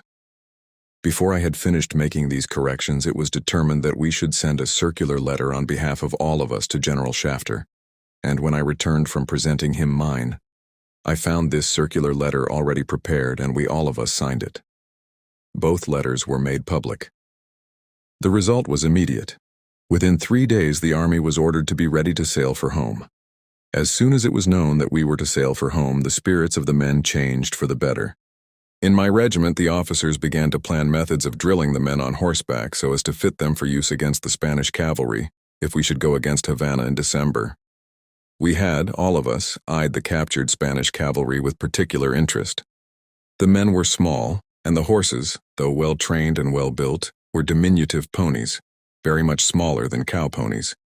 We were certain that if we ever got a chance to try shock tactics against them, they would go down like ninepins, provided only that our men could be trained to charge in any kind of line, and we made up our minds to devote our time to this. Dismounted work with the rifle we already felt thoroughly competent to perform. My time was still much occupied with looking after the health of my brigade, but the fact that we were going home, where I knew that their health would improve, lightened my mind, and I was able thoroughly to enjoy the beauty of the country, and even of the storms, which hitherto I had regarded purely as enemies. The surroundings of the city of Santiago are very grand. The circling mountains rise sheer and high.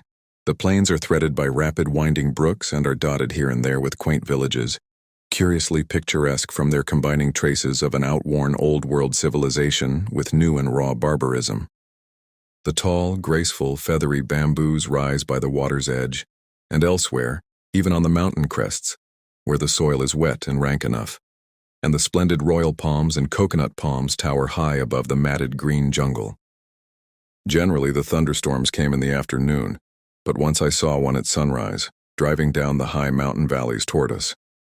It was a very beautiful and almost terrible sight, for the sun rose behind the storm and shone through the gusty rifts, lighting the mountain crests here and there, while the plain below lay shrouded in the lingering night. The angry level rays edged the dark clouds with crimson and turned the downpour into sheets of golden rain.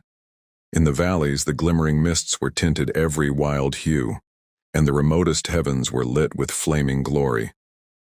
One day General Lawton, General Wood, and I, with Ferguson and poor Tiffany, went down the bay to visit Morro Castle.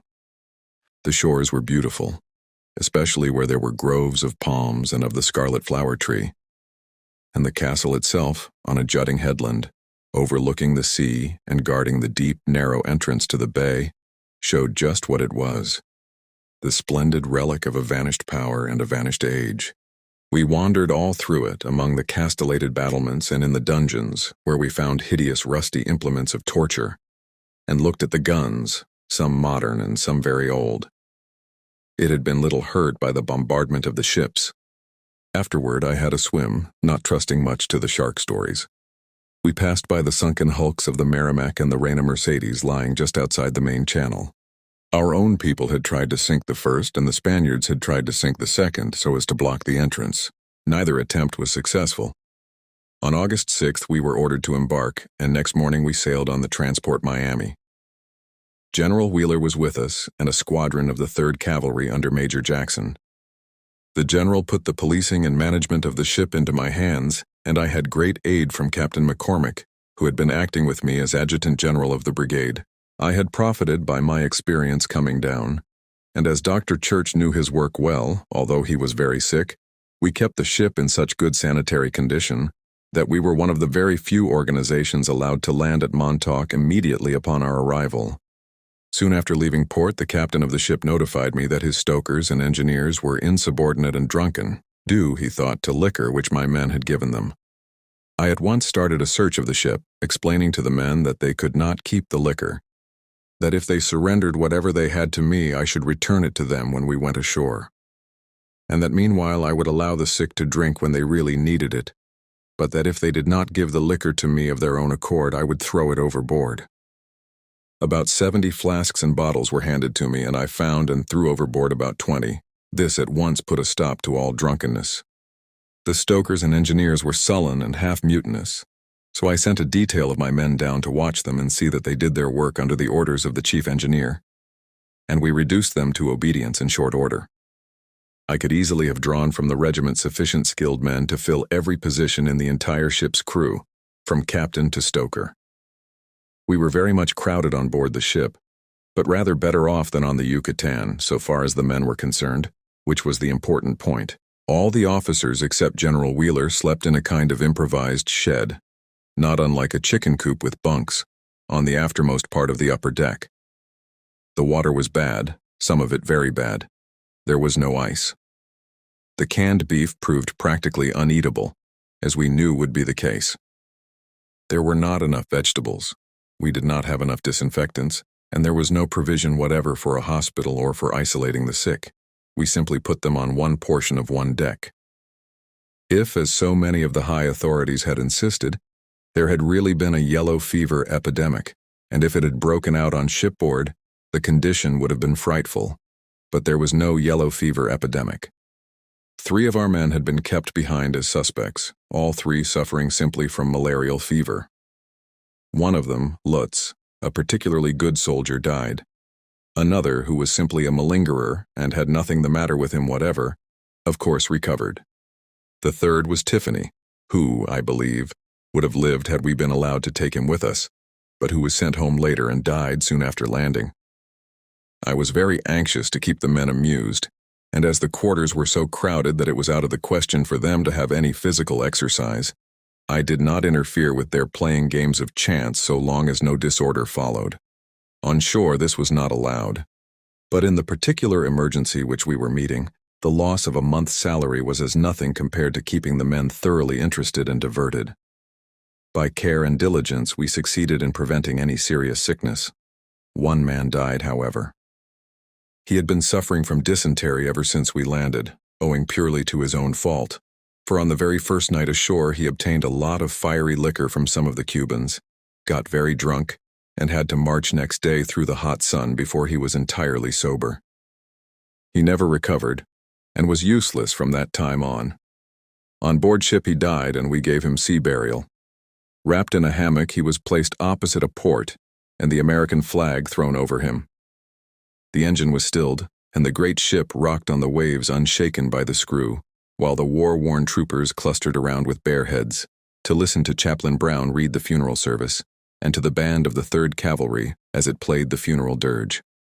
Then the port was knocked free, the flag withdrawn, and the shotted hammock plunged heavily over the side, rushing down through the dark water to lie, till the judgment day, in the ooze that holds the timbers of so many gallant ships, and the bones of so many fearless adventurers. We were favored by good weather during our 9 days' voyage, and much of the time when there was little to do, we simply sat together and talked, each man contributing from the fund of his own experiences.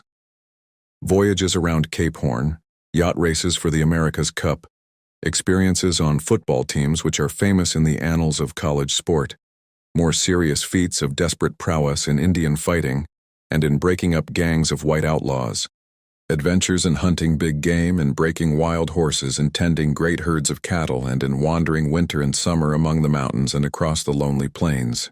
The men who told the tales could draw upon countless memories such as these of the things they had done and the things they had seen others do. Sometimes General Wheeler joined us and told us about the Great War, compared with which ours was such a small war, far-reaching in their importance, though its effects were destined to be. When we had become convinced that we would escape an epidemic of sickness, the homeward voyage became very pleasant. On the eve of leaving Santiago, I had received from Mr. Laffan of the Sun a cable with the single word, peace, and we speculated much on this, as the clumsy transport steamed slowly northward across the trade wind and then into the Gulf Stream. At last, we sighted the low, sandy bluffs of the Long Island coast, and late on the afternoon of the 14th we steamed through the still waters of the Sound and cast anchor off Montauk. A gunboat of the Mosquito Fleet came out to greet us and to inform us that peace negotiations had begun. Next morning we were marched on shore. Many of the men were very sick indeed. Of the 3 or 4 who had been closest to me among the enlisted men, Color Sergeant Wright was the only one in good health. Henry Bardshar was a wreck, literally at death's door. I was myself in first-class health, all the better for having lost 20 pounds. Faithful Marshall, my body servant, was so sick as to be nearly helpless. Bob Wren nearly died. He had joined us very late, and we could not get him a Krag carbine. So I had given him my Winchester, which carried the government cartridge, and when he was mustered out he carried it home in triumph to the envy of his fellows, who themselves had to surrender their beloved rifles. For the first few days there was great confusion and some want even after we got to Montauk.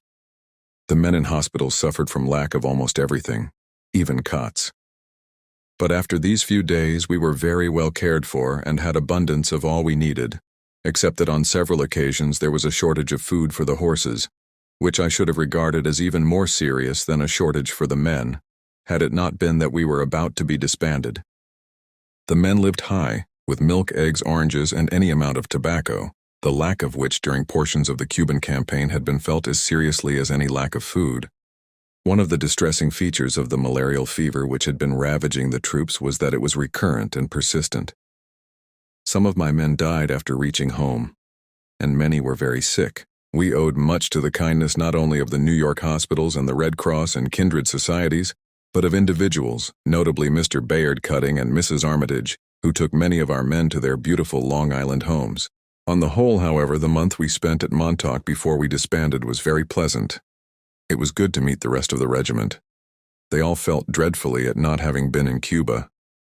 It was a sore trial to men who had given up much to go to the war, and who rebelled at nothing in the way of hardship or suffering, but who did bitterly feel the fact that their sacrifices seemed to have been useless.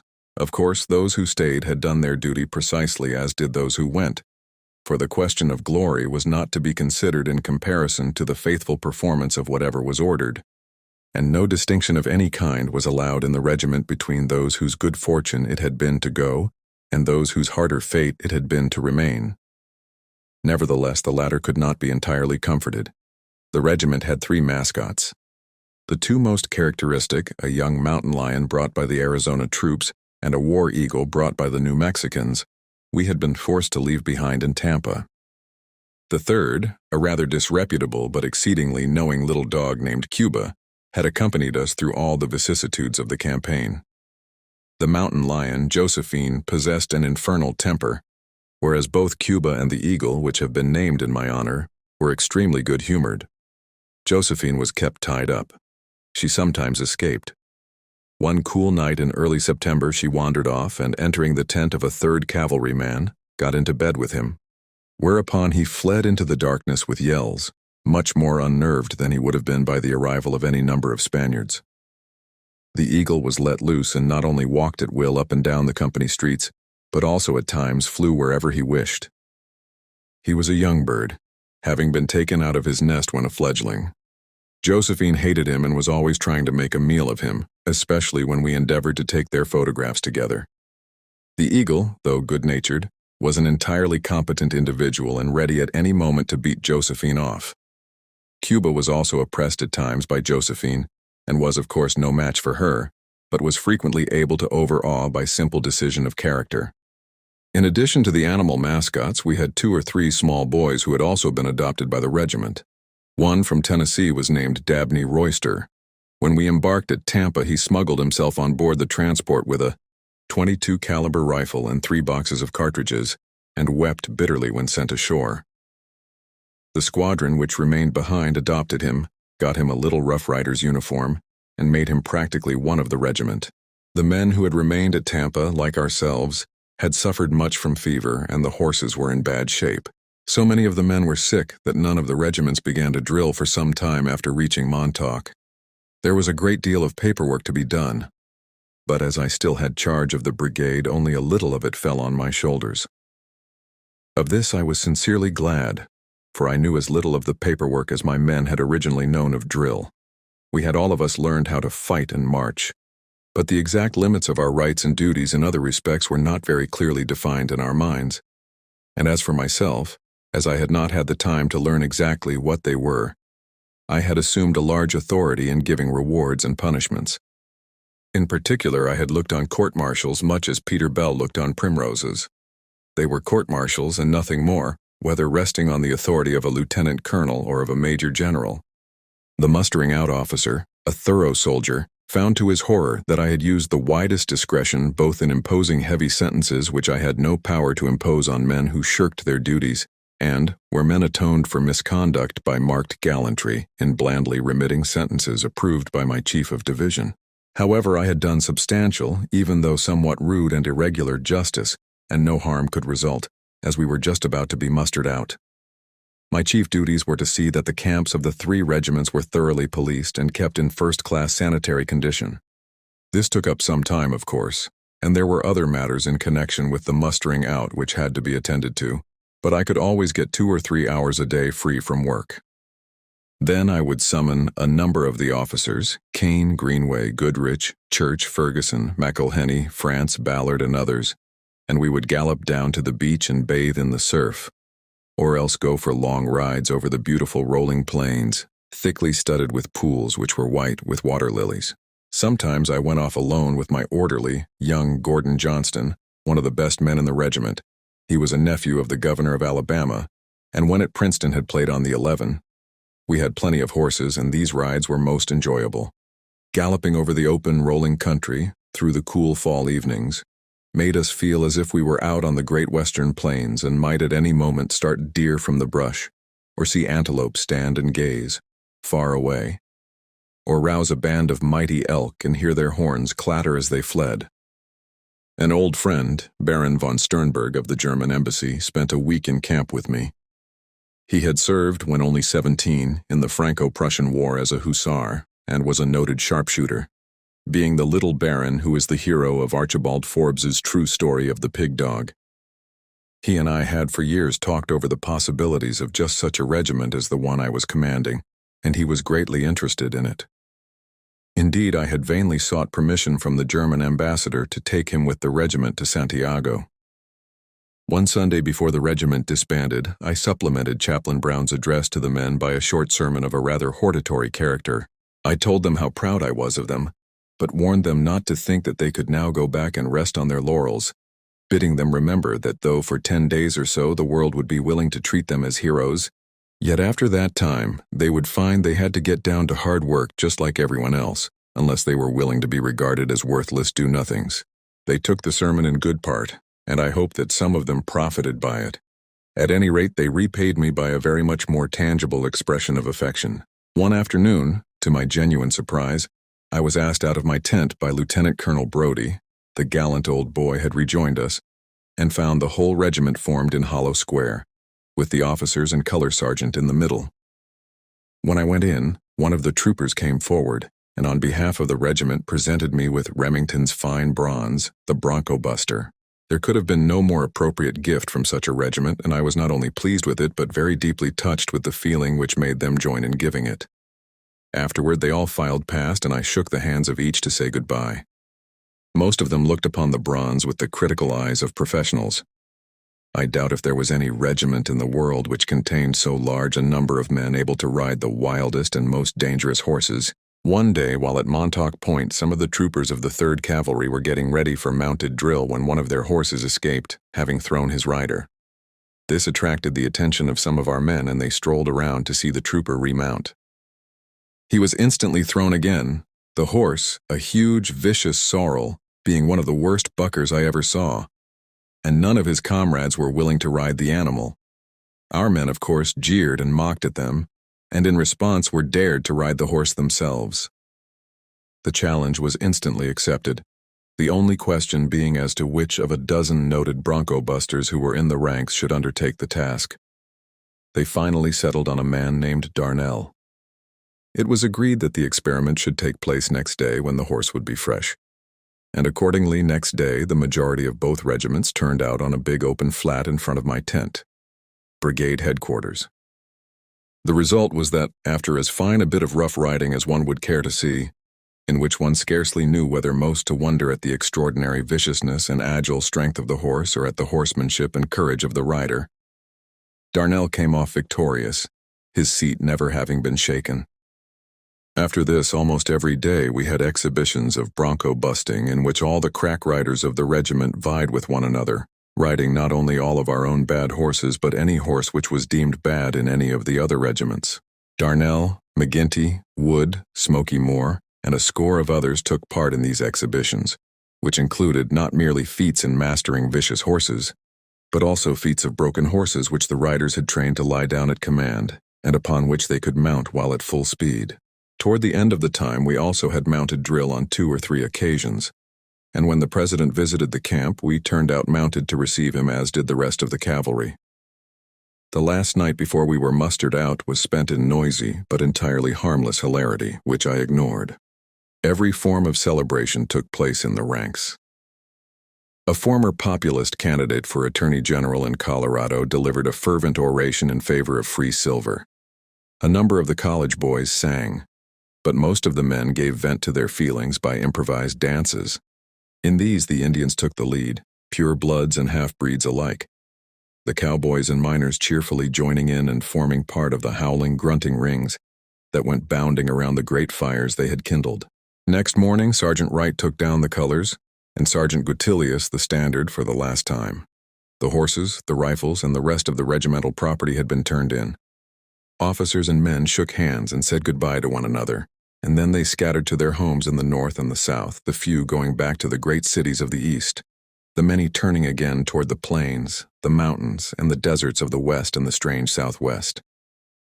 This was on September 15th, the day which marked the close of the 4 months' life of a regiment of as gallant fighters as ever wore the United States uniform. The regiment was a wholly exceptional volunteer organization, and its career cannot be taken as in any way a justification for the belief that the average volunteer regiment approaches the average regular regiment in point of efficiency until it has had many months of active service.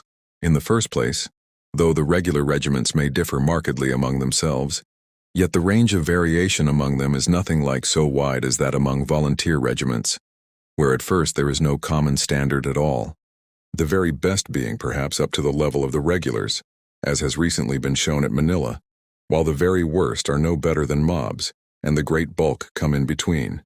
The average regular regiment is superior to the average volunteer regiment in the physique of the enlisted men, who have been very carefully selected, who have been trained to life in the open, and who know how to cook and take care of themselves generally.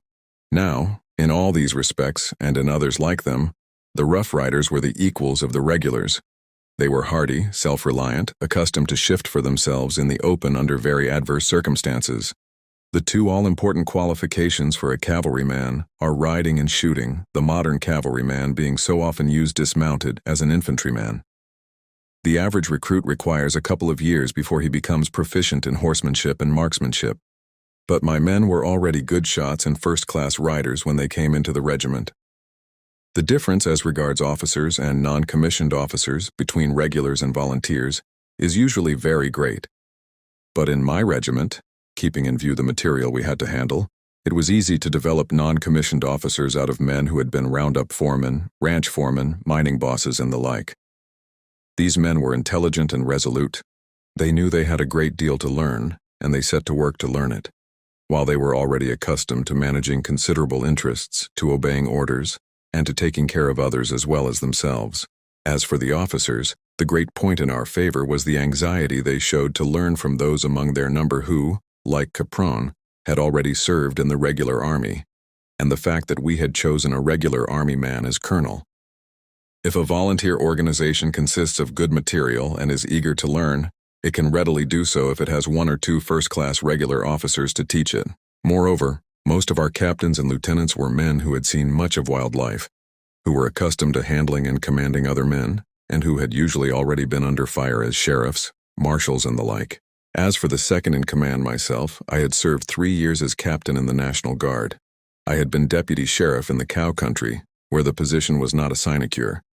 I was accustomed to big game hunting and to work on a cow ranch, so that I was thoroughly familiar with the use both of horse and rifle, and knew how to handle cowboys, hunters, and miners. Finally, I had studied much in the literature of war, and especially the literature of the great modern wars, like our own Civil War, the Franco-German War, the Turco-Russian War, and I was especially familiar with the deeds, the successes and failures alike, of the frontier horse riflemen who had fought at Kings Mountain and the Thames, and on the Mexican border. Finally, and most important of all, officers and men alike were eager for fighting, and resolute to do well and behave properly, to encounter hardship and privation, and the irksome monotony of camp routine, without grumbling or complaining. They had counted the cost before they went in, and were delighted to pay the penalties inevitably attendant upon the career of a fighting regiment. And from the moment when the regiment began to gather, the higher officers kept instilling into those under them the spirit of eagerness for action and of stern determination to grasp at death rather than forfeit honor. The self-reliant spirit of the men was well shown after they left the regiment.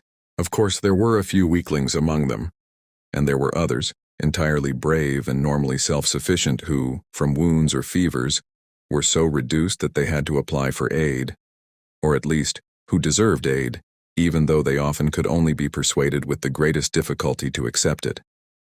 The widows and orphans had to be taken care of. There were a few light-hearted individuals who were entirely ready to fight in time of war, but in time of peace felt that somebody ought to take care of them. And there were others who, never having seen any aggregation of buildings larger than an ordinary cow town, fell a victim to the fascinations of New York. But as a whole, they scattered out to their homes on the disbandment of the regiment, gaunter than when they had enlisted, sometimes weakened by fever or wounds, but just as full as ever of sullen, sturdy capacity for self-help, scorning to ask for aid, save what was entirely legitimate in the way of one comrade giving help to another. A number of the examining surgeons at the muster-out spoke to me with admiration of the contrast offered by our regiment to so many others, in the fact that our men always belittled their own bodily injuries and sufferings, so that whereas the surgeons ordinarily had to be on the lookout lest a man who was not really disabled should claim to be so, in our case they had to adopt exactly the opposite attitude and guard the future interests of the men, by insisting upon putting upon their certificates of discharge whatever disease they had contracted or wound they had received in line of duty. Major J.H. Califf, who had more than any other one man to do with seeing to the proper discharge papers of our men, and who took a most generous interest in them, wrote me as follows. I also wish to bring to your notice the fortitude displayed by the men of your regiment, who have come before me to be mustered out of service, in making their personal declarations as to their physical conditions, men who bore on their faces and in their forms the traces of long days of illness, indicating wrecked constitutions, declared that nothing was the matter with them, at the same time disclaiming any intention of applying for a pension. It was exceptionally heroic. When we were mustered out, many of the men had lost their jobs and were too weak to go to work at once, while there were helpless dependents of the dead to care for. Certain of my friends, August Belmont, Stanley, and Richard Mortimer, Major Austin Wadsworth, himself fresh from the Manila campaign, Belmont Tiffany, and others, gave me sums of money to be used for helping these men. In some instances, by the exercise of a good deal of tact and by treating the gift as a memorial of poor young Lieutenant Tiffany, we got the men to accept something, and of course there were a number who, quite rightly, made no difficulty about accepting. But most of the men would accept no help whatever. In the first chapter I spoke of a lady, a teacher in an academy in the Indian Territory, 3 or 4 of whose pupils had come into my regiment, and who had sent with them a letter of introduction to me. When the regiment disbanded, I wrote to her to ask if she could not use a little money among the Rough Riders, white, Indian, and half-breed, that she might personally know. I did not hear from her for some time, and then she wrote as follows. Muskogee, Indeboer December 19th, 1898. My dear Colonel Roosevelt, I did not at once reply to your letter of September 23rd, because I waited for a time to see if there should be need among any of our Rough Riders of the money you so kindly offered. Some of the boys are poor, and in 1 or 2 cases they seemed to me really needy, but they all said no. More than once I saw the tears come to their eyes at thought of your care for them as I told them of your letter. Did you hear any echoes of our Indian war whoops over your election? They were pretty loud. I was particularly exultant because my father was a New Yorker and I was educated in New York, even if I was born here. So far as I can learn, the boys are taking up the dropped threads of their lives, as though they had never been away. Our two Rough Rider students, Meagher and Gilmore, are doing well in their college work. I am sorry to tell you of the death of one of your most devoted troopers, Bert Holderman, who was here serving on the grand jury. He was stricken with meningitis in the jury room and died after 3 days of delirium. His father, who was twice wounded, 4 times taken prisoner, and fought in 32 battles of the Civil War, now old and feeble, survives him, and it was indeed pathetic to see his grief. Bert's mother, who is a Cherokee, was raised in my grandfather's family. The words of commendation which you wrote upon Bert's discharge are the greatest comfort to his friends. They wanted you to know of his death, because he loved you so. I am planning to entertain all the Rough Riders in this vicinity some evening during my holiday vacation. I mean to have no other guests, but only give them an opportunity for reminiscences. I regret that Bert's death makes one less. I had hoped to have them sooner, but our struggling young college salaries are necessarily small and duties arduous. I make a home for my widowed mother and an adopted Indian daughter who is in school. And as I do the cooking for a family of 5, I have found it impossible to do many things I would like to. Pardon me for burdening you with these details, but I suppose I am like your boys, who say, "The colonel was always as ready to listen to a private as to a major general." Wishing you and yours the very best gifts the season can bring, I am, very truly yours, Alice M. Robertson. Is it any wonder that I loved my regiment? Appendix. From a brief speech made to his men by Colonel Roosevelt after Sunday services on September 4, 1898. I have waited this opportunity of speaking to you before we parted. I feel, and I know you all feel, that we are knit together by ties that can only be severed by death. I care much for the officers. I care even more for the men who make up the rank and file. Our trials, our hardships, our victories, we have all shared together, officers and men. There has been no distinction. We have all worked for the honor of the regiment. The men who were left in Florida did their duty as well as the men who went to Cuba, and all did it without a murmur. What we have done only calls us to renewed exertion in the future. I know you are not likely simply to rest on your laurels. Life is a constant struggle, and no man can afford to remain idle, to rely in the present upon the deeds of an ever-fading past. After the first fight in Cuba, you did not give up and rest on what you had done. On the contrary, you had gotten in touch with the Spaniards once, and each one of you had registered a vow that no one should get ahead of him the next time. And accordingly, the next time you did even better. Carry that same sentiment and spirit into your life when you separate for your homes. Every man has felt in the past that the honor of the regiment was in his keeping, and that he reflected honor or dishonor on all by his own individual acts. Now in peace, let each of you have the same feeling for the nation as a whole. Let us so act that at the end of 20 years, those of us who can look back will see that each man has prospered, has become a better man, a better American, that we have shown ourselves as capable to fight the battles of peace as of war. The world will be kind to you for about 10 days. Until then, everything you do will be considered right. After that, you will be judged by a stricter code, and if you prove worthless, you will be deemed to have been spoiled by the war. For just about 10 days, you will be overpraised, overpetted. Then you will find that the hero business is over for good and all. And if you try to trade any longer on what you have done in Cuba, you will merely excite the laughter of derision. You will do well to remember this. And each turn to his allotted task with all his heart and strength to win success in the only way it can be won, asking no consideration because of the past, but demanding to be judged each on his merits in the actual work of the day. Response of Colonel Roosevelt in accepting an equestrian bronze, Camp Wikofi, Montauk Point, NY, September 13, 1898. Officers and men. I really do not know what to say to you. Nothing could possibly happen that would touch and please me as this has touched and pleased me. Trooper Murphy said rightly that my men were nearest my heart, for while I know I need not say to my officers in what a deep regard I hold them, They will not mind my saying that just a little bit closer come the men. I have never tried to coddle you and have never hesitated to call upon you to spend your best blood like water. But of course I tried to do all I could for you, and you are the best judges as to whether I have succeeded or not. I am proud of this regiment beyond measure. I am proud of it because it is a typical American regiment. The foundation of the regiment was the cowpuncher, and we have him here in bronze. No gift could have been so appropriate as this bronze by Frederick Remington. The men of the West and Southwest, horsemen, riflemen, and herders, have been the backbone of this regiment, which demonstrates that Uncle Sam has another reserve of fighting men to call upon, if the necessity arises. The West stands ready to give tens of thousands of men like you, and we are only samples of the fighters the West can put forth. Besides the cowpuncher, this regiment contained men from every section of the country, every state in the Union, and because of that, we feel proud of it. It is primarily an American regiment, and it is American because it is composed of all the races which have made America their country by adoption, and those who have claimed it as their country by inheritance. It gives me extreme pleasure to look around among you and see men of every occupation, men of means and men who work with their hands for a livelihood, and at the same time know that I have you for friends.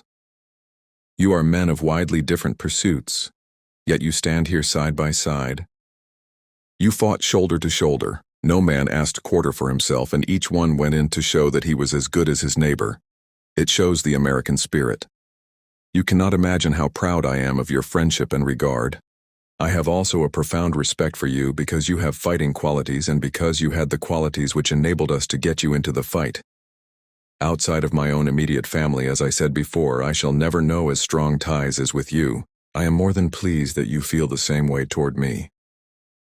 I realized when I took charge of you that I was taking upon myself a great responsibility. I cared for you as individuals but did not forget that at any moment it might be necessary to sacrifice the individual for the whole. You would have scorned a commander who would have hesitated to expose you to any risk. I was bound that no other regiment should get any nearer to the Spanish lines than you got, and I do not think any did. We parted with many in the fight who could ill be spared, and I think that the most vivid memories that we take away with us will be of those whom we left under Cuban sod and those who died in hospitals here in the United States, the men who died from wounds and the men who, with the same devotion to country, died from disease. I cannot mention all the names now, but those of Capron, O'Neill, and Fish will serve. They were men who died in the pride of their youthful strength. Now just a word more I want to say to some of the men I see standing around not of your number. I refer to the troopers of the regular cavalry regiments. The latter the Spaniards called smoked Yankees, but we found them to be an excellent breed of Yankee. I am sure that I speak the sentiments of every man and officer in this assemblage when I say that between you and the other cavalry regiments there is a tie which we trust will never be broken. I would have been deeply touched if the officers had given me this testimonial, but coming from you, my men, I appreciate it tenfold. It comes to me from you who shared the hardships of the campaign with me, who gave me a piece of your hardtack when I had none, and who shared with me your blankets when I had none to lie upon. To have such a gift come from this peculiarly American regiment touches me more than I can say. This is something I shall hand down to my children, and I shall value it more than I do the weapons I carried through the campaign. This concludes the end of the story. Thank you for listening to Classic Audiobooks Library. To hear more free stories like this, be sure to subscribe and turn on notifications. We hope you'll join us again for more timeless stories and original works. Until next time.